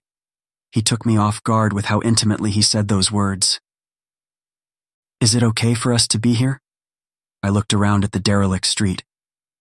"Yeah, it's safe," he assured me. "And if that woman betrayed you?" I said, referring to Morelli. "She'd rather cut out her own tongue." "You're confident." "She may be Decimus's child, but she wants what I want." He knocked on the door. "You may have to wait outside," he warned. "Don't be surprised if you are rejected. Our kind despises the Fae." "Fine." I stepped away from the door. Like I said before, I wished I had thought of this possibility when I left the safety of the guild house, that I was a Fae who would be alone with not just one vampire, but perhaps a pack of them. I counted on Varric to protect me, After all, we did bury the hatchet right after our fight, but still, I didn't like relying on someone so much. Don't be offended. He spoke when no one came to the door. I want to warn Morelli and Joe and assess the situation before inviting you in. If Morelli hid other vampires here, then we'll have a problem, and I can't allow you to stay here even with me to protect you. Holy fucking fuck me! Come in! A stringy-haired blonde opened the door and let Varric in while closing it right in my face. Okay, what the hell are you doing with a fae? I heard the man ask, scandalized. He ain't even trying to hide it. He must have been referring to my pointed ears. There's a guy outside. Invite him in, you big oaf. I heard a woman's voice next. And who would imagine you would be so rude? She said accusatorily. Hey, baby, I love you. The other man whispered. Varric opened the door. Come in. Why are we inviting him in? The stringy-haired man whispered to the woman. 'Cause I'm not a fae-hating fucktard. She fired back. And you're human. If you hate him for my sake, don't bother. Morelli was a pretty woman with short blonde hair curled at the tips, and her mouth was set with a frown. The one named Joe seemed to soften around her. She stared at me for a long time, seemingly shocked to see me, before pulling me in for a hug. My name is Morelli, Varric's blood cousin, and this loser here is Joe. She released me and wrapped her arms around the grungy-looking man. I'm Hatham. Varric, kitchen. Joe tugged at Varric's sleeve, pulling him along and leaving Morelli and me behind. You can sit down, Morelli offered. None of the stations on the TV are working, though. She led me toward the living room area. The couches and chairs here were a far cry from the dusty mess of the ones in that abandoned house. They were clean and free of debris. I sat down beside her. If you're wondering, this place used to be one of those old-timey houses built in the 40s, like something straight out of a Southern Gothic tale. Varric liked that it looked like a house from some old movie he had seen. Joe and I are mostly boarding here. I have a hard time picturing him enjoying movies. I laughed at the thought. He used to not like them. He didn't like a lot of things he felt were useless. But when drive-ins became a big thing, he would sit on this hill overlooking the theater and ad-lib the dialogue when he thought no one was watching. She smiled and told me to wait, and she dug through a booklet and pulled out what looked like a photo. I feel like a mother entertaining her son's new boyfriend, but I can't help it. She handed me an old sepia-looking photo of a man wearing a black Homburg hat and waistcoat. Oh my God, I laughed. It was Varric. Now this was a look I couldn't imagine him with, but he wore it so naturally. It was the only photo he had ever taken. She said proudly when I handed it back to her. You and he are blood cousins? I asked, having never heard that term before about vampires. Yeah, my master and his are related in that the same master made them. You see each other as family, I muttered before I knew it. She laughed. I know it's hard for you, Faye, to understand, but yes, we do. The family I joined is leagues better than the one I was born with. She sighed. All bullshit aside, how bad is it out there? Morelli grabbed a stick of gum and popped it into her mouth. I've seen the Lessers in action, but never to this scale. You know they don't care who or what they kill, and I'm not strong enough to transform. Vampires can really change their appearance? I remembered when Uric transformed in Varric's story. Not me, but powerful vampires like Varric can. If he hasn't shown you his true form, I'll leave it up to him to talk to you about it. I don't want to cramp his style, but yeah, if you see it, then you know he's getting serious. She popped another piece of gum into her mouth. So, how bad is it? You should make plans to leave Nevada. This place may be overrun soon. There are lots of barricades, but no one is there to watch them. I suspect this state was abandoned, maybe to protect the borders of more important areas and minimize the damage. Morelli picked up her rock climber pick. I'm pretty good on my feet. How would you use it? I asked, struck by curiosity. Follow me. We headed outside, and she grabbed another pick from under the chair on the porch and tossed it to me. Morelli began the ascent, climbing high on the roof using the pick and her strength, and I followed suit, mimicking her movements. Wow, I sighed. You can keep it. She sucked in the cool night air. We both looked out over the dark wasteland. Now that we're outside, real talk. Have you fucked yet? She asked bluntly. He's never been the type to become attached to others without reason. We have a partnership. He looks out for me and I help him out, I said, not wanting to spill everything. And oh my goddess, I was probably beet red. Who the heck just comes right out and asks something like that? It's a relationship of convenience for both of us. Varric is a good guy deep down, but also, his bite is worse than his bark, so if he barks, it's no big deal. I've experienced his mouth firsthand. I thought of my words for a moment, and sought to correct myself. Actually not like that. I mean, oh. I gave up much to Morelli's amusement. I'm glad he wasn't out there alone. Morelli laughed. He's my cousin, and I love him, even if I sometimes disagree with him. If you get on his good side, there's nothing he won't do for you. Well, it's temporary. So, can you have babies and shit? You know, like, are you one of those fae who can? An omega? That's it. Truth be told, my mind had never bypassed the heat and sex part of my ordeal. I guess because of my meds keeping such a tight lid on my natural desires, the thought of having children never even occurred to me. Yes, I suppose I can have babies. That's sick. That's slang for awesome, right? You know, very old vampires are known to be able to squeeze out a swimmer or two. What on earth was she trying to do? Sell Varric to me or something? Why was she saying all of this? But damn it, if curiosity didn't get the better of me. Is Varric old enough to do that? She smiled when I asked that question. Wouldn't you like to know? She nudged me. Come on, let's head back inside before they wonder where we are. I guess I would have to ignore the fact that she didn't answer my question at all. Okay, gentlemen. Morelli was the first to enter the house where Varric and Joe stood in the living room. She tapped Varric's chest playfully. What's the plan? There's a house out in Nixon with some hunters inside. They're going to help me destroy Vitus for good. Varric? Morelli said, concerned. I don't even think Decimus can beat him, and they were made by the same master. It's going to take a lot more than a few hunters and you to end him. I know, which is why I have the Fae here. He gestured toward me. He's a mystic with demon-forged weaponry. He's our greatest chance at destroying Vitus. But...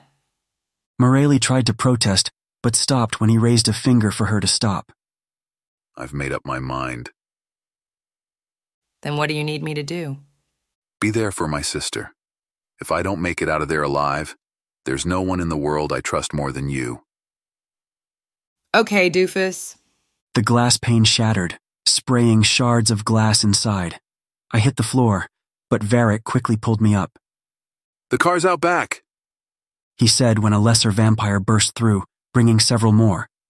Varric grabbed the creature and slammed it to the floor while I stabbed it, watching it dissolve into soot. That choker is so cool. Morelli laughed as she used her pick to slice at another. Once the house was cleared, Varric checked the window where several cars parked haphazardly on the lawn. Chuck, that fat fuck. We can escape from the basement, Morelli said, heading to the door. Good, head to Nixon, take Hollywood to Eagle. It'll look like a dead end, but head down the dirt path and it'll take you to the house. This didn't seem like a good idea to have a vampire show up unannounced. Hopefully, Nor wasn't back. I moved to follow Morelli and Joe when Varric stopped me. We're gonna be the bait. Seriously? Is he freaking crazy? A big guy with a big truck hobbled to the back to open the bed. We're the bait my ass, I said, having an idea of what he may have wanted. I swear I'll keep you safe and get us out. You have to trust me. It's not like I have time to decide. I huffed and cut my hand with the dagger. He lifted me up and ran out the front. The big guy yelled, "Faye!" and pointed in my direction. Varric plowed through with me in his arms until the path to the bike was clear. Get the fuck off. Varric Spartan kicked a vampire, sending him cartwheeling away from the bike. We were off, and the big vampire yelled for the others to get us. I waved my hand in the air, hoping they caught a whiff. When several cars barreled behind us, Varric turned to cruise along the road. Oh no, I hollered when he jumped a hill and reached the near-empty freeway below. I looked behind us and saw that no one followed, and I was happy about that, but my heart felt like it was going to explode. Chapter 21. I guided him along the roads, suggesting shortcuts that avoided the blockades until we reached the upper-middle-class neighborhood. It would be a peaceful neighborhood if it were not for the cars flipped over, the blockade at the other end, and the clothes of hurried travelers left strewn across the lawns. We pulled up in the large driveway. "Hurry and get off," Varric demanded in that guttural tone again. I quickly did as asked and covered my bleeding hand. There was a streak of my blood on his clothes from where I gripped his waist. "Leave me," he ordered with a painful groan, his knuckles white as they gripped the bike's handle. "I'll let you in, and you can stay in the garage," I said, running toward the front, hoping he didn't follow. This is perfect. What? I stopped and looked around after hearing a voice in my head. Oh crap. Whatever it was I had summoned earlier was still with me, or was this the voice of my goddess?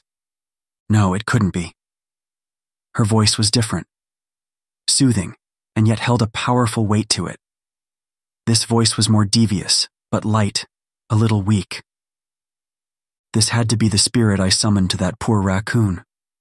Varric was a sweating mess. His eyes tinged red and became redder by the minute. I quickly pressed the 6-digit code, and using my thumbprint on the panel, the sound of whooshing unsealed the door, allowing me inside. Once the door closed, I hit the silent panic button, which sealed all the windows and doors in the house. Okay, if that soul was still with me, I needed to find out what it wanted and hopefully figure out a way to release it. But Varric was in no position to help me at all. I accessed the camera outside at the panel, just above the garage. Varric had lost it, his shirt was off, and he was sucking at my blood which had stained the cloth. His ears were getting longer. Is he transforming? I wondered, unsure if I even wanted him in my garage. I took a deep breath and opened the garage door so he could enter, and I closed the doors and shuttered them once he was inside. Being locked in here with him while he was in that state was the last thing I wanted to happen. Went to the kitchen where the garage door was located, opened the pouch, and sprinkled the silver dust across the threshold. Stay in there until you calm down, I said through the intercom. "I don't need you to tell me that."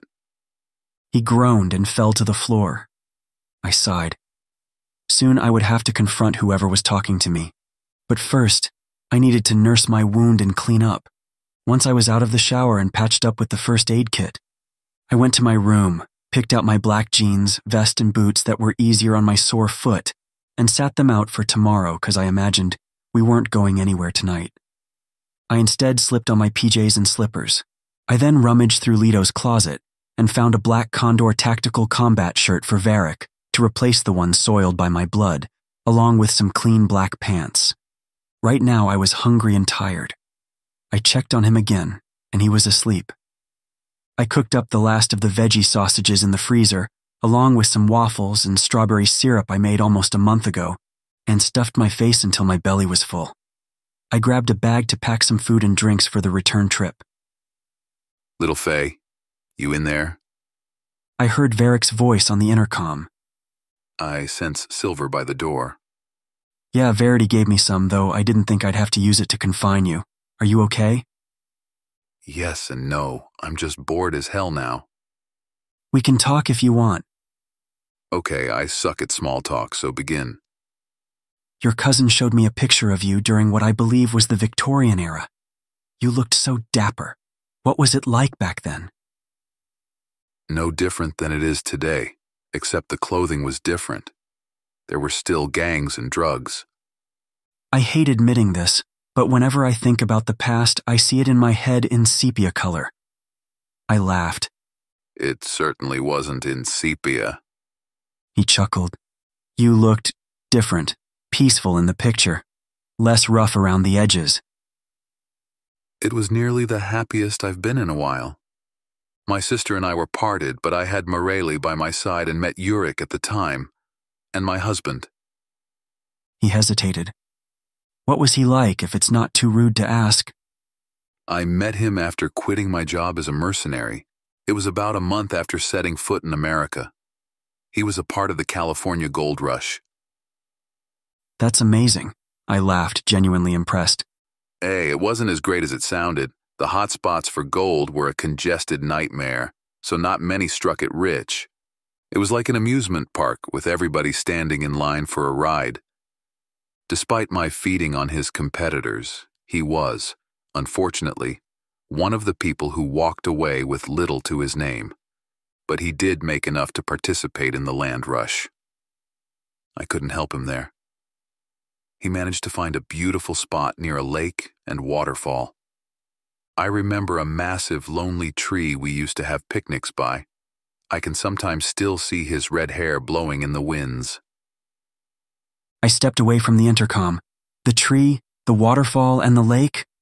Jonas? No, that's stupid and impossible. About this job, where's your master anyway? I asked. Better to change the subject before I said something I shouldn't. Vegas. Vegas? I asked in disbelief. No ancient ruins of hidden worlds.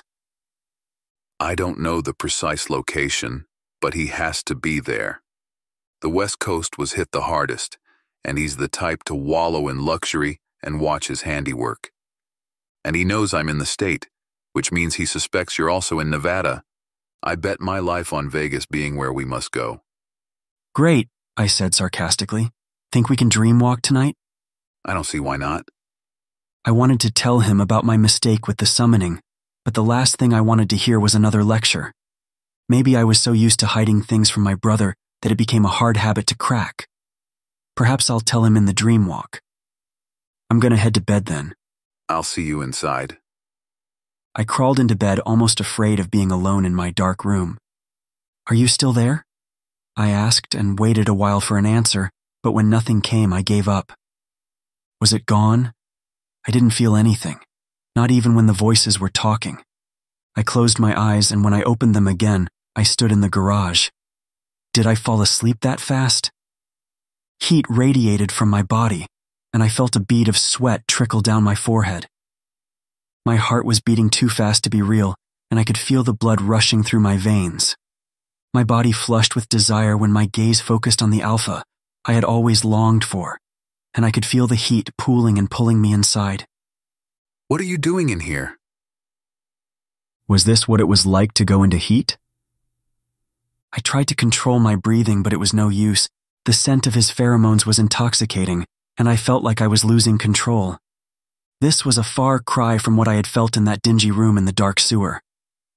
But how? Noor had given me the meds, right? That's what he said? The meds should have kicked in by now. I stepped towards him, my body moving on its own accord. I could feel the hunger in his eyes as he looked at me, and I knew he wanted me just as much as I wanted him. I closed my eyes. To hell with trying to maintain control. I wanted to give in, wanted this, to forget about the world falling apart around me, the uncertainty of whether I would survive until the end, or even the petty thoughts of whether the man in front of me loved me or not. Did it really matter?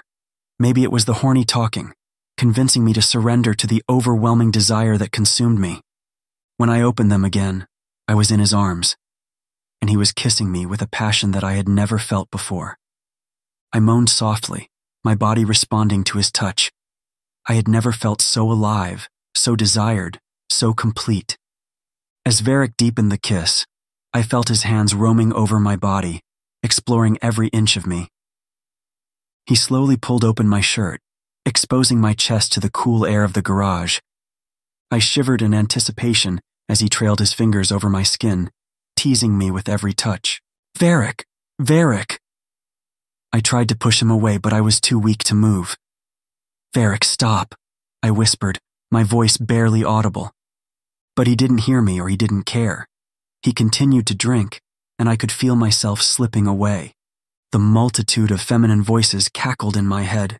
I had no control over the chant I uttered, which was very similar to the chant from the book I had used to bind that soul to the raccoon. Some words were different, and I couldn't understand their meaning.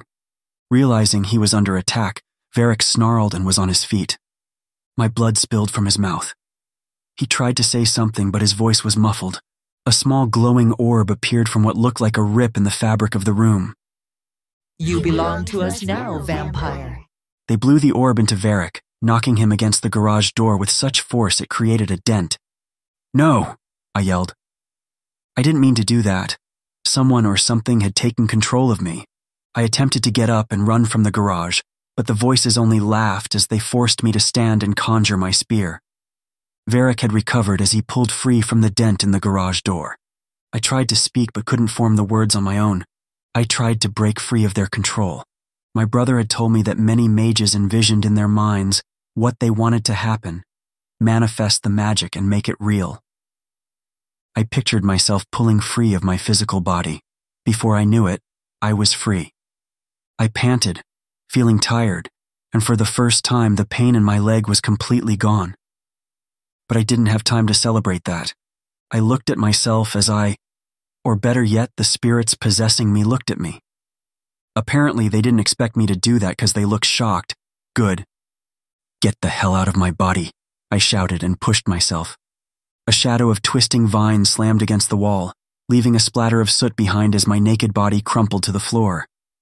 I blinked once and was back inside. I didn't know how, but I'll take it. The cackling voices filled the room. You belong with us, child of Quiranak. That vampire's debt must be paid. What debt? A heavy wind knocked me back and the spirit was gone. I should have killed you when I killed that pixie bitch. Varric was finally on his feet. "What are you talking about?" I yelled, vaguely understanding him, his voice morphing as he spoke from man to a talking beast. His nose was shaped like a bat. There was no talking to him. I needed to get away and wait for him to calm down so I could explain what happened. I ran from the garage across the threshold of silver, hoping that would save me. But a large talon pierced the wood. I screamed, scrambled to conjure my weapon again, and rushed for the panic button to release the shutters over the front door so I could get out of the house. Naked or not, I was going to run for my life. "It's me, Varric," I hollered while begging the damn shutters to open faster. The man-turned monster was now inside the house. To hell with the doors. I ran for the stairs, the room nearly spinning around me as I half ran, half wobbled. His massive, mighty wings kicked up wind and snatched me from the step. He reached for me but stopped short of my eyes. His own red eyes darted from me to his own hands. "Run!" He shouted through clenched teeth, his fangs biting into what was left of his lip, drawing blood. I thought I was as sure as dead for a moment, but he didn't strike the killing blow. He moved away from me instead, roared, and slammed his wings against the glass table, shattering it to bits and muttering several things he'd like to do to my spleen. "Varric, it wasn't me!" I moved further up the stairs, and he followed me in his half-transformed state. He didn't reply or say anything, which freaked me out even more than his appearance. I bolted to my room, grabbed the pouch on the bed, and poured a line of silver around the bed, far more than what I had used for the garage door, trapping myself inside. Lucky for me, he didn't cross it like he did downstairs, though I made sure to save a heaping handful to use if I was forced to defend myself. His flesh was already burning from the line he had crossed before. If he wasn't totally in his right mind, he at least understood the danger Silver imposed. I felt the blood trickle down my neck. I was bleeding. Oh yeah, he had bitten me.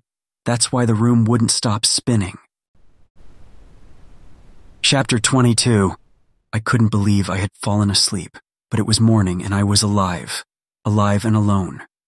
I checked to see if I was dreaming, but I wasn't.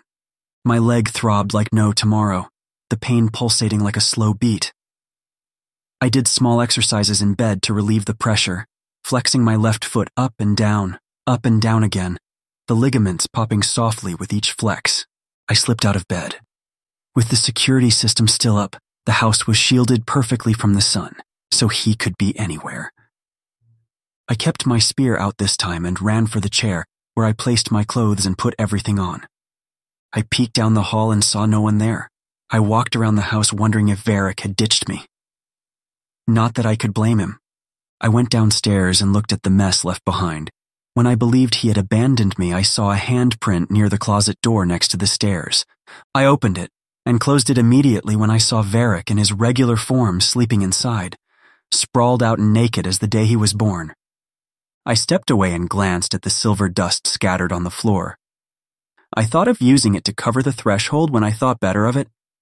This mess happened because I foolishly messed around with forces I didn't fully understand. If I was going to mend this, I had to trust in reason prevailing, and it wasn't going to happen if he woke up to another silver barrier. I unlocked Leto's weapons room in the living room and took out a box of bullets for the revolver, though these were silver. I grabbed the leather gloves Varric would need to protect himself to handle the silver. After that, I swept up the silver and collected what I could in Verity's pouch. The door leading to the garage was destroyed, and the living room was a mess. I thought of cleaning it, but didn't know when I would ever come back here again, and considering that my brother warned me not to return, he most likely wasn't coming back either. It was best to take what we could use and leave. The rest of the day was uneventful, and I couldn't get an ounce of sleep until sometime during the evening, when I took a dreamless nap and woke up sometime during the night. I sat up in bed and yelped in terror when I saw blood-tinged eyes staring back at me. Varric sat with his legs crossed and arms resting on my elegant white leather chair. We sat there staring at each other for a very long moment. I'm calm now. He broke through the silence, his voice human again. Good. Glad you got it out of your system. I tried to sound confident but failed. He breathed in long and slow. Thinking of the multitude of ways I could kill you helped immensely. Like shoving my hand up your ass and ripping out your intestines for one. The imagery on that was not pleasing at all. Were you so piqued by my words, little Faye, that you would make me drop my guard by seducing me and then conjuring this diminutive spirit to force me to obey you? He scoffed. I admit, I'm almost proud of your level of deviousness. I was possessed. I swear that's what happened, and you have no room to talk.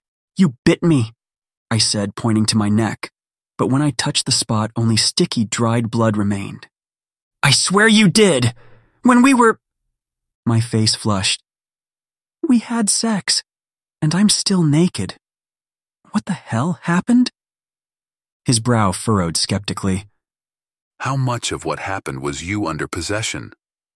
I don't know, maybe the whole thing. As I spoke those words, I knew deep down that they were a lie. He sighed. Shit. I thought I should have known and stopped you, but I couldn't help but give in. You were... It doesn't fucking matter. I should have had more control in this situation, but I acted like some juvenile boy tasting cock for the first time. I shouldn't have taken you, not your body or your blood. I went too far, and perhaps your goddess protected you. I don't know. I wasn't entirely myself. Don't apologize. Great, now I felt like crap. I said I don't know. Let's leave it at that. I said, still feeling him inside of me, or was that me wanting him inside? And I don't think it was my goddess, but something else entirely. I heard voices before we left the guild.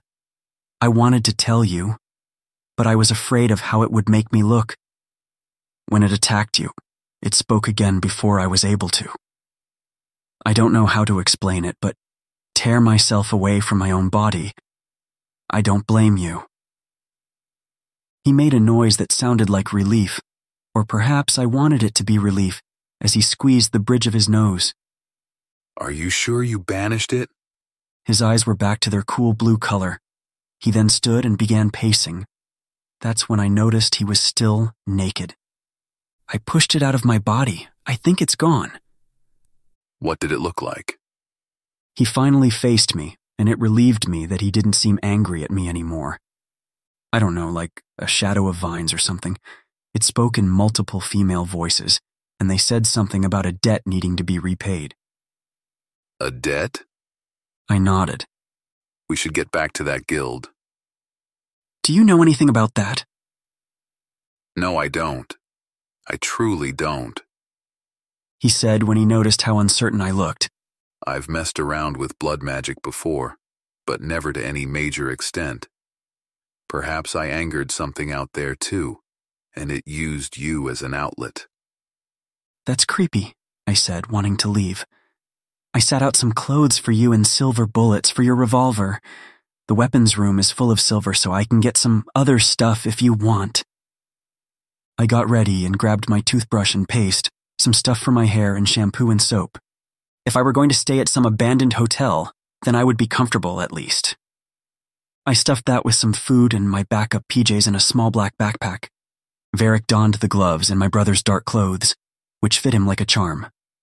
The only other weapon he wanted me to get for him was a regular military knife he strapped to his leg. We were ready to go and put whatever happened last night behind us. Chapter 23. It was still early in the evening when we reached the old guild house, and it was nice and cool outside. I had to admit, I loved the calm peacefulness of the Nevada desert, with its never-ending vistas of rugged rocks and sand. I noticed a large RV parked off to the side of the property that was spray-painted an array of colors with the words, "Healer with an Attitude" sprayed along the side. Hooey! Verity rushed out the door to greet her bike. You brought her back in one piece. A few scratches, but better than not at all. She checked the body of the vehicle. Noor stepped onto the porch, next to a man with shoulder-length hair full of life, its color like a golden sunset. He was small and thin, and his face carried the same fey-like qualities as mine. His scent was sweet. I had to work my brain to place the smell. Sweet pea. A sugary almond scent with honeyed floral notes. His hair was pulled up in a ponytail that he adjusted. He had a friendly smile. I wondered who he was, and speaking of new visitors, where were Morelli and Joe? Noor didn't look happy to see us, and I wasn't in the mood to be lectured.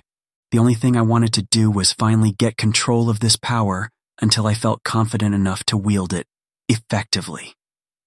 Whoa. Verity checked out my hair. You looking different. I am, I asked, confused. Yeah, your tips have a bit of a blackish tint to them. It does. I glanced at Varric. You could have warned me. It looks fine. Trust me, you'll barely notice it. Verity leaned into my ear and whispered, We need to talk later. I hope whatever the reason you left for was worth it. Noor fussed from the porch. Yeah, it was worth it. The inside of the old hotel looked cleaner than before Varric and I left. The wooden floor was mopped, with fewer cobwebs and dust coating everything. Sitting cross-legged in the middle of the lobby floor was a group of children between the ages of 5 and 10. Their laughter echoed loudly. You wouldn't even think the city was teeming with a bloodthirsty horde of vampires. The smell of something savory perfumed the air, making my stomach rumble. Hello, my name is Kiba.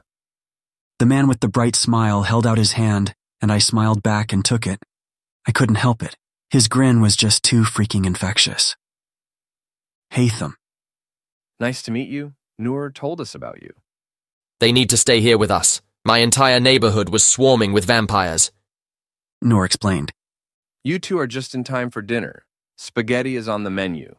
Kiba said, heading toward the kitchen. I am hungry. I sniffed the air, ready to tuck in. Good. Noor nodded. Kiba always makes too much, so don't be ashamed to get a second helping if you want. Morelli and Joe came downstairs, much to my surprise. They didn't speak to anyone, but instead headed outside to speak to Varric. What the hell happened? And who are those people who showed up here? Morelli is Varric's blood cousin, I explained. And that man, Joe, is a human. Varric claims they can help against the Elder. We'll see. He seemed unsatisfied with my answer, but it was my only one. Verity was eventually the last to enter the hotel after Varric and the others, and closed the door behind her. We need a plan to kill this elder, my master, before his lessers spread across the country. No can do. Noor protested. I received word from HQ not to go after Vitus. Why? Varric fumed. When killing him is the key to ending all of this. You think I like sitting on my ass babysitting some fae while people are dying in the streets? He looked at me. Sorry, but those are my orders. Varric laughed contemptuously. Let me guess.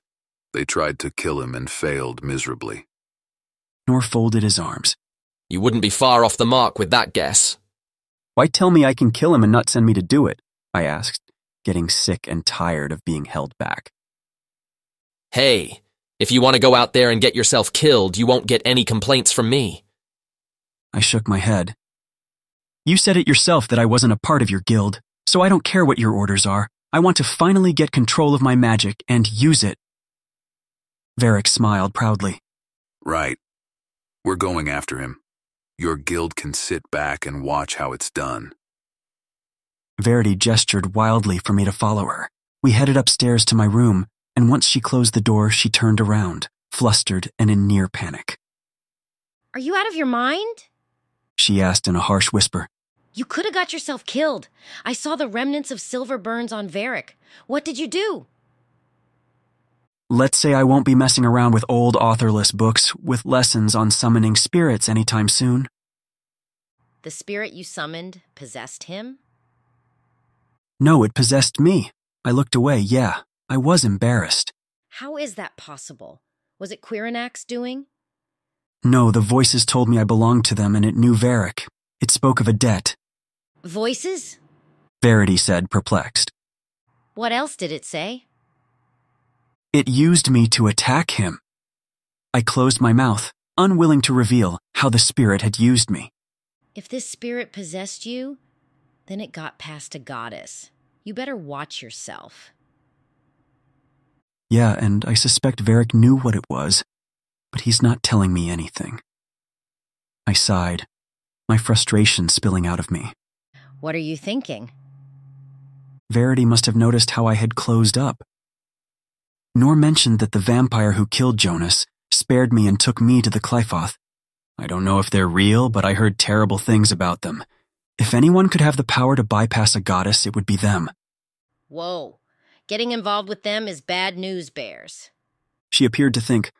Now, don't do anything rash, but... Verity stopped talking. Maybe she thought it was wiser to not continue. Varric possibly owes them a debt, and the vampire who attacked me and Jonas spared me and took me to them. A chill of horrified realization crept up my spine, and saying it out loud to another person solidified my suspicion. Could Varric have killed Jonas? If he had taken away the only father I had ever known. The thought made me furious, yet at the same time, a part of me felt an odd kind of loyalty towards him. Was it love keeping me from entirely despising him? My head twisted into knots. If he killed him, I'll never forgive him. Now hold on. Before we start declaring who our mortal enemies are, let's think about this. When did this attack happen? When I was 10. 10? Shouldn't you remember who attacked you? Or are you experiencing some form of PTSD?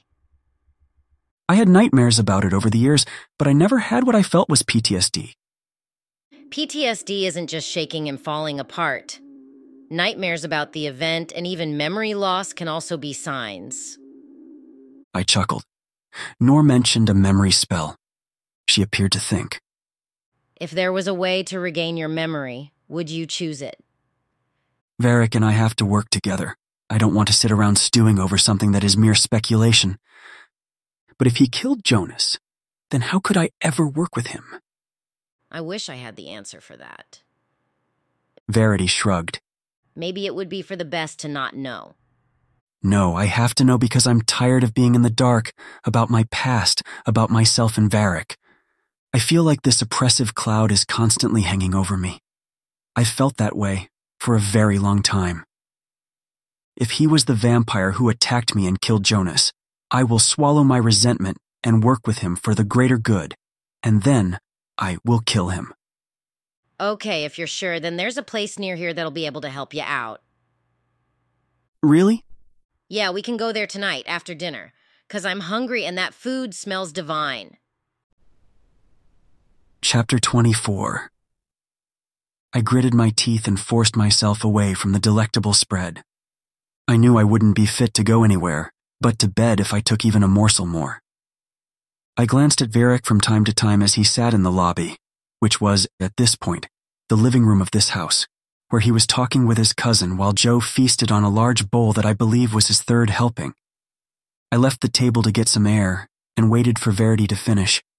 I didn't want to be rude and tell her to put the damn fork down. She was, after all, doing this out of the kindness of her heart. I had no way to repay her for this. I loved the desert, the blazing heat during the day, and the types of creatures that made an arid place like this their home, but the night was better by a long shot. I hated the cold, but the clear starry skies made up for it. It was so beautiful. I wish I had wings. I heard everyone laughing inside. Kiba was collecting the dirty dishes, and Nor was telling him to rest.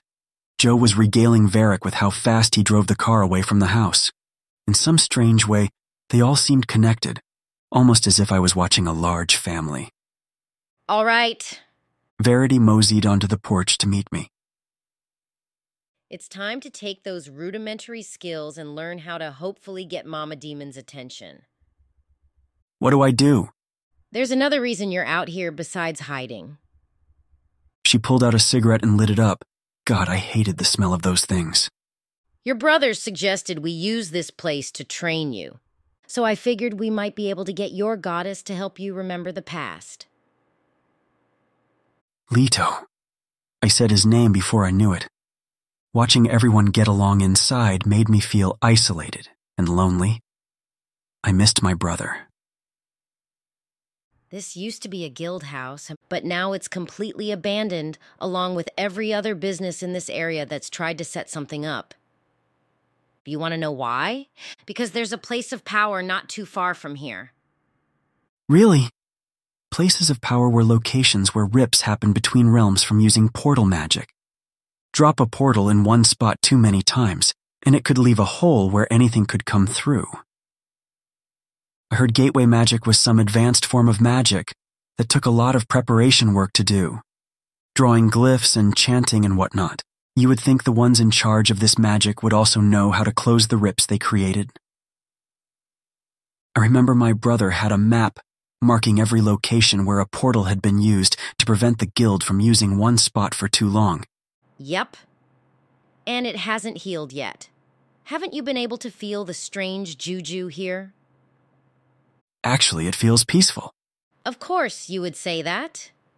Well, this may go smoother than I thought. Mages not used to these places tend to get freaked out. They're not used to the surge of power they can get just from being near a tear. I swear it's like a tingling blood rush. I've been looking forward to heading over there since I got here. Anyway, you should get the power you need to break the spell put on you. Great. Will we have to walk? I asked, concerned about the toll it would take on my body. Yes, but it ain't far. Then the sooner we do this, the better for me. We were walking away from the house when Morelli and Kiba caught up to us. Kiba was panting, obviously being dragged along by Morelli. Let the boys sit there and pump their chests at each other. We more rational genders should get to know each other better if we'll be holed up in that house, Morelli said, walking a bit ahead. We're still men. I groaned at what she was implying. Semantics, you're an Omega. That makes you a better man. Sorry, Noor didn't want to let you in. Kiba played with a small pendant necklace, looking like he would jump out of his skin at any moment. He was a sweet-looking man who wore a long light green jumper that looked vintage. It's understandable. A vampire shows up at your place saying they're a friend of a friend. I'd be spooked, too. Morelli replied casually. Omega, I said warily as I looked at Kiba. I'm an Omega, yes. I guess it's that obvious, huh? He chuckled. My eyes darted to Morelli, who still had her arm draped around him. Relax. I didn't eat you, did I? Morelli laughed. I ain't stupid and I fed before coming here on a coyote. So you're a fae like me? I asked. Maybe I was a little too happy to meet another of my kind. I am. I'm relieved to see another here. Me too. Hope you guys don't mind sleeping out here. We'll be in a cave, so it'll be perfectly safe, Morelli. Verity warned. Cool. Morelli replied like she didn't give a damn. So, Hatham. She then said after a minute. What happened between you and my cousin? Someone hit him with silver dust, but he won't say who. I did it, I replied, not wanting to tell anyone else that I had been possessed. Nice night, ain't it? Verity tossed her half-smoked cig and reached into her small bag for another. Maybe she was trying to change the subject in the most pitiful way possible. And why would you do something like that? Morelli looked at me as if she wanted to fight, but her eyes didn't turn red. If he didn't tell you, then it's not worth mentioning. You better be joking. Morelli replied, her tone changing to anger. Yeah, it is a nice night. Kiba replied to Verity finally, both nervously trying to change the subject. I know, right? The stars are out, and the cactus. Verity pointed to nearby cacti. Why the hell are you still alive? Morelli spat the words like venom. Because he needs me. I shrugged. We worked it out already. We don't need you interfering and reopening the wound. That only garnered a hiss from her, and I stepped away in case she wanted to attack. Okay, guys, relax. Verity finally put her foot down. If Varric ain't telling you nothing, then he doesn't want you coming out here to take revenge on his behalf. Why are we out here anyway? Morelli decided to let the matter slide. I'm helping him use his mystic power, or at least how to tap into it. We're on our way to a place of power, a big heaping magic buffet. She made a series of smacking noises before stopping and pointing ahead. There it is! She celebrated as she pointed toward a cave at the base of a mountain ridge. I wanted to rest the moment we entered the mouth of the cave, but Verity kept going, and I didn't want to be left behind. We'll wait here, Kiba said, finding a rock to sit on, the freaking rock I wanted to sit on. Yeah, go on. Morelli shooed us away. Don't do anything I wouldn't do. Verity teased and whistled a happy tune as she kept moving. We headed deeper into the cave as it narrowed the more we traveled. I nearly slipped on a patch of wet rocks, and my impatience was mounting. How do we know we've found this place of power?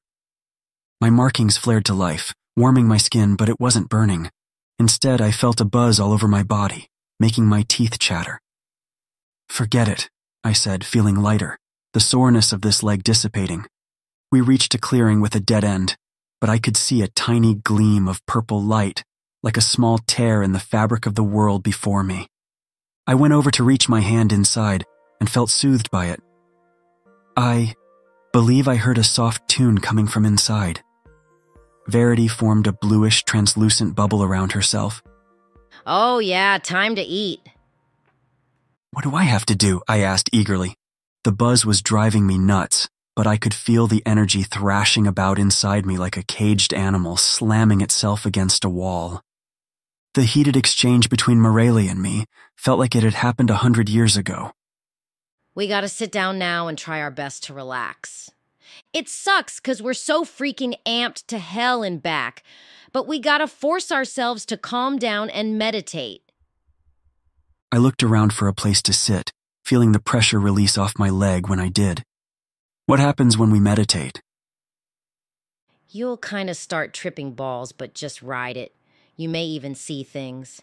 Now sit still, close your eyes, breathe long and slow, and then release. Connect to this place. Feel its power surging within you. Verity instructed, and I followed along. My breaths became shorter as the air became heated and thick. The earthy scent of the water and the rocks vanished, little by little. I opened my eyes to a blood moon sky, and I could breathe light again. Verity? I looked around. I was not inside a cave anymore, but outside, surrounded by a foreboding forest. Don't worry, I'm here. She sat on a rock and waved me over. Although the pain in my leg was gone, I couldn't get rid of the slight abnormal gait. I think I've seen this place before, I said, remembering the red moon in the sky right after that failed kidnapping attempt. Good. Verity nodded. Then I don't have to explain much. Now let me figure out where we are. Hold on, we're here? I wish! Well, actually, I don't. Because I think this is the demon realm. We're not really here, but this is where a portal was dropped. Think of it as a waiting room. We'll go our separate paths as we experience different things. What do we have to do? This is your journey, not mine. I gotta do my own thing. So I have to go off by myself. In the demon realm, I started to panic. Real or not, the thought was freaky. I'm here, see? You can see me? Relax or you'll break the meditation. See those woods? Try going in there and see what happens. Remember, you're not here. Just ride the waves of your power and see where it takes you. I took a deep breath, taking everything she said as much as possible. Now or never. Chapter 25. I stumbled blindly in the ominous darkness, the only light coming from a faint glimmer of the moon behind me. As I passed through a dense grove of towering oaks, I could feel their gnarled branches reaching out for me hungrily, as if to pull me into their clutches. My stomach churned as I realized that this was a nightmare out of a horror film, and I was its unwilling protagonist. Help me! A terrified child's voice echoed from further ahead. I want to go home. A kid. I followed the voice, edging closer until I reached a clearing where the small figure of a child lay huddled, illuminated by a beam of blood moonlight, like an actor on a stage. Hey there, little girl. I started to reach out to her, but then hesitated as I recalled what Verity had said about tests. Crap. Was this some cruel test that I was blindly walking into? The little girl shifted and transformed into an otherworldly creature with tentacles that lunged toward me. I jumped back just in time to find a makeshift weapon and jabbed it into its eye. At that moment, an intense power surged through my body like an electric current, making an intricate mark on my chest that blazed with life. It felt different from when I killed vampires with my daggers. This time, I was filled with overwhelming primal strength. Yes, feel my power. I remember when I first called you. My voice was softer than I intended. I was born on Trine Island, where the Fae called their home in the human realm. My father hid me from the others because I was unseelie, but they came for him and me anyway. The Seelie Guardians were going to kill me. I cried out for help. And I answered your pitiful cry. I closed my eyes, breathing deeply as I opened them again. I had spoken those words as if I had always known them. Is that really what happened? And yet, as I asked myself that question, I got my answer as the events played out again in my memories. A piece of the fog had lifted, and the creature I stabbed was gone. Steadily, I trekked deeper inside the woods and wondered when it would end. I stopped to inspect a tree resembling a smiling face mask. I touched the mouth and leaped back when it moved. It can't be seen, can't be felt, can't be heard, and can't be smelt. It lies behind stars and under hills and empty holes. It fills. It comes first and follows after, ends life, and kills laughter. What is it? It whispered in a dark, grumbling voice. The dark, I replied after a beat, and when nothing else happened, and it didn't say another word to me, I continued forward. I came across another clearing with nothing but a tree stump, and on that stump was an animal I had never seen before. It was small and weak, and its breathing was labored while tiny insects leaped from the body like abandoning a sinking ship. I heard a creature's mighty roar approaching. I wanted to reach out and take the poor thing, but what would be the point? What type of test was this? I hid behind a tree when a giant quilled beast entered the clearing. It sniffed around the area and then focused on the dying creature. I used the moment to sneak past until I reached a picturesque scene of a gleaming lake with a well-made but lonely cabin. An axe was embedded in a nearby stump with chopped wood at its side. I opened the redwood door and entered the cabin. A smoldering hearth glowed in the center of a space, layered with rich earth tones. The bear fur was soft under my feet. This was once a living animal, one of the kings of the woods. Now it was some asshole's rug. I hated stuff like this. The table and chairs looked freshly made and needed a finishing coat. I felt so at peace here that I didn't want to leave. What are you doing? Startled, my gaze was drawn to the man in the doorway. Varric? I said, surprised to see him. His clothing was lighter in color, with beige pants and suspenders over a white striped shirt. His hair was combed neatly, and it surprised me to see no scar on his cheek. His frosty eyes were as bright as ever, but they didn't look hard or sharp like I knew them to be. They looked gentle now. I thought you'd like the deer I caught for you, but you barely touched it. I'll see about finding something else. That would be nice, the man said, and I whipped my head around to see Jonas standing by the window, staring out into the night. Jonas and Varric? What the hell was going on here? Varric stood beside him, neither of them knowing I was there. I blinked several times, wondering if this was a trick being played on me, but if it was, then what the heck was the punchline?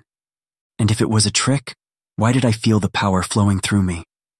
Why was my mind becoming clearer as I stood there watching these two in their intimate moment? And I thought I was overbearing.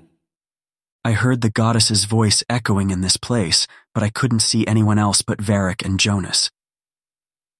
But your brother is giving me, as you would say, a run for my money. She chuckled. I glanced at every shadow in that cabin, hoping she would finally show herself. Once taken root, a lie can fester more profoundly than any wicked spell. Betrayal can cut more profoundly than any blade. You've been lied to, spells cast on you to keep your power and memory shackled. So much has been done to keep you weak, but I will have you strong. Why am I here? This can't be a memory of mine. No, it isn't. But I figured everyone has had the upper hand over us for far too long. It's time we evened the playing field. This is the vampire's memory. Watch. What's wrong? Varric asked Jonas, stroking his cheek. The two of them were obviously in an intimate relationship. Anyone with eyes could see that. The doors burst open, shocking me like a jolt. Varric had shifted fast, ears longer, fangs cracking through the gums. A blinding light filled the room, and when it dissipated, Jonas was gone. But Varric recovered fast and was out the door. I followed behind. The beautiful canopy of trees shielded the small, lonely cabin by the lake surrounded by woods. Jonas held on to Leto, thanking him for coming for him. Do you have your bauble? Yes, it's here. Let's go. Get me away from this monster. He replied, holding a small golden gin lamp in his hands. Varric caught up to them when Leto whipped his hands about, a power of bright light springing from his hands. He pulled out a long, thin sword bathed in golden light. Leto slashed the weapon across Varric's face. Varric tumbled back, roaring before fleeing. It's over. Jonas breathed, falling into my brother's arms. I did it for you, Leto whispered. Let's go before they realize I left the island. The cottage vanished, and my head hurt like crazy, and all I wanted to do was lay down and go to bed. I couldn't believe what I had just seen and experienced. Just what the hell was the point of all that? What's the lesson or test here? Someone or something else cackled behind me, but I knew it wasn't the goddess. Chapter 26. The scene changed, just like in my dreams, and I was back in my reoccurring nightmare of the night Jonas died. This time, I wasn't in my body, but standing there watching the man I had always known to be kind and sweet, hovering over my dying body with my small heart in his hands. His mouth was bloody as he feasted. Jonas, please stop! My child self cried. Even then, Quironak's power surged inside of me. She tried to help me, but the magic Jonas and my brother used to keep her shackled prevented her from doing anything, and I was far too young and inexperienced to know what to do. I felt the spell cast on me lifting, making me whole again, and I watched the scene from my past unfold. Varric entered the house from the garage, but Jonas didn't notice, so enwrapped he was. Quironak, enter me. Ravage me with your power. Varric grabbed him, forcing him to drop my half-eaten heart, still connected to the arteries. I reached into my open cavity and held it in my hands. Varric, no, just let me finish the ritual. I can feel her near. You lying bitch. Varric roared in her face. I was only using him to free the boy from the island. Once I have Quironak, there is nothing we can't do together, my love. I've had enough of your lies. You only care about yourself. I see that now. Varric hollered in his face and gripped him by the throat. So, what if I do? This world only values power, and I need it. If I become a mystic, I'll be the most powerful one in the world. So what if I tricked you, Orlito? You both wanted love, and I gave it to you. The least I could get is what I want in return. With one quick motion, Varric tore his throat out before ripping out the heart, watching him drop to the floor. Varric pulled a satchel from his pocket and sprinkled something on the body, turning it to dust, and the dust spiraled about before entering the bag. I could have sworn Jonas's body was left on the floor, but now I remember clearly that there was no open casket for a body that no longer existed. Varric looked me over and shook his head, as if the sight of me was a shame. He turned to leave when I coughed up blood and reached out to him. Damn, you're one tough cookie. He sighed and kneeled over me just like in my dreams. I'm sorry. If I got here in time, Pochavai v mir. He said with a gentle finality. No. The child, me, cried out. You are stubborn. I don't want to die, I coughed. He looked at me for a long moment before his jaw unhinged and stretched. He reached inside and pulled out a small, glistening black orb. Something red stirred inside. You sure, kid? This is gonna hurt like hell. Yes. He placed the orb inside my little body, while I stepped closer to get a better look, watching the little tentacles stretch out from the orb, working to repair the bloody mess of cracked bones and ripped tubes. My small body writhed in pain. This is only the beginning, he said, stuffing the satchel in his pocket and lifting me into his arms. I watched as he departed the scene with me. I tried to follow, but the scene changed, and I was pulled back to the forest. Oh, how touching. There was that cackling again. When I turned to find the culprit, I saw what looked like a small dragon that was like soot and ash with glistening, scaly skin. Done feeling sorry for yourself? Its voice was nasally yet rough, like a creature imitating a human male voice. Its eyes were black saucers hidden within bushy feathered brows. Who are you? Who are you? He replied, offended. Geez, what was the Great Mother thinking when she picked you? Granted, I guess it was a feat for a 10-year-old to summon her, but still, that alone can't make you acolyte material. He shook his head. Are you a demon? What do you think, sweetheart? I need to speak to her. You did speak to her, and she did all she could for you, helping you unlock your memories and breaking apart that spell some Seelie bastards put on you. But the magic runs deeper than she realized, and getting to it will do more harm than good. However, you should be normal enough to function without the drugs they doped you up with. That Seelie bastard is my brother. My condolences. Where is she now? Resting. You were a hot mess to clean up. I am the ambassador of our great goddess. I carry out her will, as do you. Need I remind you? I laughed. Okay, then what is her will? To help you. And helping you helps her. The more an acolyte uses her power, the stronger she becomes. The stronger she becomes, the stronger you become. And if she becomes strong, what then? Who knows? I could hear the shrug in his voice. She already challenged mankind and lost. Maybe she'll challenge the Demon King. Now, wouldn't that be a spectacle? He cackled. How did she lose to humans? I asked, really wanting to know how that happened. Technically, it was the Fey warrior Conan and some halfling flute-playing moron. But yeah, they tricked her.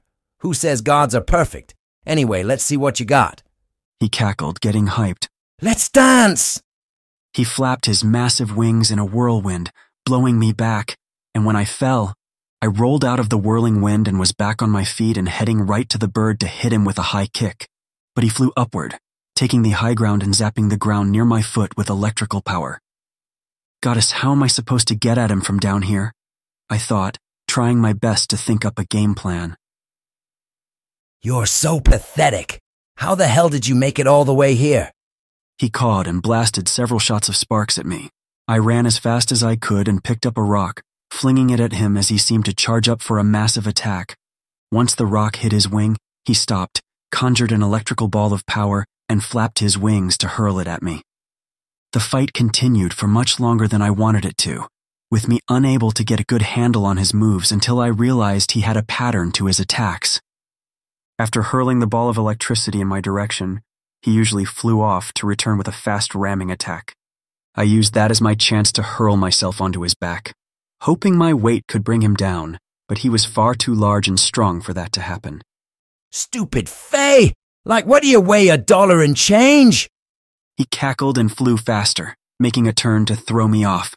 I grabbed his wing, throwing him off balance, and when we reached a tree, I latched onto it with my legs like a bat and flung him hard to the ground.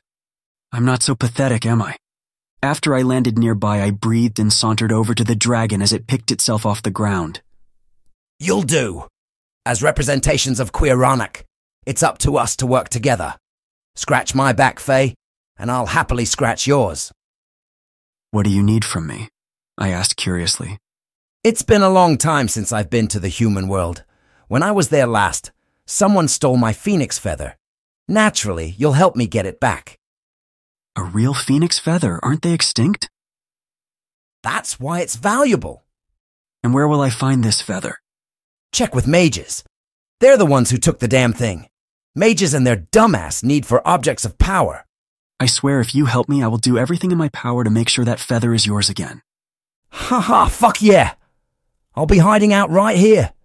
Just summon me when you need me. He zipped like a flash of light into the mark on my chest.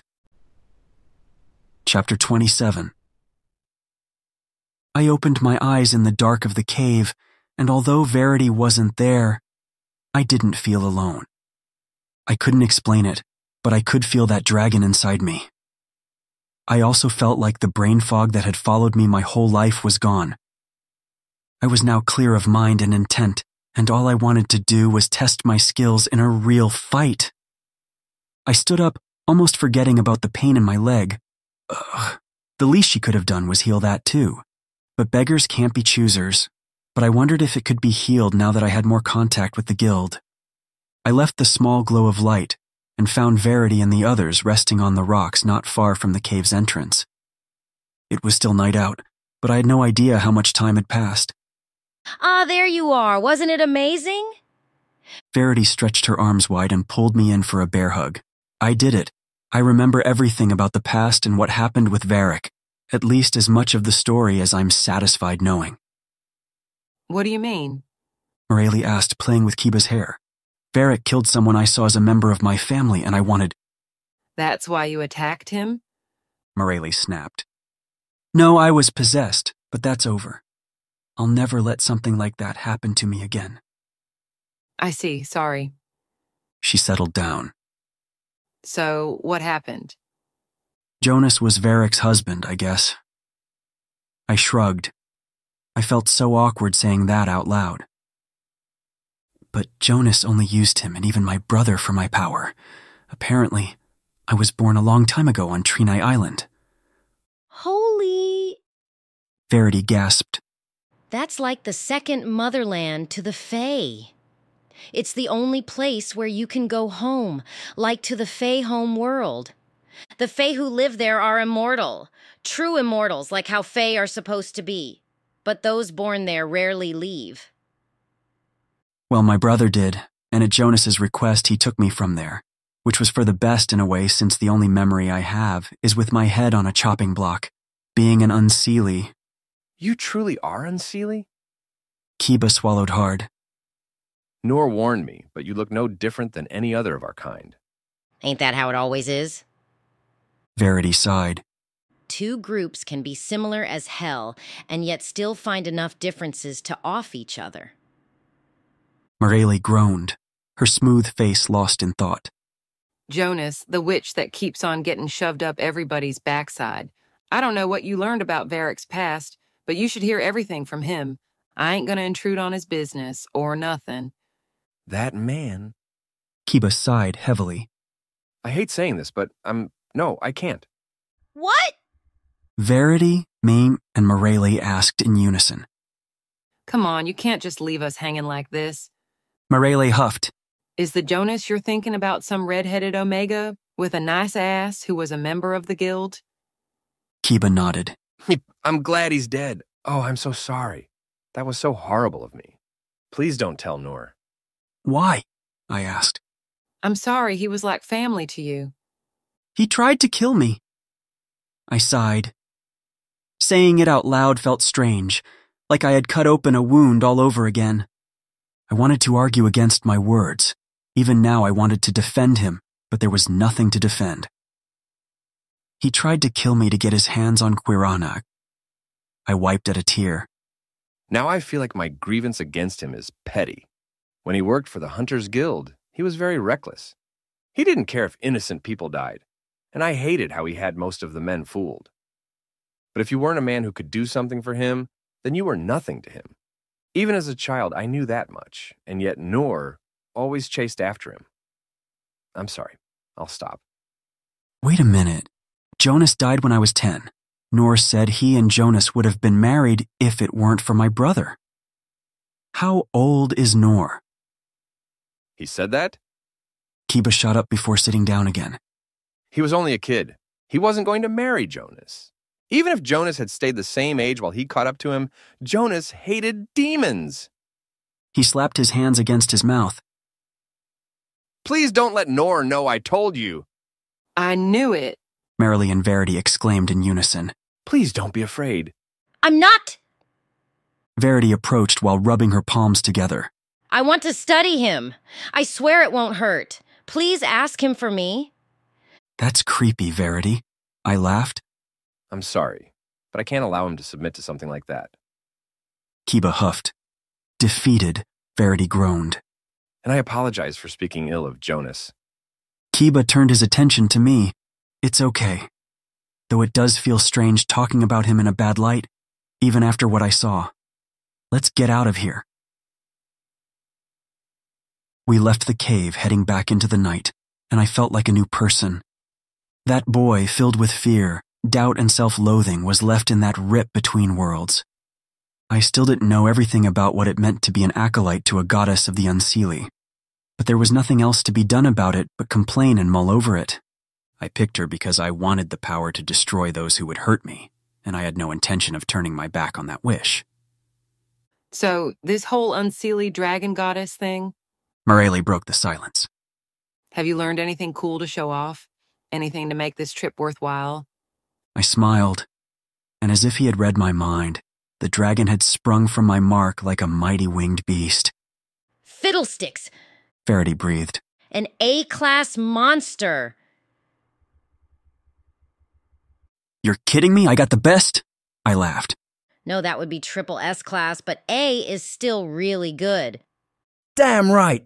Hey, what the hell do you mean by that anyway? The dragon asked, confused and skeptical. Never you mind that, dragon.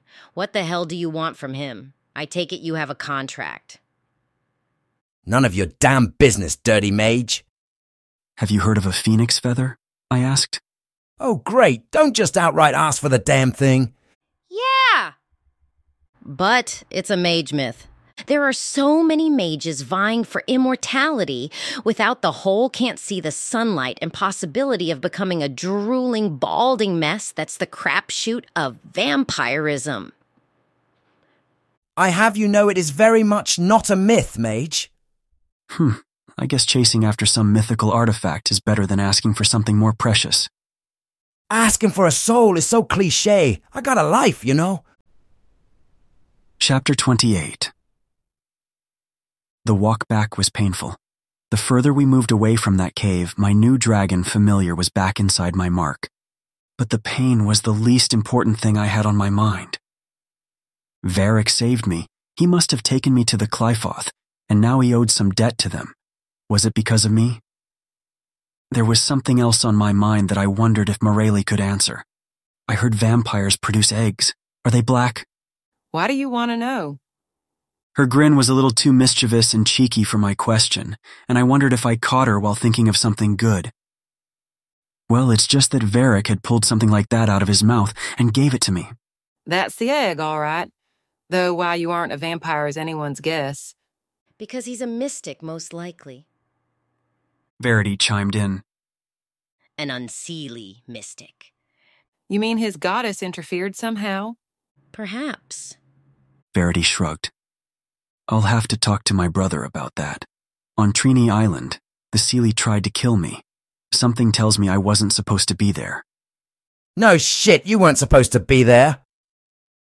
The dragon bird spoke, but its voice seemed to be in my head. That's because I'm talking to you telepathically, Limpy. Wait, can I talk to you like this as well? Are you actually able to hear me? I asked, but kept my lips sealed. We are linked, you know. It's the price I pay for bonding myself to you. You can call me into existence with your mind. We can communicate over long distances if you need me to do some scouting, and it's a great way to plan without anyone knowing. And you can read all my thoughts? I asked worriedly. I mean, not all my thoughts have been clean. That's the price you pay. Please tell me there are no more surprises. Like if you get hurt, I get hurt or something. It doesn't work that way. If you're weak, then so am I. When I get injured in battle, it's up to you to heal me and get me on my feet, and you can also amplify my attacks. Now that's interesting. How? Strengthen your connection with the Great Mother, my dear. Accept her power and learn how to control it. You can then share this power with me, and when I power up an attack, boom, we wreck shit. I like the sound of that. I knew you would. Now it's just a matter of figuring out how to get stronger. Got any ideas? Sure, just go pick some fights. The more you fight, the stronger you'll become. Easy peasy. Yeah, and get myself killed. Don't overthink it. Just start knocking some heads around. You'll get a good sense of which heads you can knock and the ones you can't. Then you keep going until you reach the heads you couldn't knock before. I laughed before I knew it. What's tickling you all of a sudden? Verity chuckled. Sorry? Oh yeah, what's your name? I asked the dragon bird. You don't need it. I prefer to keep my true name to myself. Names have power, Limpy. You shouldn't be so liberal with yours. I can't call you dragon all the time. Then give me a name. A good one, please. Argentavis sounds distinguished. It's a name for a species of now extinct giant birds. Fine. Then Argentavis it is. He cawed. Go ahead and summon me so we can fly. We? Heck yeah. Or do you enjoy limping, Limpy? Seriously, it's getting embarrassing. I didn't want to be rude, but my leg was ready to break off and beat me, and I admitted that I wanted to flex a little. Guys, I'll meet you back at the house, I said. The mighty dragon morphed from my mark and appeared instantaneously into existence. I lifted my arm almost instinctually, and before I knew it, he was lifting me into the air. Show off! Verity yelled, but she didn't sound angry at all. The relief from the pressure on my leg felt great, and the sensation of soaring high above everything was truly exhilarating. I guess no back riding, huh? Unless you want my back broken, you wouldn't. I'm not a full-grown dragon. I'm only 100 years old, still in my teens. Only 100, huh? I said sarcastically. We small dragons have a natural aversion to things jumping on our back, survival instincts and all that. Older dragons like the Great Mother can carry dozens on her back. I don't mind traveling like this as long as you can carry me. Ha! You weigh $1 and some change, softy. He cleared his throat. About that vampire back at the cabin. The Great Mother wouldn't have shown you that for no reason. Gonna use it as leverage or something. No, I'm going to talk to him about it. I sighed, filling my lungs with the night air. How boring. Noor stepped outside, his hand resting on his holstered hand cannon. Varric and Joe followed behind, but none of them were there to greet me. What the hell is that? And where's Kiba? Noor spat when we landed. Calm down, pretty boy. Your husband is safe with that dirty chain-smoking mage and hick vampire chick. You can piss on him to mark your spot when he comes home. Argentavis morphed back into a mist and entered my mark. Ha ha, dragon shit! Noor scoffed and took his hand off his gun. I see you're taking to this whole acolyte thing well. I kinda have to, I replied, then looked over his shoulder at Varric. I need to speak to you alone, I said to him. Varric stepped off the porch. We worked out a plan. Wish you had been here for that. I gestured for us to step away from the house toward the narrow road. I didn't expect you to return with a familiar... Without warning, I hugged him. Thank you, I said, and just like that, Niagara Falls. I just held him and cried.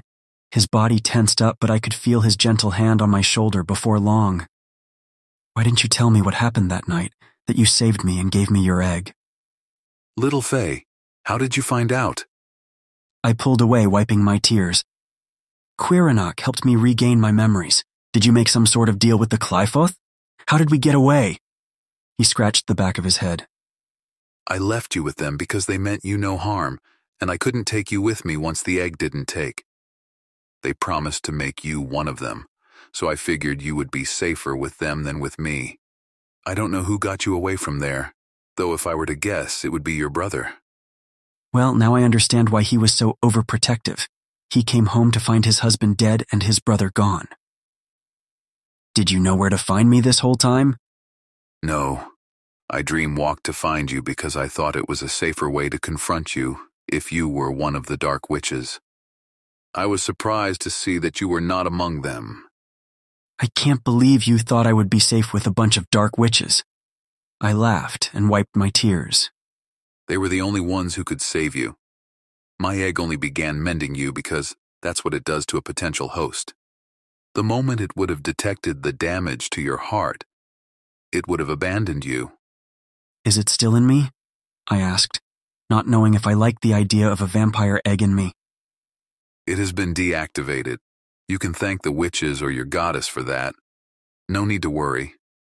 I sighed, relieved. I think I had too much on my plate to deal with becoming a vampire.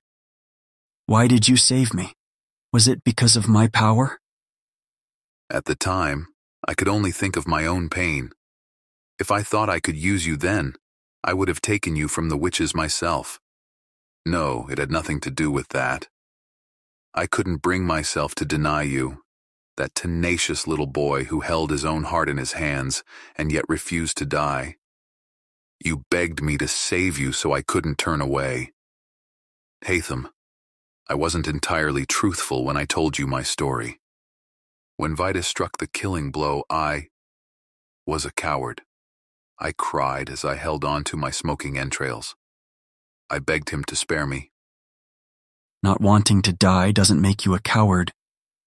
He made me permit him to take my sister, and I said yes. He turned to face me. His eyes glistened in the moonlight. That's when Katya threw herself on me, pleading on my behalf that she would go with him. That's when he gave me his egg to honor our fight. My sister hated me. Deep down inside, I knew it. I did nothing to protect her. She knows I traded her for my life. I ran away several times, and each time he found me. And then one day, Katya told him she didn't want to see me anymore, and he allowed me to leave. Varric. During our fight, when you taunted me about my sister and I put my hands on you, I hurt you because of my own failings and insecurities. But I swear I will not fail you. No. Let's make a new promise. A promise to protect each other and be true partners. We must both decide to trust each other enough to stake our lives on it. No pun intended. He laughed softly. Yes, I like that much better. A blood oath, one that binds us together in true kinship. My egg may be dormant inside you, but I chose you as my child. To my surprise, he embedded his sharp nail in his wrist, freeing the blood. I swallowed hard, knowing what he wanted, but waited for him to beckon me closer. I approached and opened my mouth, allowing the blood inside. It tasted sweeter than I ever imagined. I felt lightheaded, as if I had been given a sedative, and when I couldn't drink anymore, I stumbled and fell against him. Then before I knew it, he lifted my chin and our lips crashed together in a sweet, coppery kiss. See, you worked out your differences. Good, Nor said, waiting on the porch. We already worked out phase 1 of the plan. You need me to kill this guy and you started making plans without me? I asked, confused and still reeling from that kiss, the impression of lips still on mine, his flavor still lingering as I licked my lips. Relax. This plan doesn't involve you. We need more on our side if we're storming Vitus's compound. I can get more vampires on my side and use lessers he didn't make. Okay, how? Yurik, I need to settle the matter with him and take control of his gang. We can use them. He's already set it up to meet with his people a few clicks from here tomorrow night. Although he's stubborn in handling this, refusing help and all. I told you, it'll be a one-on-one fight. I need it to be a legitimate victory. I see. Chapter 29. My body hit the bed like a rock tossed in a pond. I removed the uncomfortable book from my backside and looked at it. It was The Golden Court with no author name. What was up with old books, written without an author's name? I tossed the book aside to get more comfortable. Argentavis morphed from the mark and perched himself at the top of the canopy, his weight creaking the thick wood, but it held up without any issues. That's about the Seelie Court, he said, getting comfortable. Are the differences in the courts just about how we use magic? Pretty much. And that's enough to kill off an entire group? Take a look at the human realm. People get killed over being different all the time. Add in the ability to wield vast amounts of power, and you have a recipe for disaster. Is it possible to be both? Sure, but neither will have to be normal people to maintain that kind of relationship. Hatred runs deep between the two clans. So deep they were calling the unsilly demons, while commissioning demons to forge weapons to kill them. Because they're fools. He cleared his throat. She's an Oilotheist, I'll have you know. One of the oldest dragons, so magnificent that she achieved goddesshood. As her child, I'm called a demon, but all unseelie gods are considered demons to the Seelie. They believe you unseelie came from the demon world, a group so vile that not even the demons wanted you. Is that true? Hell no. Those Seelie are just prejudiced fools. You are very much a fae. Just as the moon needs the sun needs the moon. But the Seelie wanted only the light, so they snuffed out the dark. Sometimes history is that simple. I sighed. I want to talk to Leto about it, but the way he spoke the last time we talked, it sounded like we won't be speaking anytime soon. I guess I should be angry about him lying to me, but I'm not. He protected me and kept me away from them. Whether he's my biological brother or not makes no difference to me. He's my brother through and through. I feel all mushy inside. Hey, don't mock me. Why not? You make it so easy, Limpy. Couldn't you come up with a better nickname than that? The receiver of the nickname can't decide what the nickname will be. Those are the rules. Fine, then I'm calling you. Ugh, I suck at insults. I groaned. I'll just call you Arjun for short from now on, stupid bird. Oh, a secret name within a secret name. Of course you would like that. I rolled my eyes. The sunlight in the room was a welcomed sight, but I still had one of those heavy-headed moments and plopped back in bed. Rise and shine. It's noon. I wish it was still night so I could sleep more, I thought, willing my body to move. I put on my slippers and stretched. Varric pulled me into his dream, where I showed off some of my moves and even discovered a few tricks up my sleeve. Later he promised me a sparring match in the flesh, and I was eager for the fight. The house was so quiet. I didn't hear anyone, not even the kids, and a sense of foreboding took hold. I hightailed it downstairs to find that stringy blonde-haired guy in the same scummy t-shirt and jeans that looked like he came straight out of the 90s.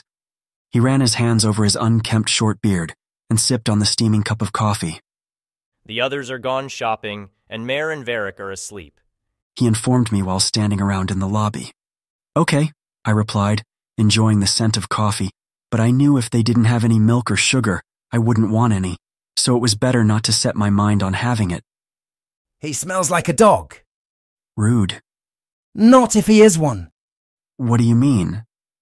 He's a shifter, a wolf. I can smell it all over him. My silence must have freaked him out. His eyes grew wide as they shifted about. He nodded like he couldn't find any topic to talk to me about. Yeah, I'm gonna go watch TV now. I, on the other hand, had the perfect topic. You're a wolf? I shouted, unable to keep a big dorky grin off my face. Just when I thought I couldn't meet another type of soup, one stared me in my face.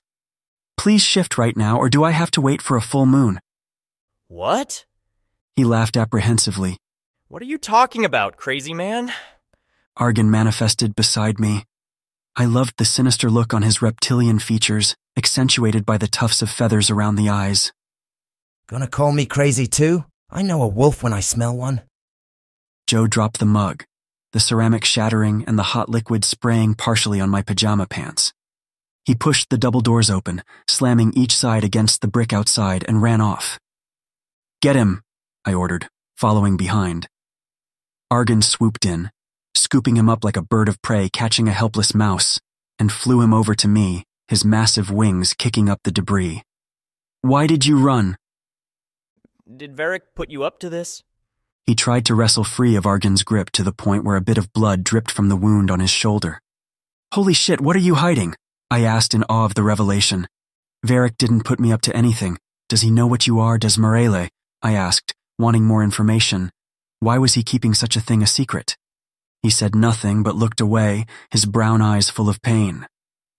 "Talk, dog, or I'll make you howl." Argan dug his talons deeper, drawing more blood onto the sand. I couldn't help but laugh at the fact that while I was feeling sorry for this guy, Argan had no fucks to give. No, neither of them knows. He gasped, and his words jerked. Listen, I'm not causing anybody harm, right? Let's agree not to tell him and pretend everything is normal. Why should I do that? I said, crossing my arms. Do vampires and wolves have problems with each other? If they accepted you as a human, then why not a wolf, unless there's another reason you wish to hide your identity from them? Joe remained silent again, and it ticked me off. Do you work for Uric? He still kept his trap shot, but I had a feeling it wasn't the right answer. His master? I asked, hoping he would deny it, but unsure if I would believe him. There just didn't seem to be any good reason for him to hide like this. The look in his eyes made it even more aware that I had hit the nail on the head. Silence won't help you, doggy.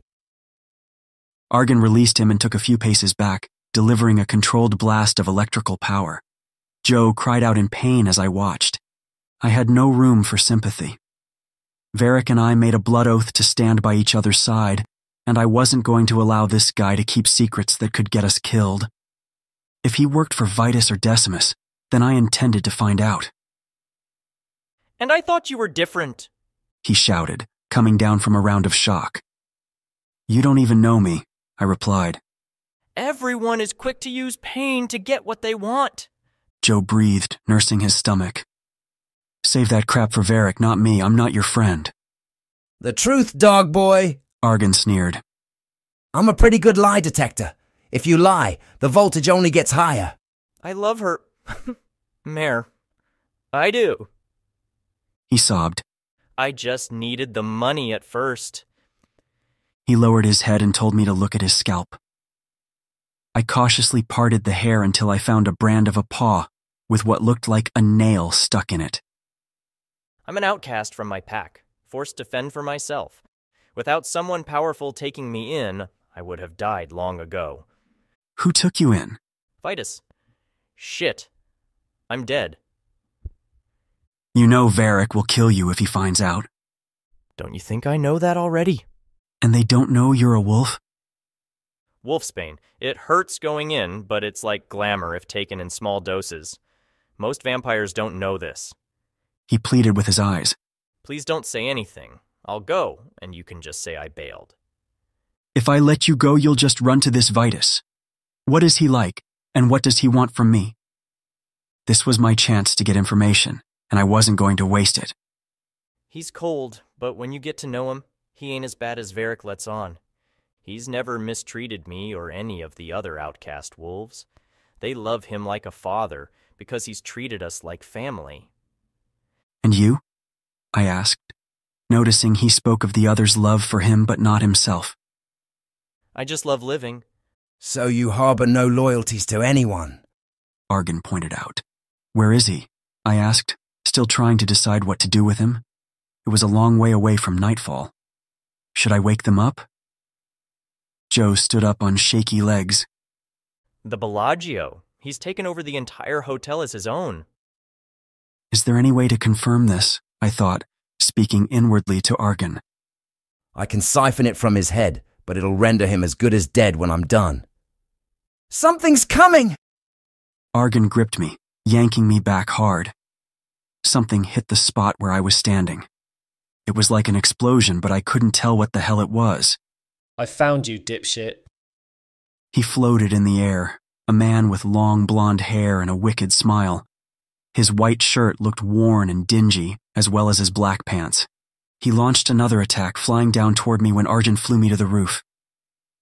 A fae? Pardon my ill manners. He bowed low mockingly once he landed on the roof before me. I am Savel, and by my goddess, the beautiful and all-knowing Egeria, I will see you dead. A mystic? If you want to stop the carnage by the vampires, we need to work together, not fight. The man put his hand over his mouth, in a full-blown laughing fit. Yeah, I don't think talking is going to work. Argan chuckled. He's right, it won't. The man had finally calmed down. I don't give a damn about the vampires or this filthy human world. Your presence threatens our beautiful world, and I will not allow you to live. He lifted his arm, and a small light grew from a mark on his body until what looked like a blue tiger morphed into view. Careful, she's a water sprite! We gotta stick to electrical attacks, no fire! Okay. They fired the first shot, and like a bullet made of water, it blasted through the roof, leaving tiny holes where we had dodged. I picked out the man for Argan to attack, and he hit him with a lightning bolt just as his familiar was trying to attack me. He stumbled back but didn't fall. The creature whipped its tail, and before I knew it, I was trapped in a bubble of water and couldn't breathe. Limpy, get it together! Don't worry about me. Keep fighting, but don't concentrate the blasts. Weaken them and allow them to disperse once it delivers a water attack. Take the high ground before that fae can recover. I tried not to panic, but it was damn hard not to. I tried almost everything, but couldn't find my way out, and the need to breathe was coming at me fast. I didn't want Argan to focus on me. I heard the man say something, and I couldn't tell if he was talking to Argan, his own familiar, or me. But I let go, and felt the water rush inside, remembering what I had done before when I pushed out those witches who had taken over my body. I pushed myself out of my physical body, leaving its limitations behind. But other than attacking the witch, I wasn't sure if it would work. Well, you'll never know until you try, I breathed, launching a fire attack directly at the fae. The black blaze hit him fast, and he looked around, not knowing what had happened, but soon after, he screamed bloody murder. Gotcha now, I said, hitting him with another blast of fire while Argan took his familiar off guard with a series of electrical shocks until it lay incapacitated. You demon! You're not supposed to beat me! Where are you? I held my fire in my hands and punched him so hard that he hit the roof, releasing my physical body from the bubble. I ran for my body and fell on top of it, hoping it would work. I coughed up the water and picked myself up. You will die! He shouted, wiping the blood from his head and slamming it on the roof. I'm giving you one last chance to leave here. To hell with giving him a warning. Let's toast him. That's his warning. I couldn't help but laugh. You wish to spare me out of pity? He sneered and charged for me. I stood there shaking my head. Fine. Just remember when you're screaming in agony again that I gave you a chance to walk away. This time, I conjured my spear and transferred my fire to the blade. His eyes widened. She was right. You do have the Adaxis. Those are not yours to wield, you filthy cur. Then come over here and take them from me. I charged at him. But something happened that took us both by surprise. A smoking hand punched through the shingles and gripped his leg. He yelped as he was pulled through. I ran over to the hole, hearing the fae scream in the dark of the attic where Varric and Morelli had gone to bed. His screams eventually faded into small gurgles escaping his throat. Go away, and stay away from this house until nightfall. Varric shouted, blood coating his voice. Don't have to tell us twice. Argan lifted me, pulling me away. That fae's familiar stood and shook itself before slamming into the roof. You know, Limpy, I said no fire attacks, but I had no idea you could astral project at will. Good show. I scanned the area looking for Joe, but he was nowhere in sight. The wolf is gone, I said, watching the house as we flew above it and away. Chapter 30. How are you feeling? I thought you were a goner when you stopped moving in that bubble. The only thing that kept me sane was that I wasn't dead. So you will die if I die? We dragons never half-arse anything. Then I'll be more careful from now on. Appreciated, he said, almost muted. Thankfully you've got a vampire on your side. I didn't expect that pompous Seelie to let himself get snatched like that, he crowed. So, how was the taste of a real battle? Good. I just wish my leg wasn't so shitty. But I don't feel as worn down as before. I wouldn't even know what it feels like to be powerful. We stick together, and we're gonna feel it big time. What worries me more is what comes after this. Will more mystics come after me? We cross that bridge when we get there. He said his goddess was Egeria. Yeah, her power is water-based. Honestly, her greatest power is her gift of prophecy. I don't know why she picked going on the offense, but I guess they were after the Adaxis you have. He said I was a danger to his world. Pfft! It's because you're an unseelie. I think that's them. I spotted the RV kicking up dust on the sun-drenched road. Argan dipped fast, causing my stomach to drop like I was on a roller coaster. We landed a few feet away from the RV, causing the driver to screech the tires until the vehicle halted with a jerk. Are you out of your mind? We almost killed you. Noor shoved his head out the passenger's side. I walked over to him. The house isn't safe to be in right now. The vampires have gone. Vampire. I freaking knew it! He scoffed, shifting angrily in his seat. They hurt you? Verity's brow furrowed with concern as she gripped the wheel. No, but I got a few pieces of news to tell you. They parked the truck on the side of the road. Kiba joined the kids in their play near a tall, spindle-like cactus with almost tree-like branches. Verity pressed her back against the truck and then jolted with pain before squatting, her cigarette in her mouth, ashes sprinkling to the ground. Noor rested against the side, seemingly unfazed by the heat. And this was the first time I noticed that he was wearing a coat, sweater, and shirt in this weather. He was making me hot just by looking at him. I explained it all in as much detail as I could, finding out about Joe and then the attack of that mystic, though I left out the whole outer body part. I didn't want to lay every possible ability on the table. I wanted to trust, but, well, trust was hard given my circumstances. So the wolf was a spy. That means his master now knows where we live. Noor played with a small crystal pendant around his neck. Then we'll camp out here until nightfall, Noor said, heading off to join Kiba and the kids. The rest of the day was uneventful and I was glad for it. I remained inside the truck, resting on the floor while Argan flew the kids around under Noor's stringent supervision, before joining Verity for a game of cards in which he accused her of cheating several times. When Verity and I were alone, I asked her about my leg. I took a look at it when you were out the first time you got here. I gotta say, whoever did it was really powerful. They attacked the nerves. You know how much fine control you gotta have to pull that off? That's some real talent. Jonas did it to keep me from running. He needed me alive. I rolled my eyes. Yeah, fine freaking work indeed. Didn't mean to praise the handiwork. I was just speaking from a professional POV. It's okay, so there's nothing you can do. Not me. Like I said, I'm the party healer type. I specialize in hitting you with an overall healing spell meant to attack wounds, and AoE heals, where I place down healing spots in locations people can take advantage of. This is nerve damage, and it's healed for all intents and purposes, just healed badly. This is just my luck. There's a renowned healer named Isul who may be able to do it. But he ain't with the guild. Where can I find him? That I don't know. He doesn't heal anybody, and he doesn't care about money. Raymond, our boss, could put in a word for you, but that's all he can do. No one orders Isul about. Nightfall.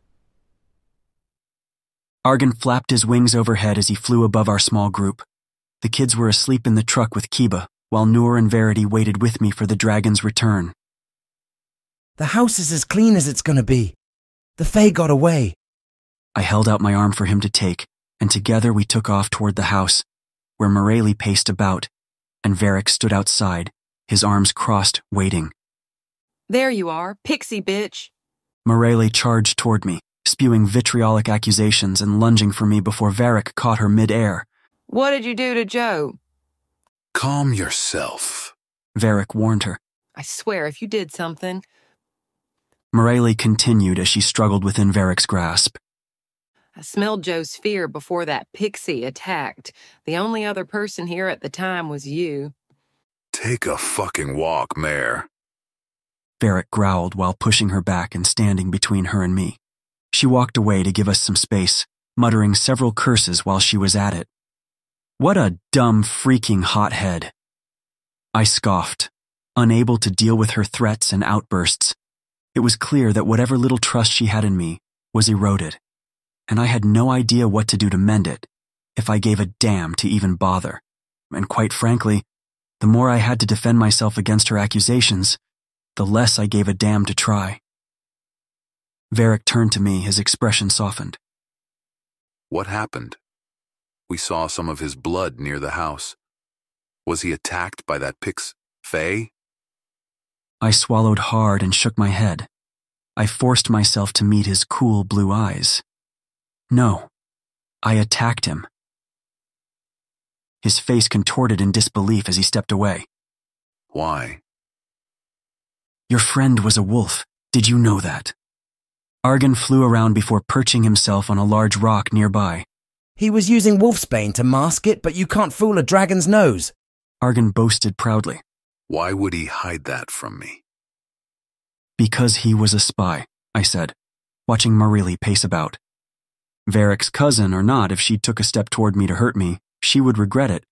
Liar! Varric gave her a look and she refused to come back over. Go on, he said, clenching his teeth and tensing up his well-shaped jaw. Vitus has been taking in wolf outcasts and giving them a home. Joe was one of them. He showed off the brand of a paw with a nail in it. It's hidden in his scalp. He claimed he wasn't loyal to him, but who knows? I shrugged. Varric shook his head in disbelief. I've known him for years. Why would he just tell you? Did you torture him? He tried to run when Argon caught on to him. We did what we could to keep him here. Varric chuckled disdainfully, his reaction taking me by surprise. So where is he? It's not a full moon. I took a deep breath and replied. He managed to escape during the fight. I believe he's headed to the Bellagio in Las Vegas, where his master Vitus is waiting for him.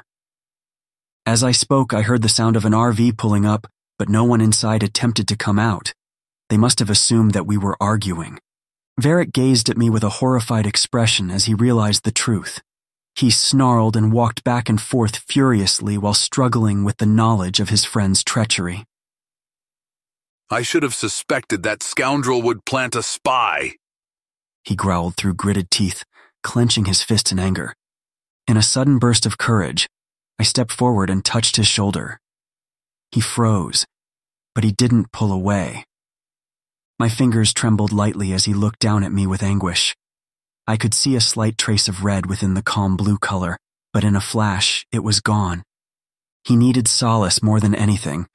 Words couldn't fix this pain, but maybe just being by his side could help.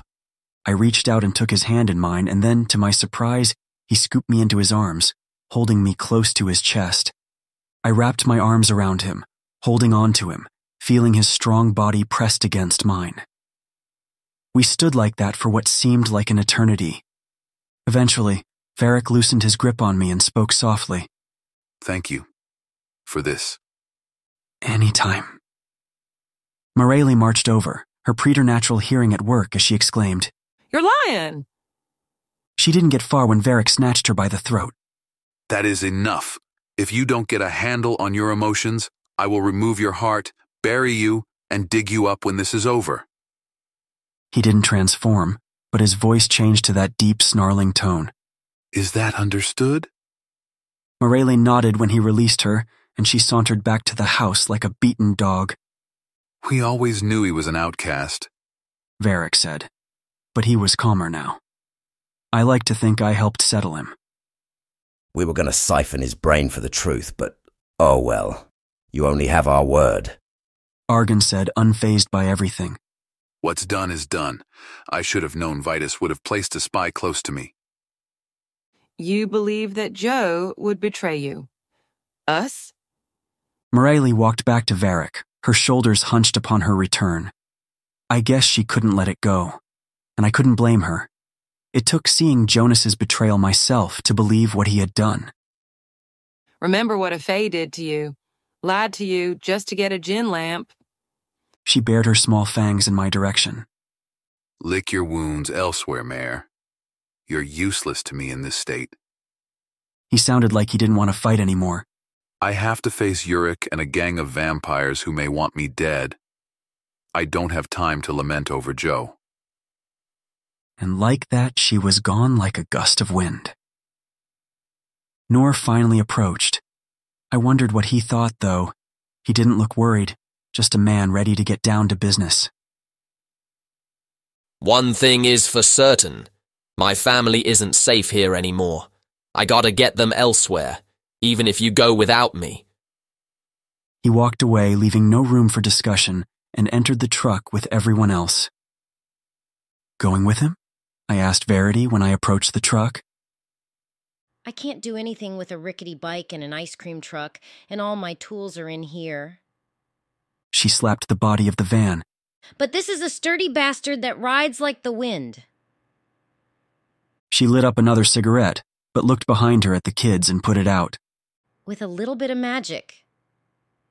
We may be back here before daybreak. You should come with us. Varric approached, standing near the truck. No. He will stay here with me. Now that we know where Vitus is, we need to prepare. I'll be fine. I turned to face him. Just be careful. Nor settled in the driver's seat, and they were back on the road, leaving us behind. Chapter. The crescent moon hung in the sky underneath the arch of the Milky Way. There were no cities or small towns in sight, and we had long left the guild house behind. We were in a clearing surrounded by mountains and plateaus. The only light was the headlights of the various cars and motorcycles surrounding the makeshift arena. A metallic scent wafted about the circle as the beast, its fangs protruding and eyes gleaming like orbs in the night, tore through a screaming man. Varric rested his large hand on my shoulder as we stood far from the battle in the ring. I could feel the movement of his chest as he held me close, and I hated myself for wanting to lay on it and listen to the unnatural beat of his heart. Hopefully, mental berating would be enough to drive down my libido. It didn't, but it helped me focus on my surroundings and not lose myself to Varric's earthy scent.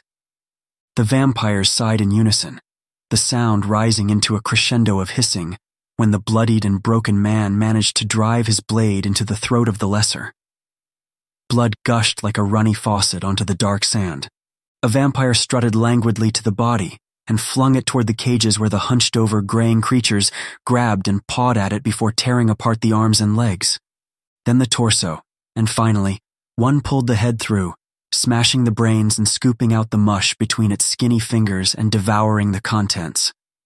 The vampire helped the trembling human to his feet and laughed merrily as he gave him a congratulatory pat, causing him to lean forward and spew blood and vomit.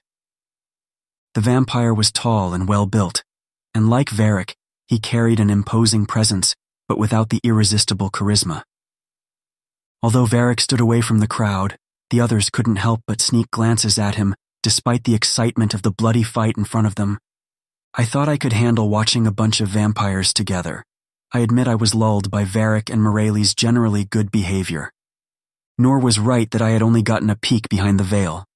But holy moly, a bunch of vampires together was insane. Violent and full of bloodlust.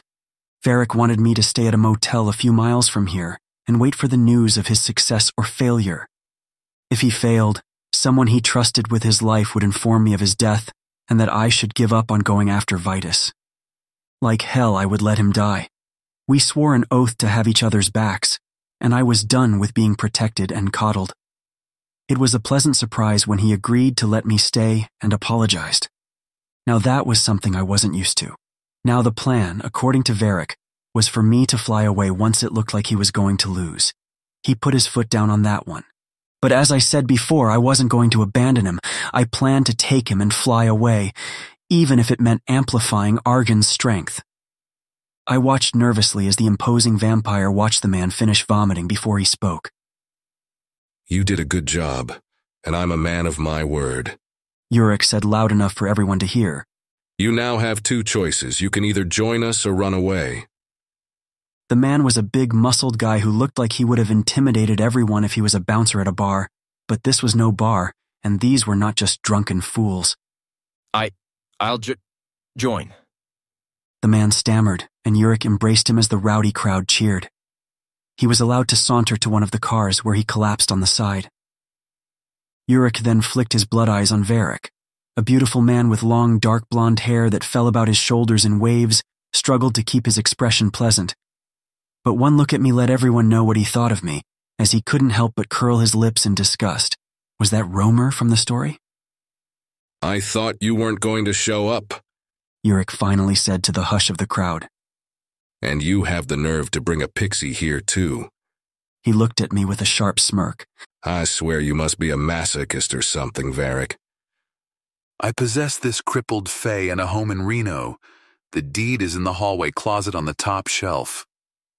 Varric replied, keeping his tone neutral, uncaring. He then held up a piece of paper. I have a list of every vampire loyal to me. All of these things are yours when I die. The crowd pointed and laughed at me, which pissed me off, but it was better to let them believe I was worthless than the one who could end their little apocalypse. Now I knew why Varric was so nervous about this fight.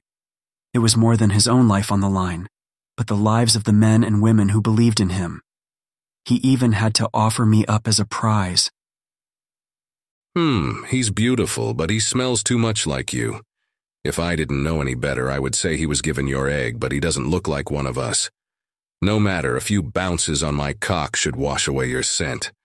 Yurik approached and reached out to touch me when Varric stopped him, gripping the man's wrist until he pulled away. Yurik didn't seem bothered by the action. Actually, he seemed almost pleased he could get a rise out of Varric. I'll take him when I kill you. He waved dismissively and stepped back. And I wager all my clan and recruits. I own a home too, you know that. I even have the deed here. Varric stepped to the center of the circle of lights until he and Yurik stood facing one another. Nervous wouldn't even begin to describe how I felt at this moment. We were brothers once, you and I, Yurik said. But no matter how much I loved you, I knew this would be our outcome. This is only our outcome because of you. I've never wronged you, yet you've allowed the insecurities and whispering of others to guide how you feel. It's a sign of weakness, Yurik. At that, Yurik's face changed. It doesn't matter if the rumors are baseless. This conflict ends when one of us does, and I swear I will hunt down every vampire who conspired against me. Now let's settle this like warriors. Varric smiled grimly, knowing a match between them was inevitable with such words spoken out loud. Attack! Yurik hollered, and 6 battle-hardened vampires sprung from the crowd and rushed at Varric, who snarled with rage. Yurik, you lying bastard! Varric half transformed. His nails grew sharper and longer, and his fangs extended and dripped with venom. Varric deflected the blows of the vampires who attempted to overwhelm him, but it was clear their sheer numbers outmatched him. Several points on his body were already bleeding from shallow cuts that had barely penetrated him. To hell with this, I conjured Argon, and together we flew over the crowd and landed in the makeshift arena. I materialized my daggers and stabbed one of the vampires, who screeched before turning to dust. Varric fought alongside me. His punches and kicks created shockwaves that sent the vampires flying in all directions as his razor-sharp claws easily ripped through their flesh. Argon flew above us, blasting a wave of lightning until it formed a wall around the circle, preventing anyone else from entering if they didn't want to be fried to a crisp. Yurik! Romer screamed. Of course, the worm was trying to escape when a jolt of lightning shocked him, forcing him back inside. I'll handle these vampires. You take care of him. I gestured to Yurik, who was picking himself off the ground. Varric's lips crashed into mine before I could even register his touch. My body tensed, overwhelmed by the intensity of his kiss. He pulled away, leaving me breathless, and flashed a wicked grin. I couldn't resist. Don't apologize for giving me what I want, I muttered, and focused on facing down the remaining vampires. With no more regrets or doubts, I was ready to show Varric and everyone here what I was capable of. My eyes burned with deadly intensity as the power built up inside me. I saw it in my mind before it happened. I ignited my daggers with a rage-filled dark fire and swung them about, creating burning blasts in each direction. One by one, the remaining vampires shriveled into nothingness. When all was done, Varric and Yurik stood in the center of the blood and soot-covered battlefield. Now that's what I'm talking about! Argon cackled before swooping down, joining me, and lifting me above the electrical wall. Varric looked back to see where I was and smiled before transforming into a massive vampire bat. Yurik did the same, and I could already feel the crackle of power and intensity between them. The brotherly love between them had long since dissipated into hatred. All that was left to do was end the conflict so Varric could unite the vampires to his side. The fight was a relentless onslaught of violence, the speed of which could not be traced by the naked eye. Varric's jaws snapped with deadly precision as his sharp teeth pierced through Yurik's flesh and fur, forcing Yurik to counterattack and land several massive strikes. But Varric refused to submit, and with one final surge forward, Varric let out an almighty roar before shredding through Yurik. Just as Yurik was about to gain control with his claws around Varric's throat, Varric ferociously bellowed and lunged forward in a savage fury of bites and rips that left Yurik's wings and neck mangled beyond recognition and his chest exposed. Varric snarled and snapped as he fought for access to Yurik's beating heart, the only chance at winning this life-or-death battle. And so it happened. After some struggling, another ear-piercing screech echoed through the silence of the night desert. The vampires attempted to see through the wave of lightning. Everyone was on edge about which one had won over the other. Varric pulled himself free, leaving behind nothing but dripping blood and coils of nerves and organ tubing as he held the still beating heart in his clawed hand.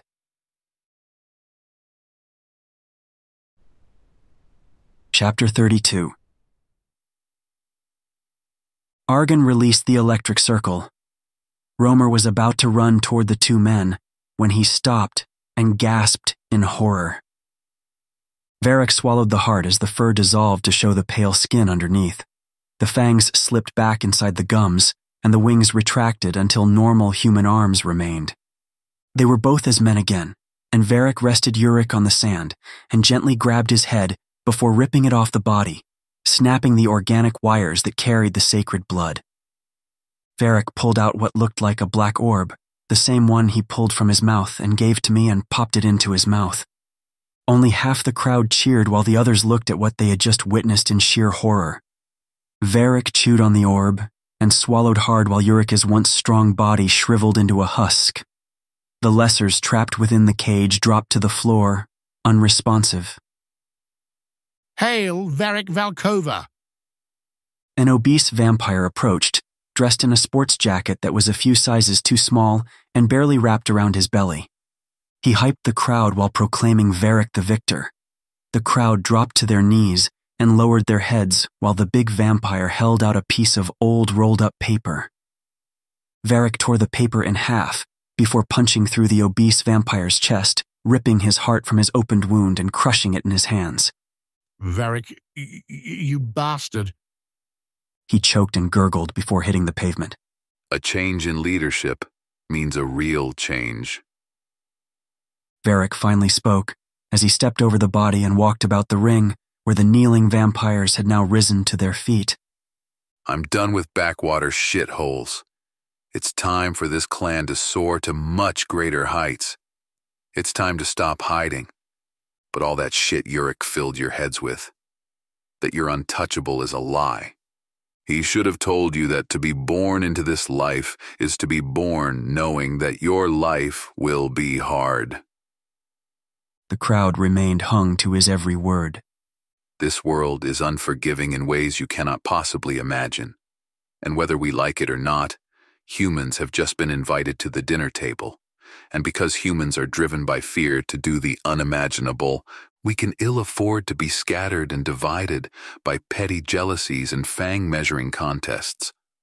We need our own city, and since the humans have mostly fled the cities, what better place to begin than Sin City itself? The crowd celebrated. Gear up! We're relocating to Vegas! A shadow sought to slink away behind the nearby rocks.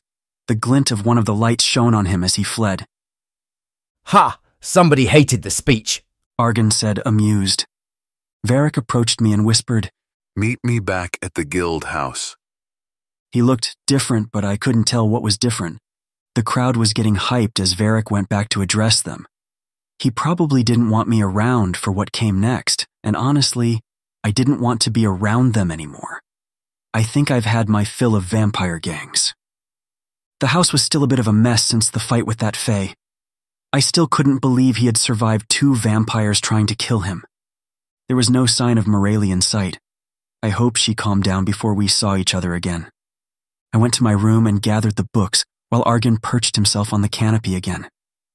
Almost an hour later, I heard the vehicles outside and the headlights illuminating this old house. I hoped they wouldn't come here, but it seemed like my reprieve from vampire gang antics wouldn't last long. Varric got out of one of the trucks with the vampire, who we thought had run away during Varric's speech. The man with a thin mustache looked nervous but smiled at whatever Varric said. It didn't take Varric long to come to my room with the man in tow. I heard the others downstairs, their voices muffled by the walls. The man looked at me, biting his lower lip as Varric closed the door. Never had pixie blood before. He chuckled breathlessly. What? I flew away from the window. And you never will. Varric pinned him to the floor, and just as fast, both of their fangs were out almost instinctually. But Varric had the upper hand, and the other knew it. He struggled to break free to no avail. Dragon, you said you could siphon the knowledge from him, Varric said, holding the struggling vampire down. Argon cackled before looking at me, and I nodded for him to proceed. To my shock and disgust, he slammed his sharp beak into the center of his skull, puncturing it like a straw into a hole. He slurped, smacked, and rolled his small tongue about the mush before sucking the rest like a Slurpee and swallowing the matter. Seriously, he looked like the brain bug from Starship Troopers. Varric released the vampire as he twitched and jerked lifelessly. Francesca Wilson and DeMarcus Benson are your other 2 spies. It seems they are lovers, and lo and behold, the Bellagio comes up. Argon cackled. Varric reached for his phone, his fingers tapping rapidly against the screen as he dialed a number. Once the call went through, he spoke in a low, commanding tone, ordering the person on the other end to bring 2 individuals to him, each with specific names that he mentioned. He stressed that they should be brought to him one at a time, his voice unyielding. After hanging up, Varric slumped down onto a nearby chair, his body language betraying a sense of impatience. He crossed his legs, his back straight and chest pushed out, projecting an air of confidence that made me feel uneasy. As I watched him, I couldn't help but wonder what he had planned for the individuals he had summoned. There's nothing more exquisite than silence. He broke this awkward, silent intensity. Is it difficult being in here alone with me since I kissed you? What am I, 12? I shrugged. You expect me to blush every time you enter a room now? It was just a kiss, nothing more. You should know that I've been known to make men obsess over me.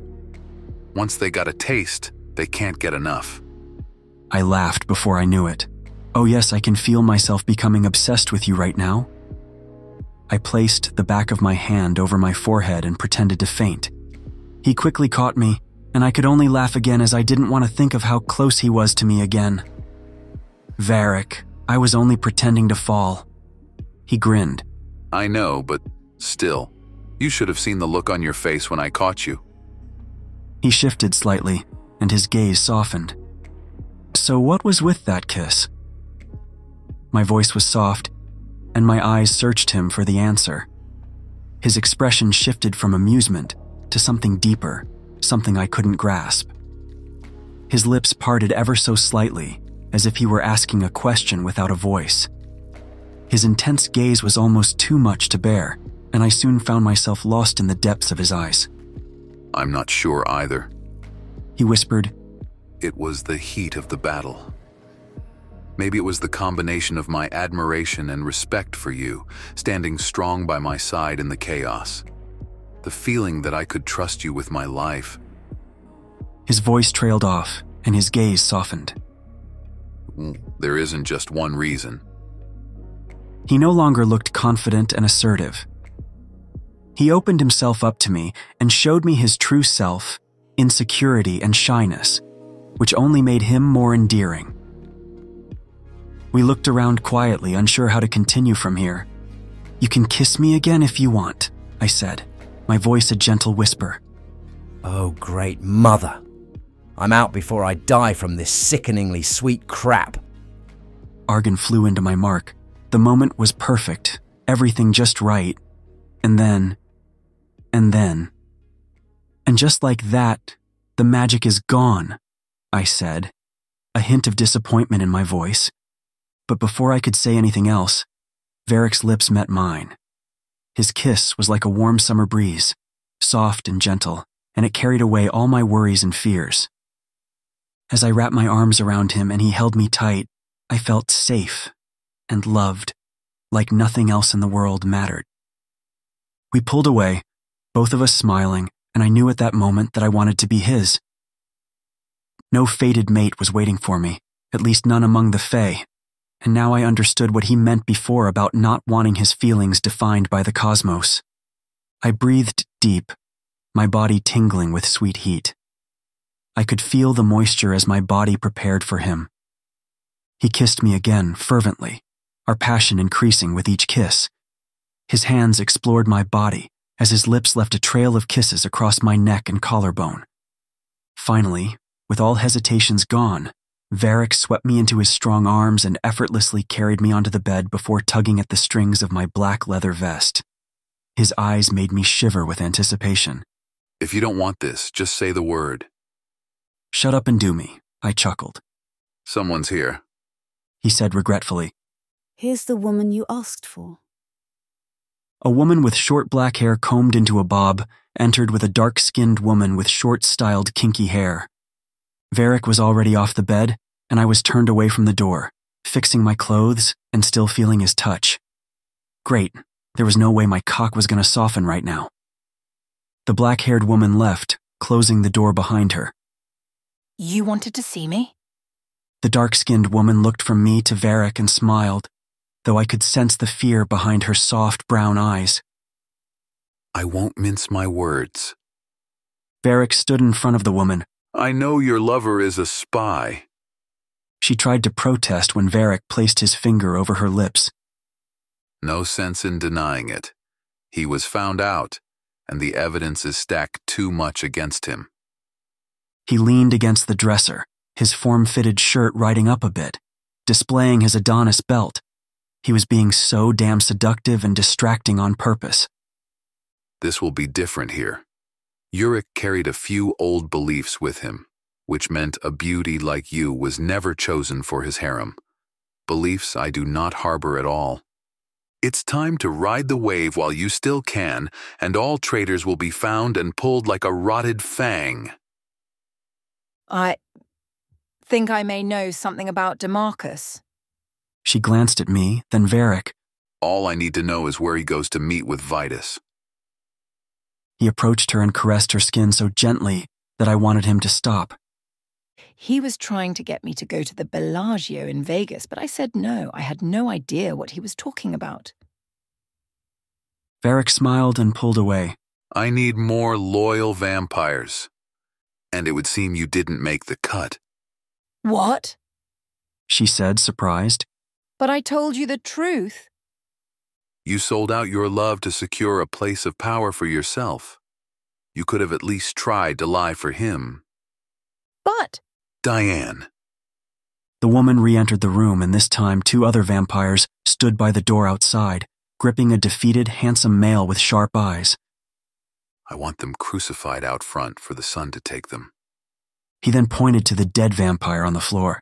And toss him at their feet to burn too. The crime is treason. Yes, sir. Afterward, gather everyone. We're leaving for Vegas. Chapter 33. The moon was already replacing the sun over the horizon. The younger vampires had already gone to bed, while the older ones could handle at least the beginning of the sunrise. The day was promising to be uneventful for once. I doubt that Faye would be in shape to attack me again, and if he did, he would be insane to come to what is essentially a vampire den. Speaking of stupid, I was kind of feeling that way now. Better to not think of myself as the only Faye in a house full of vampires. I still feared what the night would be when the few remaining vampires who stayed here woke up and began to prowl the grounds of this old hotel. The bulk had left sometime last night, and I couldn't tell if they were on their way to Vegas. Varric hadn't spoken to me since we made out, and well, you know what he did. And I wanted to talk to him to see where we stood. Speaking of Varric, he took well to leading these rowdy vampires.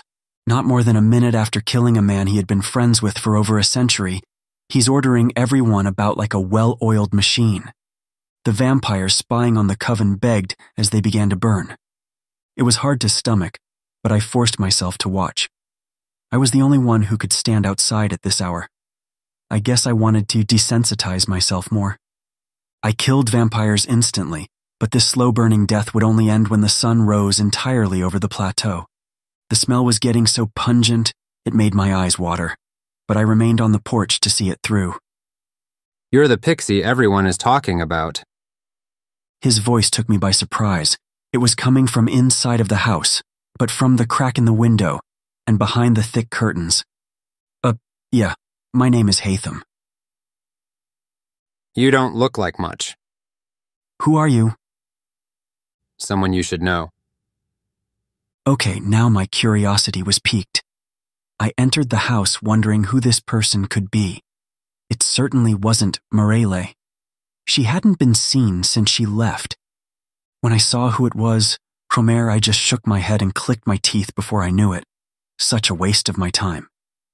The same fierce-looking vampire shooting me nasty looks before the fight stood in the living room, his arms crossed and his pouty lips curled in disgust.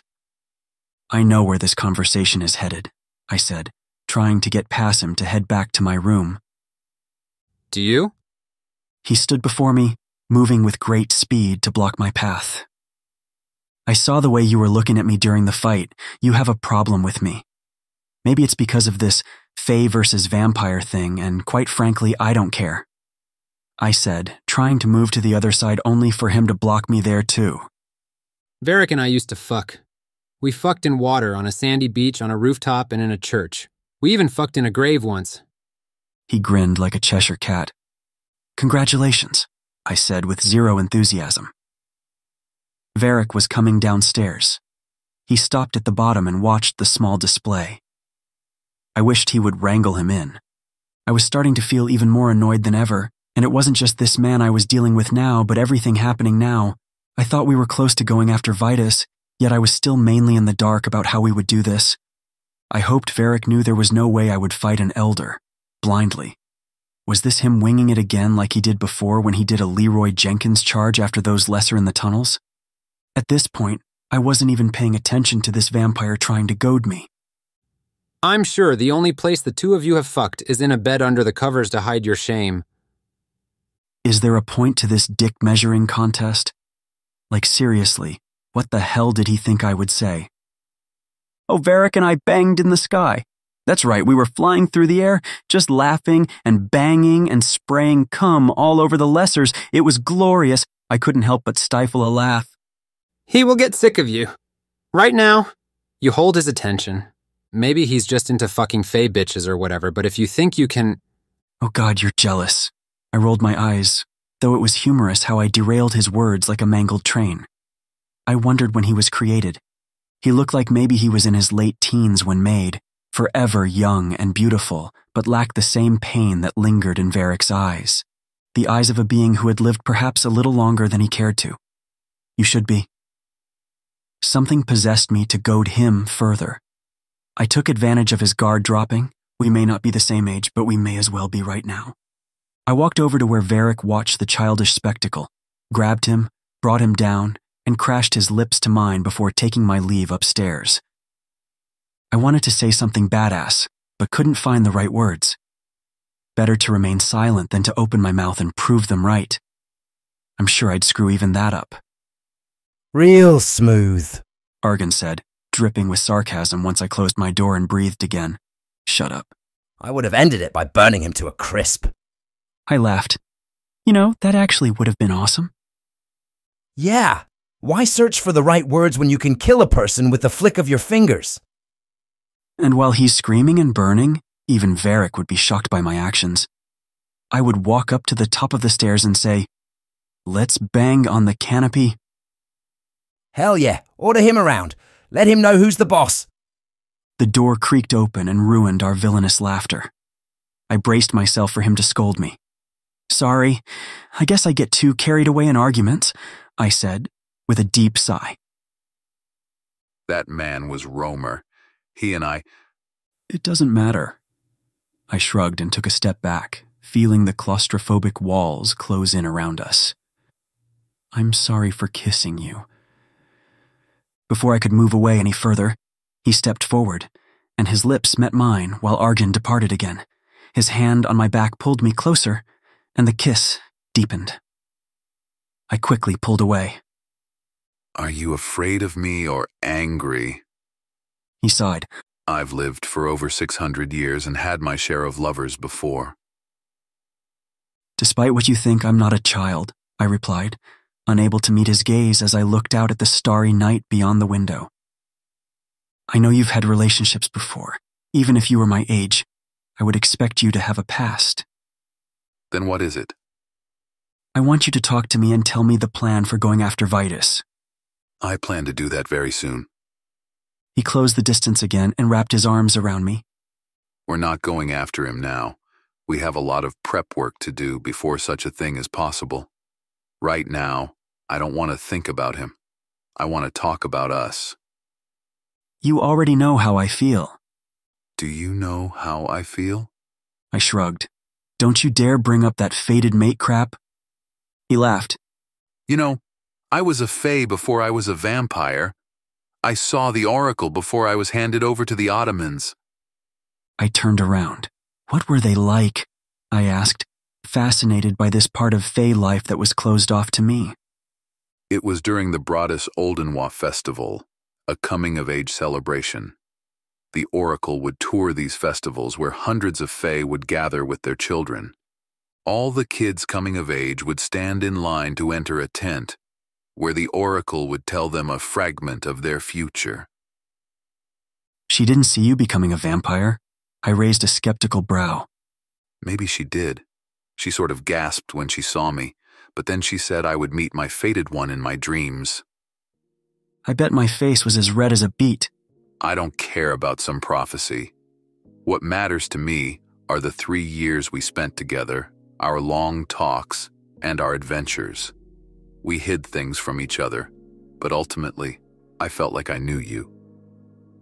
When you're like this, I can't help but be reminded of those times. You look the same, your voice is the same, and the way you smile and laugh is the same. Because I am the same. He pulled me closer and kissed me passionately, making my heart beat faster.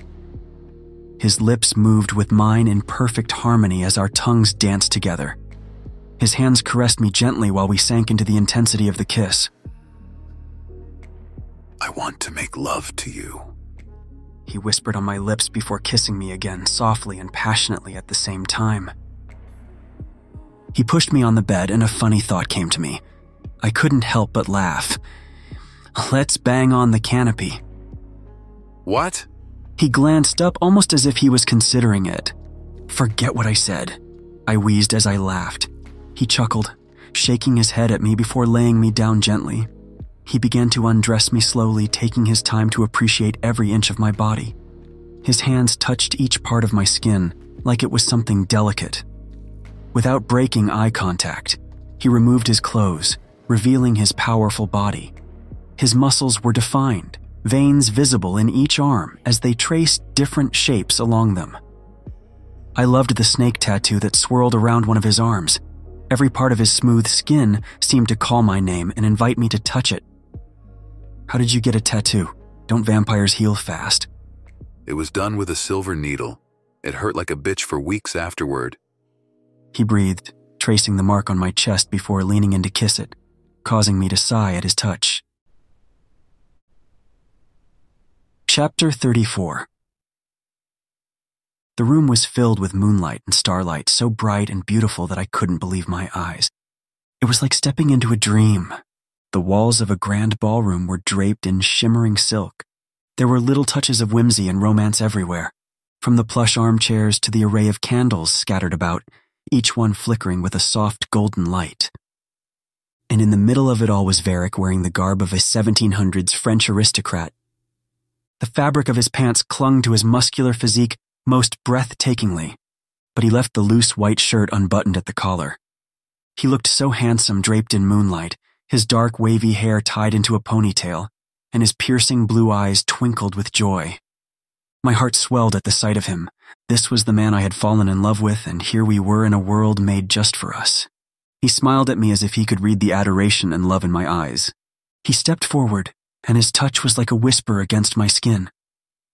He held out his hand for me to take with a slight bow. Let's dance. I feel so shabby. I chuckled embarrassedly. You don't have to be.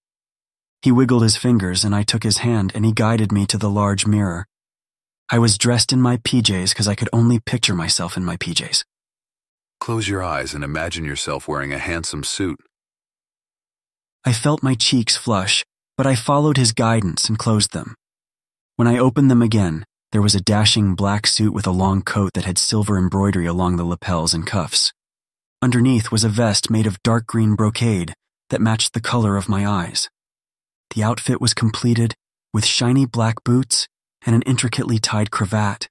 I looked as if I had stepped out of a Jane Austen novel.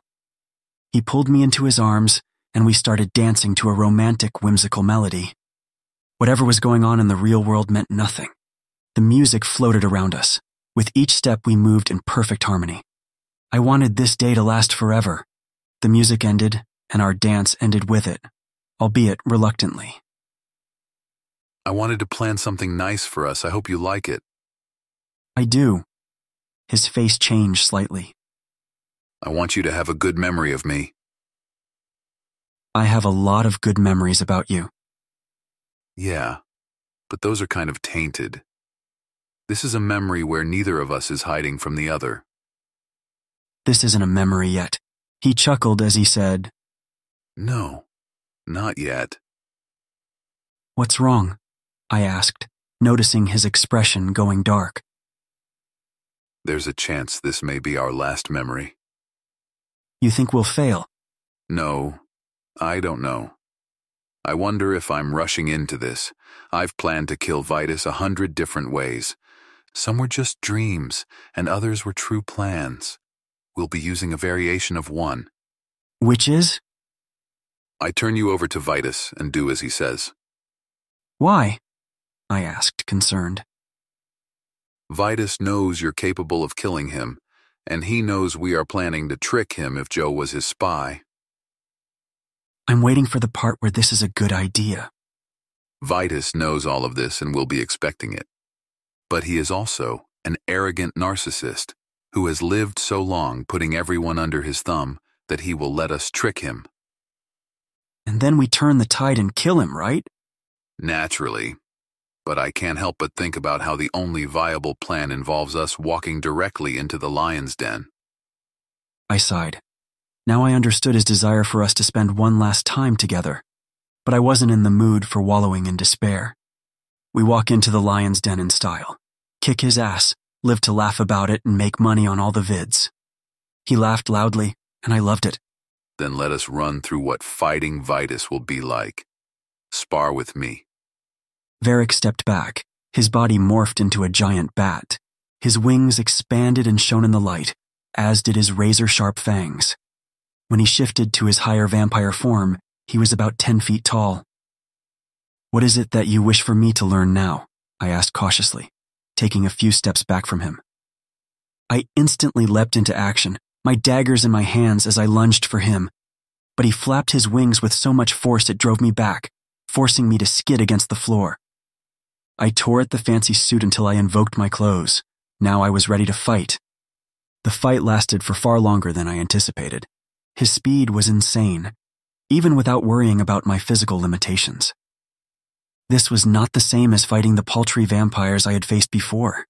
I needed to get close enough to strike my killing blow. I caught my breath and tried again. This time, I was going to fire off an attack on the battlefield itself. I ran toward him, leaping high in the air to fool him into believing I would go for a straight attack out of frustration. I clenched my fist and concentrated, commanding my emerald fire to ignite.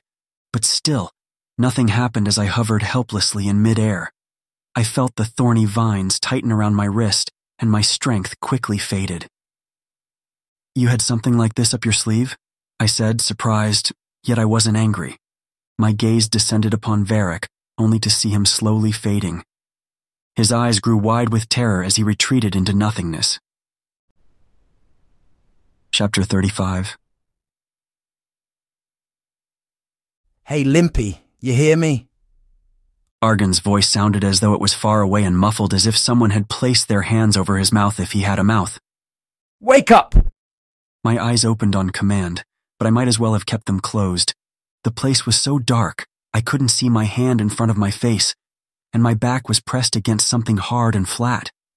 I tried to get up, hitting my arms and head on something hard. What the? My heart raced. I kept licking my dry lips, and every breath became shorter and shorter until I was giving in to a full panic attack. I was freaking trapped in a box. Where am I? I asked myself, forgetting Argon was with me. This is what I get for giving you some privacy. We're magically bound. I can't see shit, and I can't escape your markings. I can't see either, and I think I feel a lid. I felt around in denial, thinking I could just push the damn thing off. Oh, fuck, I'm in a coffin? Hey, don't panic! Don't panic? This is one of my worst fears. My chest heaved, and I still tried to see in the dark like I could make it happen if I tried hard enough. Panicking won't help! He was right. What do I do? The irritation and fear balled into a fist in the pit of my stomach. I wanted to be free, and every second that lid wasn't lifted drove me into a near frenzy. I thought of those people from centuries ago who were mistakenly buried alive. I imagined their nails dragging along the lid in helpless desperation for freedom. But none of them had a demon familiar to help. I closed my eyes and tried to breathe, and that's when I noticed the small air holes on the side of the box running along the length at least as far as what I could see. At least they don't want me dead. Whatever you're confined in is using magic to stifle you. Varric. He was the last person I was with. We were dreamwalking. I thought with a heavy sigh. I couldn't imagine anyone kidnapping me while Varric was near me. The sun had risen completely when we reached our climax for goddess knows how many times. The curtains were closed, but Varric was still burning slowly and needed to retreat to the attic to join the others while I passed out on the bed. That was the last thing I remembered while we were in the physical world. I bit my finger. Okay, I wasn't dreaming. Yeah, you can speculate all you want. I'm just gonna say, I think you gotta stop trusting him. No, we were sparring together and he looked terrified. Maybe he's a good actor. Let's figure out how I can get out of here before I lose my mind. I didn't know what to think, but I found it hard to believe Varric would betray me now. Something happened while I was dreamwalking. My magic was drained, and Varric, I hoped he was still okay. I think I got it. I began holding my breath. What the hell are you trying to do? Remember when I was trapped in that water bubble and drowned? I'm trying to do that. Survival instincts are gonna always win out, Limpy. Then kill me, or almost kill me. I blurted out when my instincts took over, and I sucked in a chunk of air, filling my lungs. What? Argon exclaimed in disbelief. There has to be a way, right? If it works the same as before, then I'll be able to get out of this box and see what's happening. Argon grew silent for a moment. There's something I could do, but you have to clarify that this is done with your permission. What are you going to do?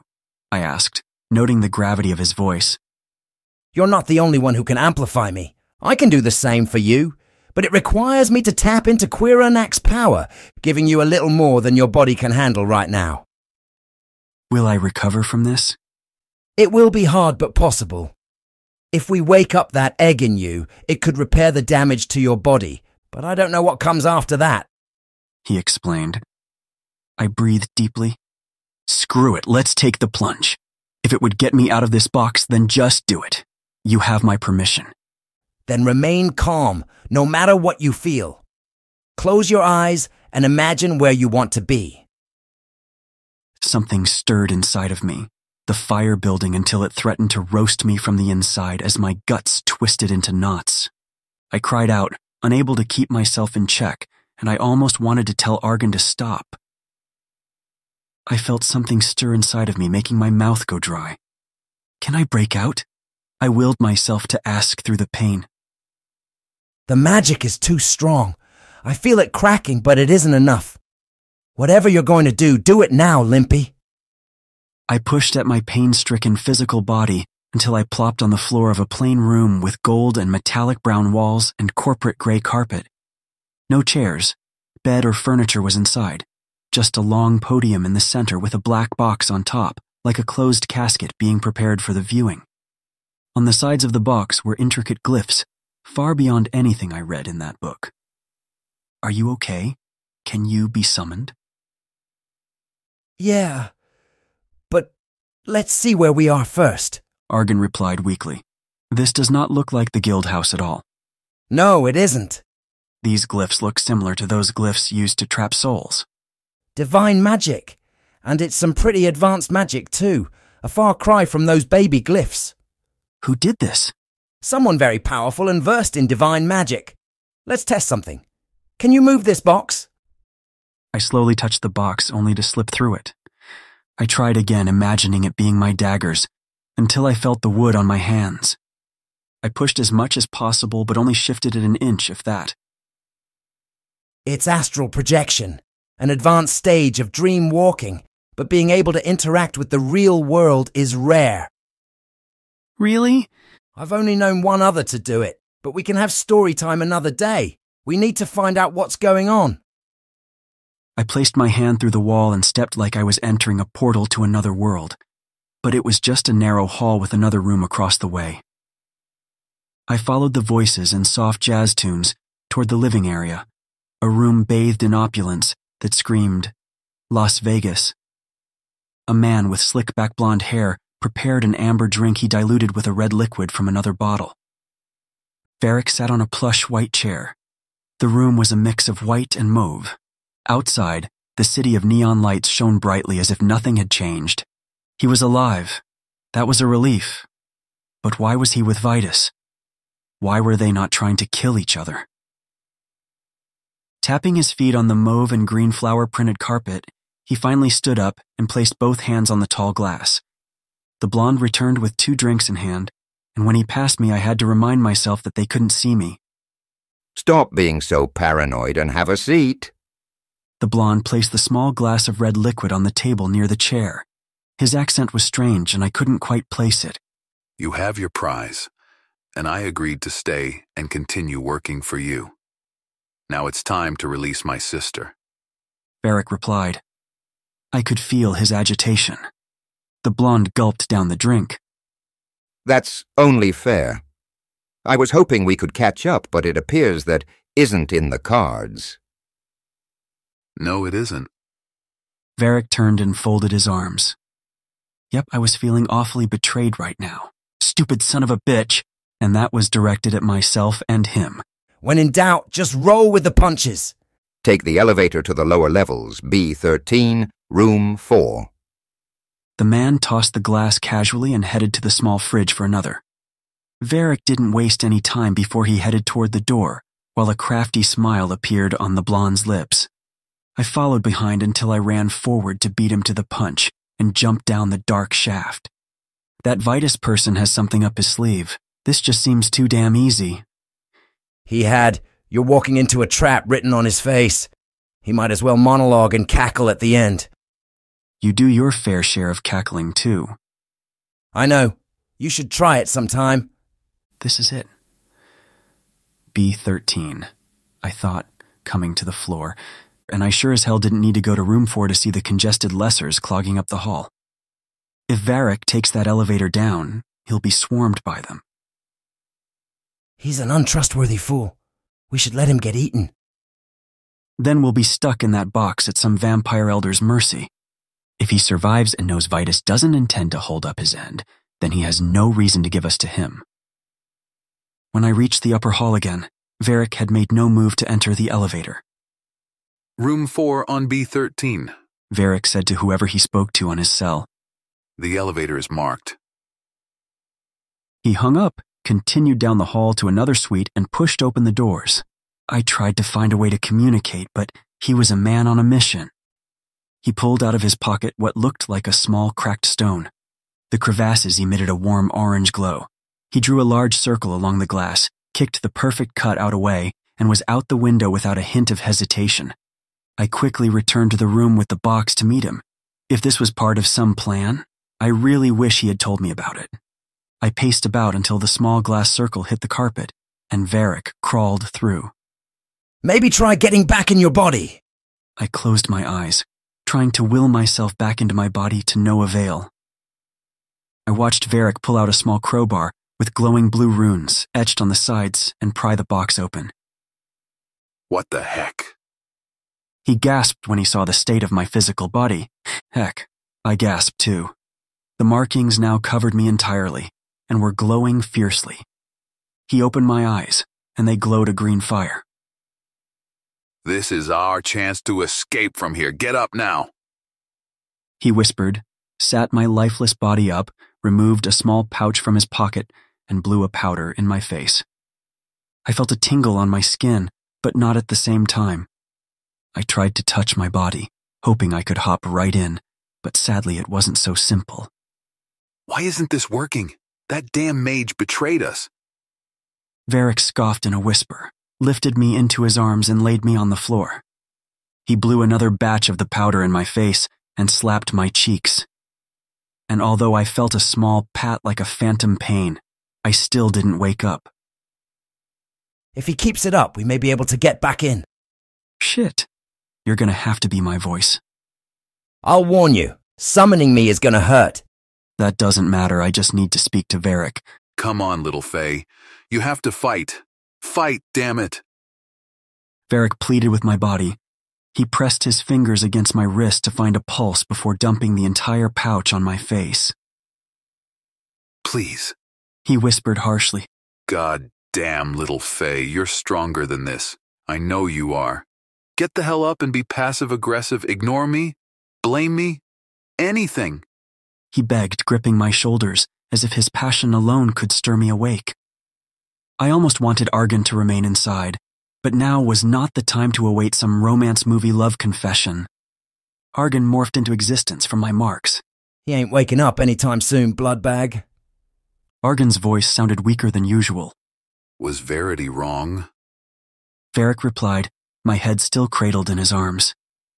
I don't know about whatever you had planned here, but you left us with no choice but to improvise.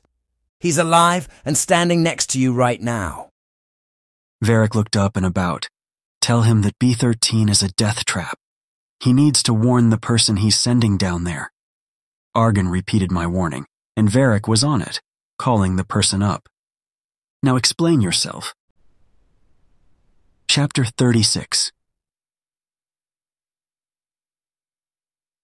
We were attacked by the Bureau. They wanted to cut a deal with Vitus to end the carnage, and the deal was to bring you to him. Varric hoisted me in his arms and climbed through the frame to the outside world. Many vampires died in that house, and I barely made it out alive myself, he said, clamping his nails into the stone, beginning his descent with my body slung over his shoulder. I had to go crawling to Verity and Noor for help. She's the one who created the crowbar to open the box, and the guild provided the powder to break the spell. Those bastards, I breathed. Did you think I planned to give you up? I didn't know what to think. I sure as hell did, pretty boy. Now it's pretty boy and not bloodbag? I laughed. Now that I know he didn't betray you, I'll be as sickeningly sweet as you two. I wish you would tell me what you did to end up in this state. I tried to recreate what happened back at the guild when I drowned. I was able to leave my physical body and fight. But it worked under extreme circumstances, and my magic was drained completely. So, I gave him a power boost that surely messed him up big time. We had to bypass those magic restraints put on him. That was foolish. Not even advanced dreamwalkers attempt that so callously. Varric said, his voice grave and perhaps even a little irritated. I had no idea it had anything to do with dreamwalking, so what's the plan? Getting you out of here and escaping with our lives. But Vitus is here! So is Katya. I can feel it, but I don't know where she is. I thought if I could pretend to come back to Vitus, he would lower his guard enough that a small infiltration team could go in and save her while I get you out, but that doesn't seem to be the case. So we're just leaving? It took us a week to plan this much, and it would only work if we forgo the plan to fight him. A week? I was kidnapped for a week? Varric nodded. It's okay. I have you now, and soon we'll meet up with the others. He opened another window, which took us into a cavernous room. His footsteps echoed on the concrete floors as we took in the unfinished space. Scattered paint cans littered the floor, tarps covered sections of the ground, and ladders leaned against bare drywall. Bright construction lights illuminated the dust particles dancing in the air. This place was a work in progress. Varric opened his mouth to speak again, but froze when he spotted a figure across the room. Leaning against a sheetrock-covered support beam was that lanky guy with stringy blonde hair falling across his face. He was dressed in ripped jeans and a faded Nirvana tee, looking like he just stepped out of the 90s grunge scene. Varric? He muttered in a raspy voice, his light brown eyes darting around nervously. Varric paused, uncertainty flashing across his face. Joe? Is this how it is? You try to stop me, and I kill you. Varric finally broke the brief silence. He tried to sound casual, but I could hear the tension behind his words. I did care about you and Mare. Joe remained several paces away, his voice echoing in the space. That wasn't a lie. All he asked me to do was watch you and report, nothing more. He slid a large trunk from behind a hanging tarp nearby and placed it in front of him. I don't want to fight you. I agree with you. Nothing is more important than family. You're doing what you should do to save her, your sister. That's why I'm going against Vitus for the first time, not just for my sake, but for Mare, you, and Vitus. He opened the box, revealing a young girl with long, rich brown hair cascading down her body like the waves of an ocean. Her pale skin gleamed in the moonlight. Katya. Varric's breath hitched. I love Mare and you, but I have to be loyal to Vitus. He's been like a father to me and the others. He could be the same for the boy, too. He said. Was he referring to me? He will do great things with him. I don't think he would hurt or mistreat that kid. Plus, he could keep him safe in ways you can't, like from the Bureau. I looked from the girl in the trunk to Varric, his brow furrowed and his fingers tapped my ass. If you take the deal, I won't be angry with you. This is your sister, who you haven't seen in centuries. I stopped when I noticed Argon wasn't conveying my words. Tell him to take the deal. And become some vampire's puppet? No way. Argon, he's going to choose. Shut the fuck up, Varric responded. For a second, I thought he was talking to me. Just leave him here. Take your sister and go. Out of nowhere, that man appeared behind Varric, and my body dropped to the floor. Argon flew away to the rafters, and I was left standing there in my ghostly form, wondering what had just happened. But Varric's body had gone stiff, and soon, I noticed the clawed hand protruding from his chest. No! Joe hollered. I forgot your heart is on the other side. Vitus said, amused. You should have taken the deal. And Joe, I'm disappointed in you. But we will discuss this later.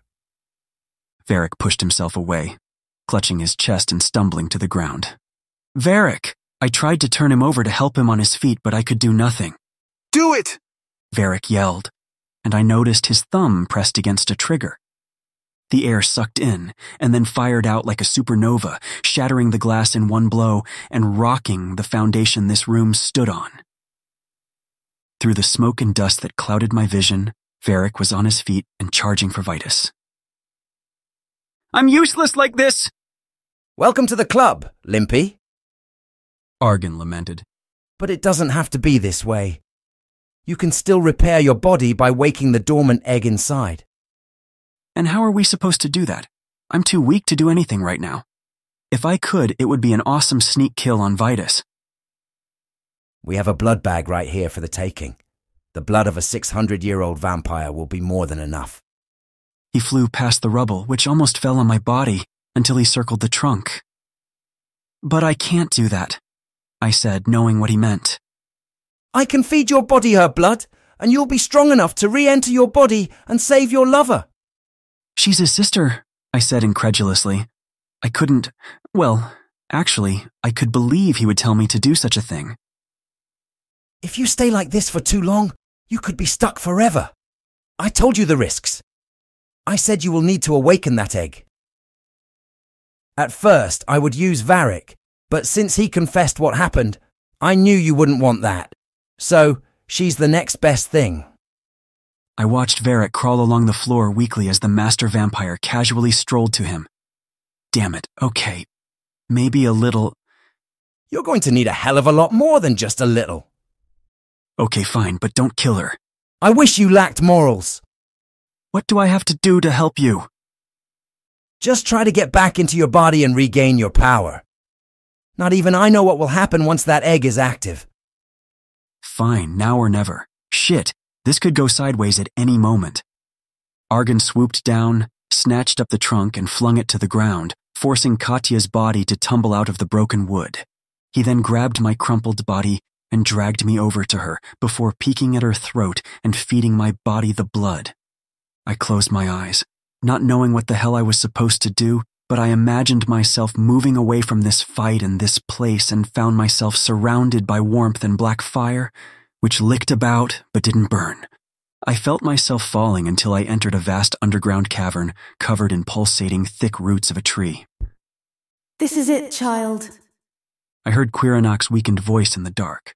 "The root of the spell that still stifles you. Now is the chance to break it." Trust me, no one wants that more than me. As long as your freedom inside me isn't my death sentence. "You are my child, my future. Together we will thrive. Release us." What other option did I have? To live my entire life unable to fully use my magic? Varric needed me now more than ever. I would do the rescuing for once, and with my power, we would all walk away from this nightmare. Everyone except for Vitus. The pulsating vines wrapped around something in the center of the room. Inside the vines was something that looked like blood, but smelled almost like spoiled milk. I reached out to it, pulling and tugging until finally I was strong enough to break it.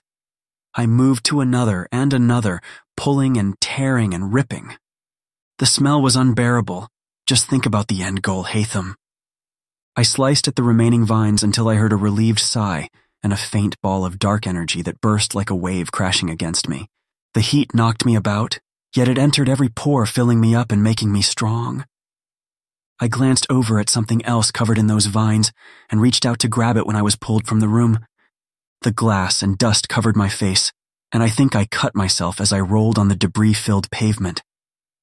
The smoke from the explosion lingered in the air and entered my lungs, forcing me to cough to expel the unwanted toxin.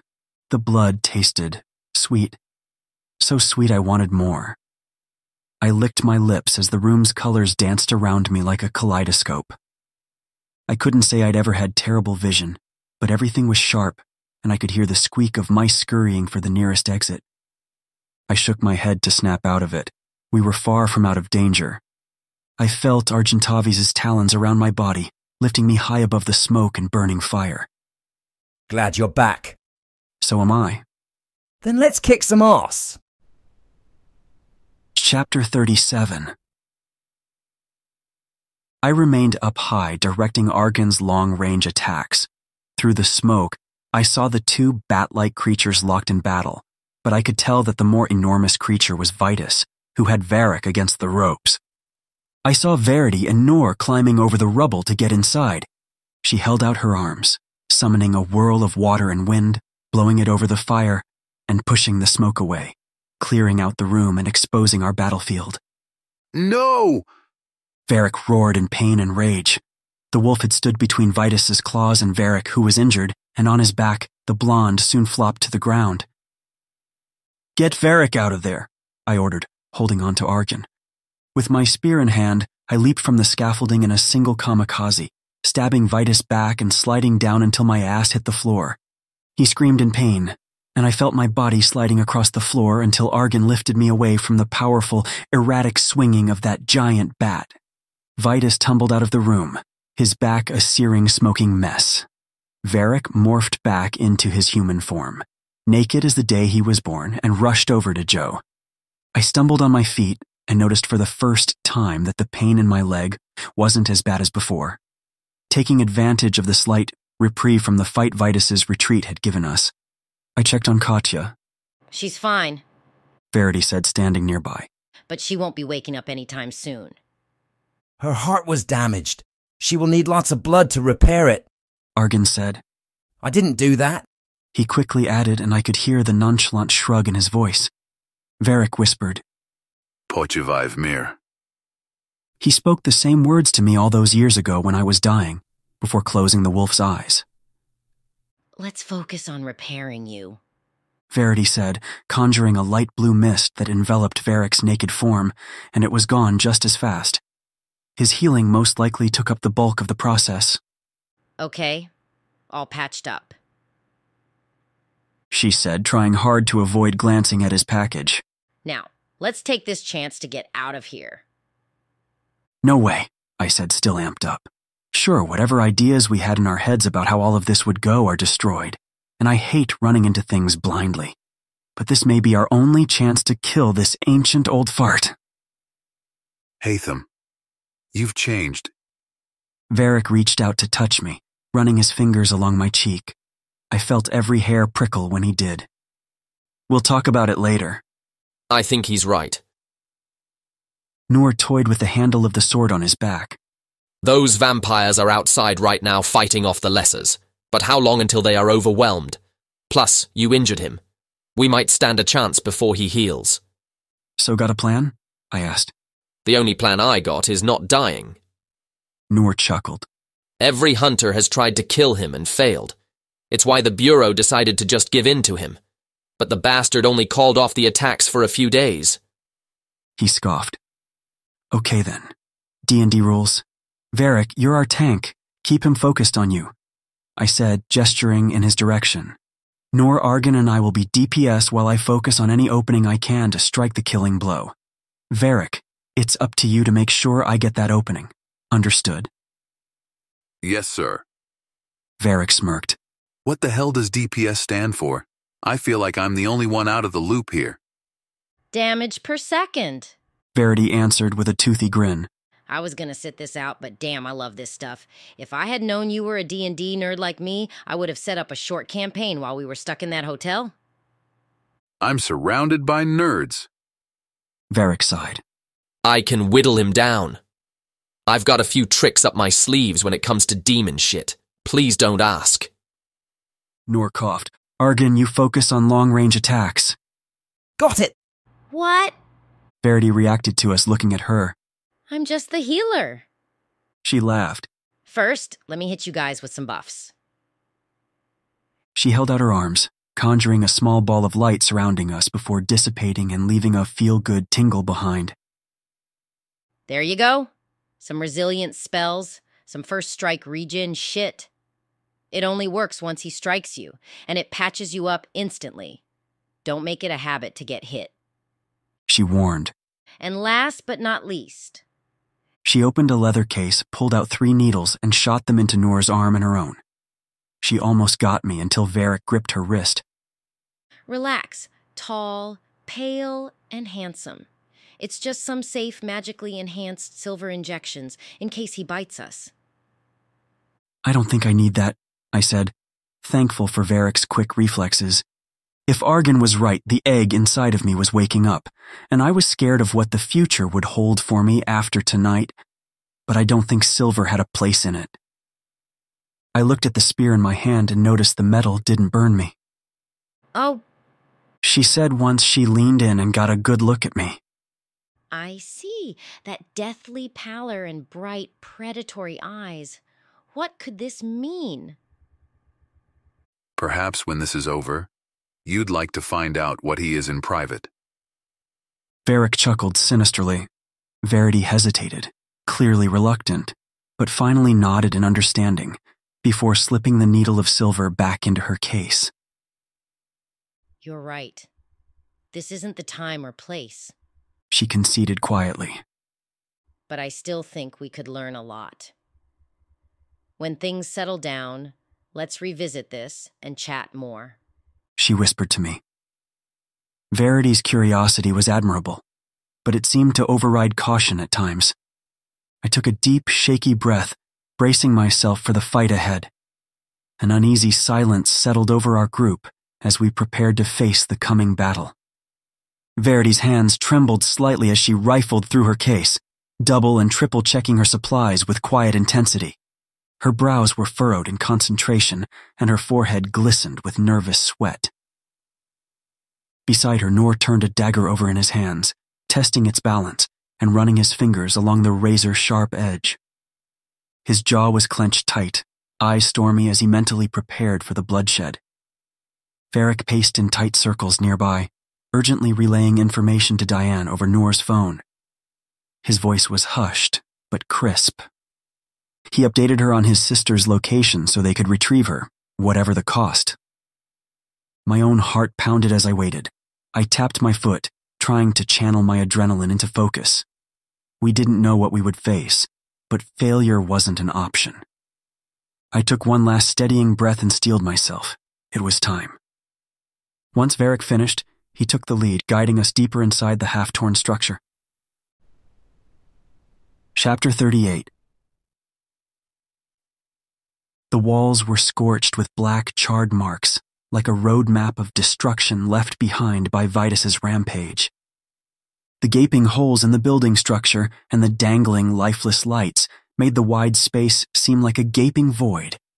The stage where Vitus perched was like staring into the depths of a dragon's cavernous maw. My heart thumped fiercely as Varric motioned for us to stop and enter the room. I dragged my feet forward, my hands trembling with a mix of fear and excitement. What had once been a desolate space was now home to a behemoth of a bat, big enough to make a grown dragon look small in comparison. Red curtains draped behind him. The soot from the damage my dagger had done oozed in the air. Holy shit. Verity breathed in awe, echoing my unspoken thoughts perfectly. Holy shit, indeed. I had to remind myself to close my mouth. I hope you have made peace with whatever god you worship. I have killed many a hunter. None of you are any different. Vitus spoke, his words sinister and measured. You, boy, shall be put back in your box until you learn how to behave. Varric, you are sentenced to live for an eternity in my dungeon. You will starve until your body turns to stone, and that's when I'll kill your worthless sister in front of you. Before any of us could react, Vitus's giant wings unfurled from his back and charged toward the group. With a mighty flap, he created an updraft that sent everyone flying backward across the room. Varric hit first, crashing into the far wall like a bug on a windshield. Verity flew face first into another wall after him with a sickening thud as I looked up in horror at this wicked creature before me. Dust plumed out around all of us like smoke, billowing through empty halls until we were nothing but specks within its depths. With a thunderous roar, Varric seemed to swell in size until his skin stretched thin and wings wide enough to almost block out the sun. His teeth sharpened into points 4 times longer than before, and saliva dripped from his mouth like deadly venom. Vitus, who had been an oppressive power just moments ago, now looked vulnerable as he desperately tried to dodge the overwhelming onslaught of attacks coming from Varric's fangs. Get him! Argan yelled, flying high and blasting Vitus with lightning. Noor fiercely unsheathed his sword and charged. He rushed forward, leaping high while the elder was focused on Argan, and used all his strength to stab Vitus in the same wound I had left on his back. Vitus bellowed in rage, his massive fist swinging and connecting squarely with Noor's chest. The blow sent Noor flying backward, crashing violently off the stage to sprawl limply on the floor below. I let out a furious cry, darting in towards Vitus, my blade sliced violently across his skin, leaving sizzling trails of burned flesh in its wake. Vitus howled in pain, but it only seemed to fuel his anger. He whirled towards me, murder in his glowing red eyes. His meaty hand shot out, grasping for my throat, but I ducked and rolled just in time. From the corner of my eye, I saw Verity weaving a quick spell, strands of glimmering magic wrapping around Vitus's legs. The hulking beast stumbled, momentarily entangled. It was just the opening we needed.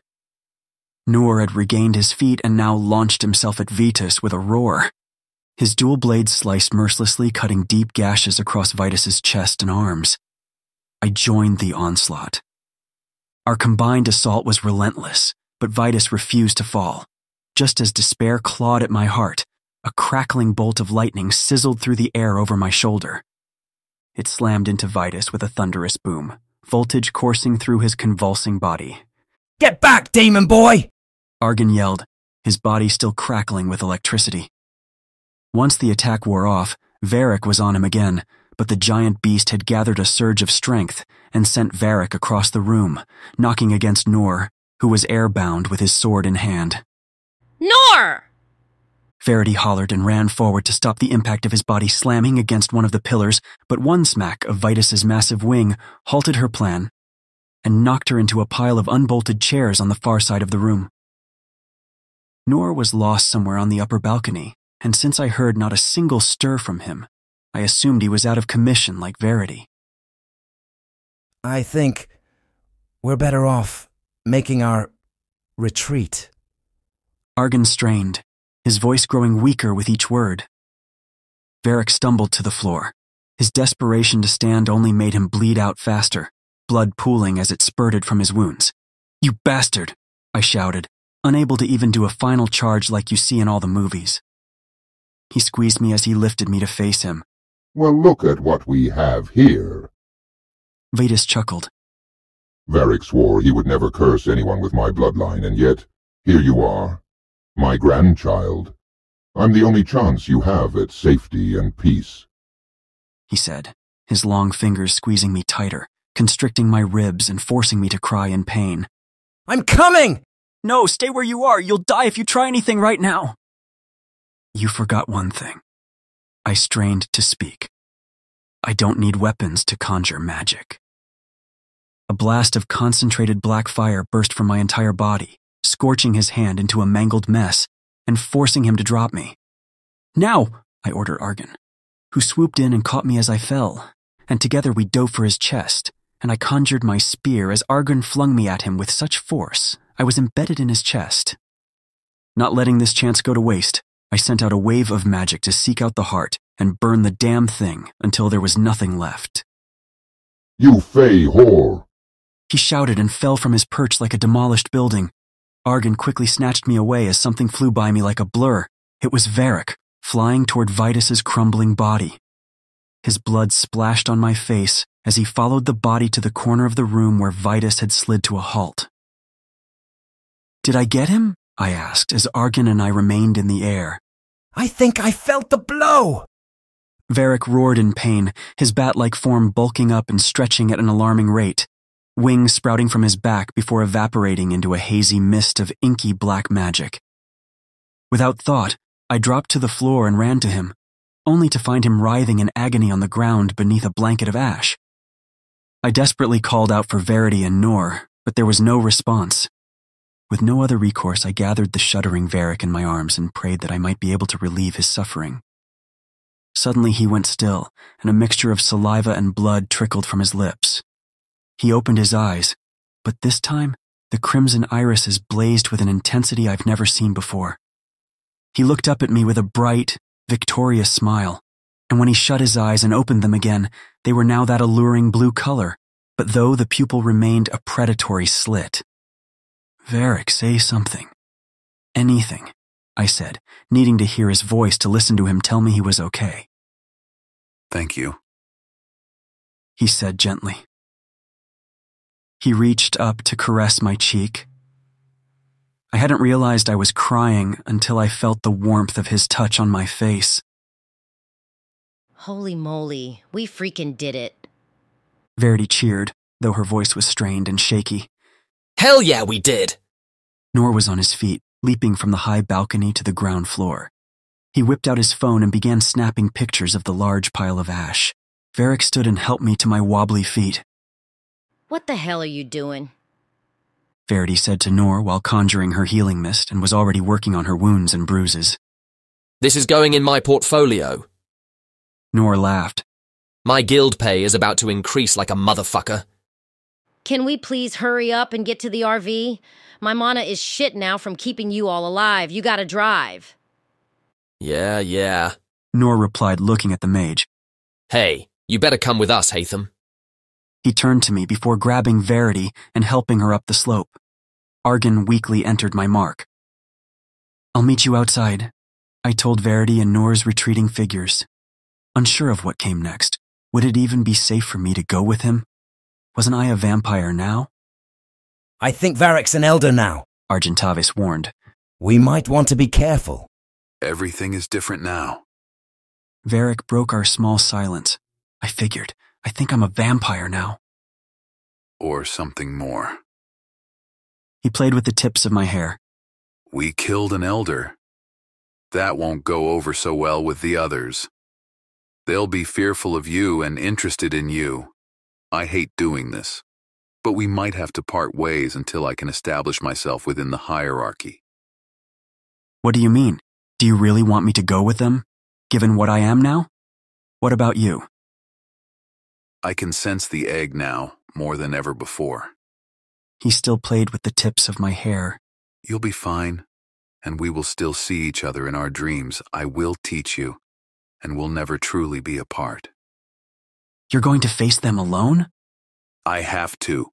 They at least know me, but you're an unknown weapon that was going to be pointed at them, and now they'll see you as the weapon I can use against them. If we're going to stop this from escalating further, then you can't be by my side." I hated this, but also understood the reason. Being with him would only make things worse for both of us.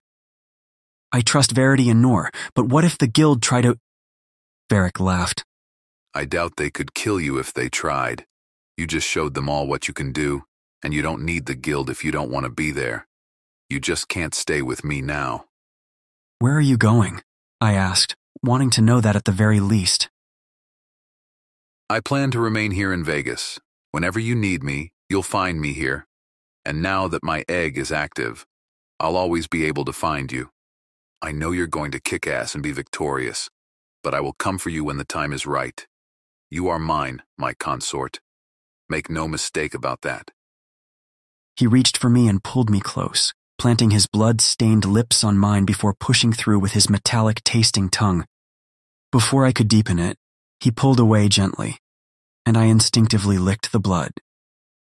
"I think I love you." I blurted the confession without thought. "No, you know you do." He replied with a sad smile. I backed away, unable to take my eyes off of him. My body was strained. Argan sprung from the mark again, and I held out my arm for him to take me away. I wasn't going to limp away. That was for certain. "Good luck with the whole vampire elder thing."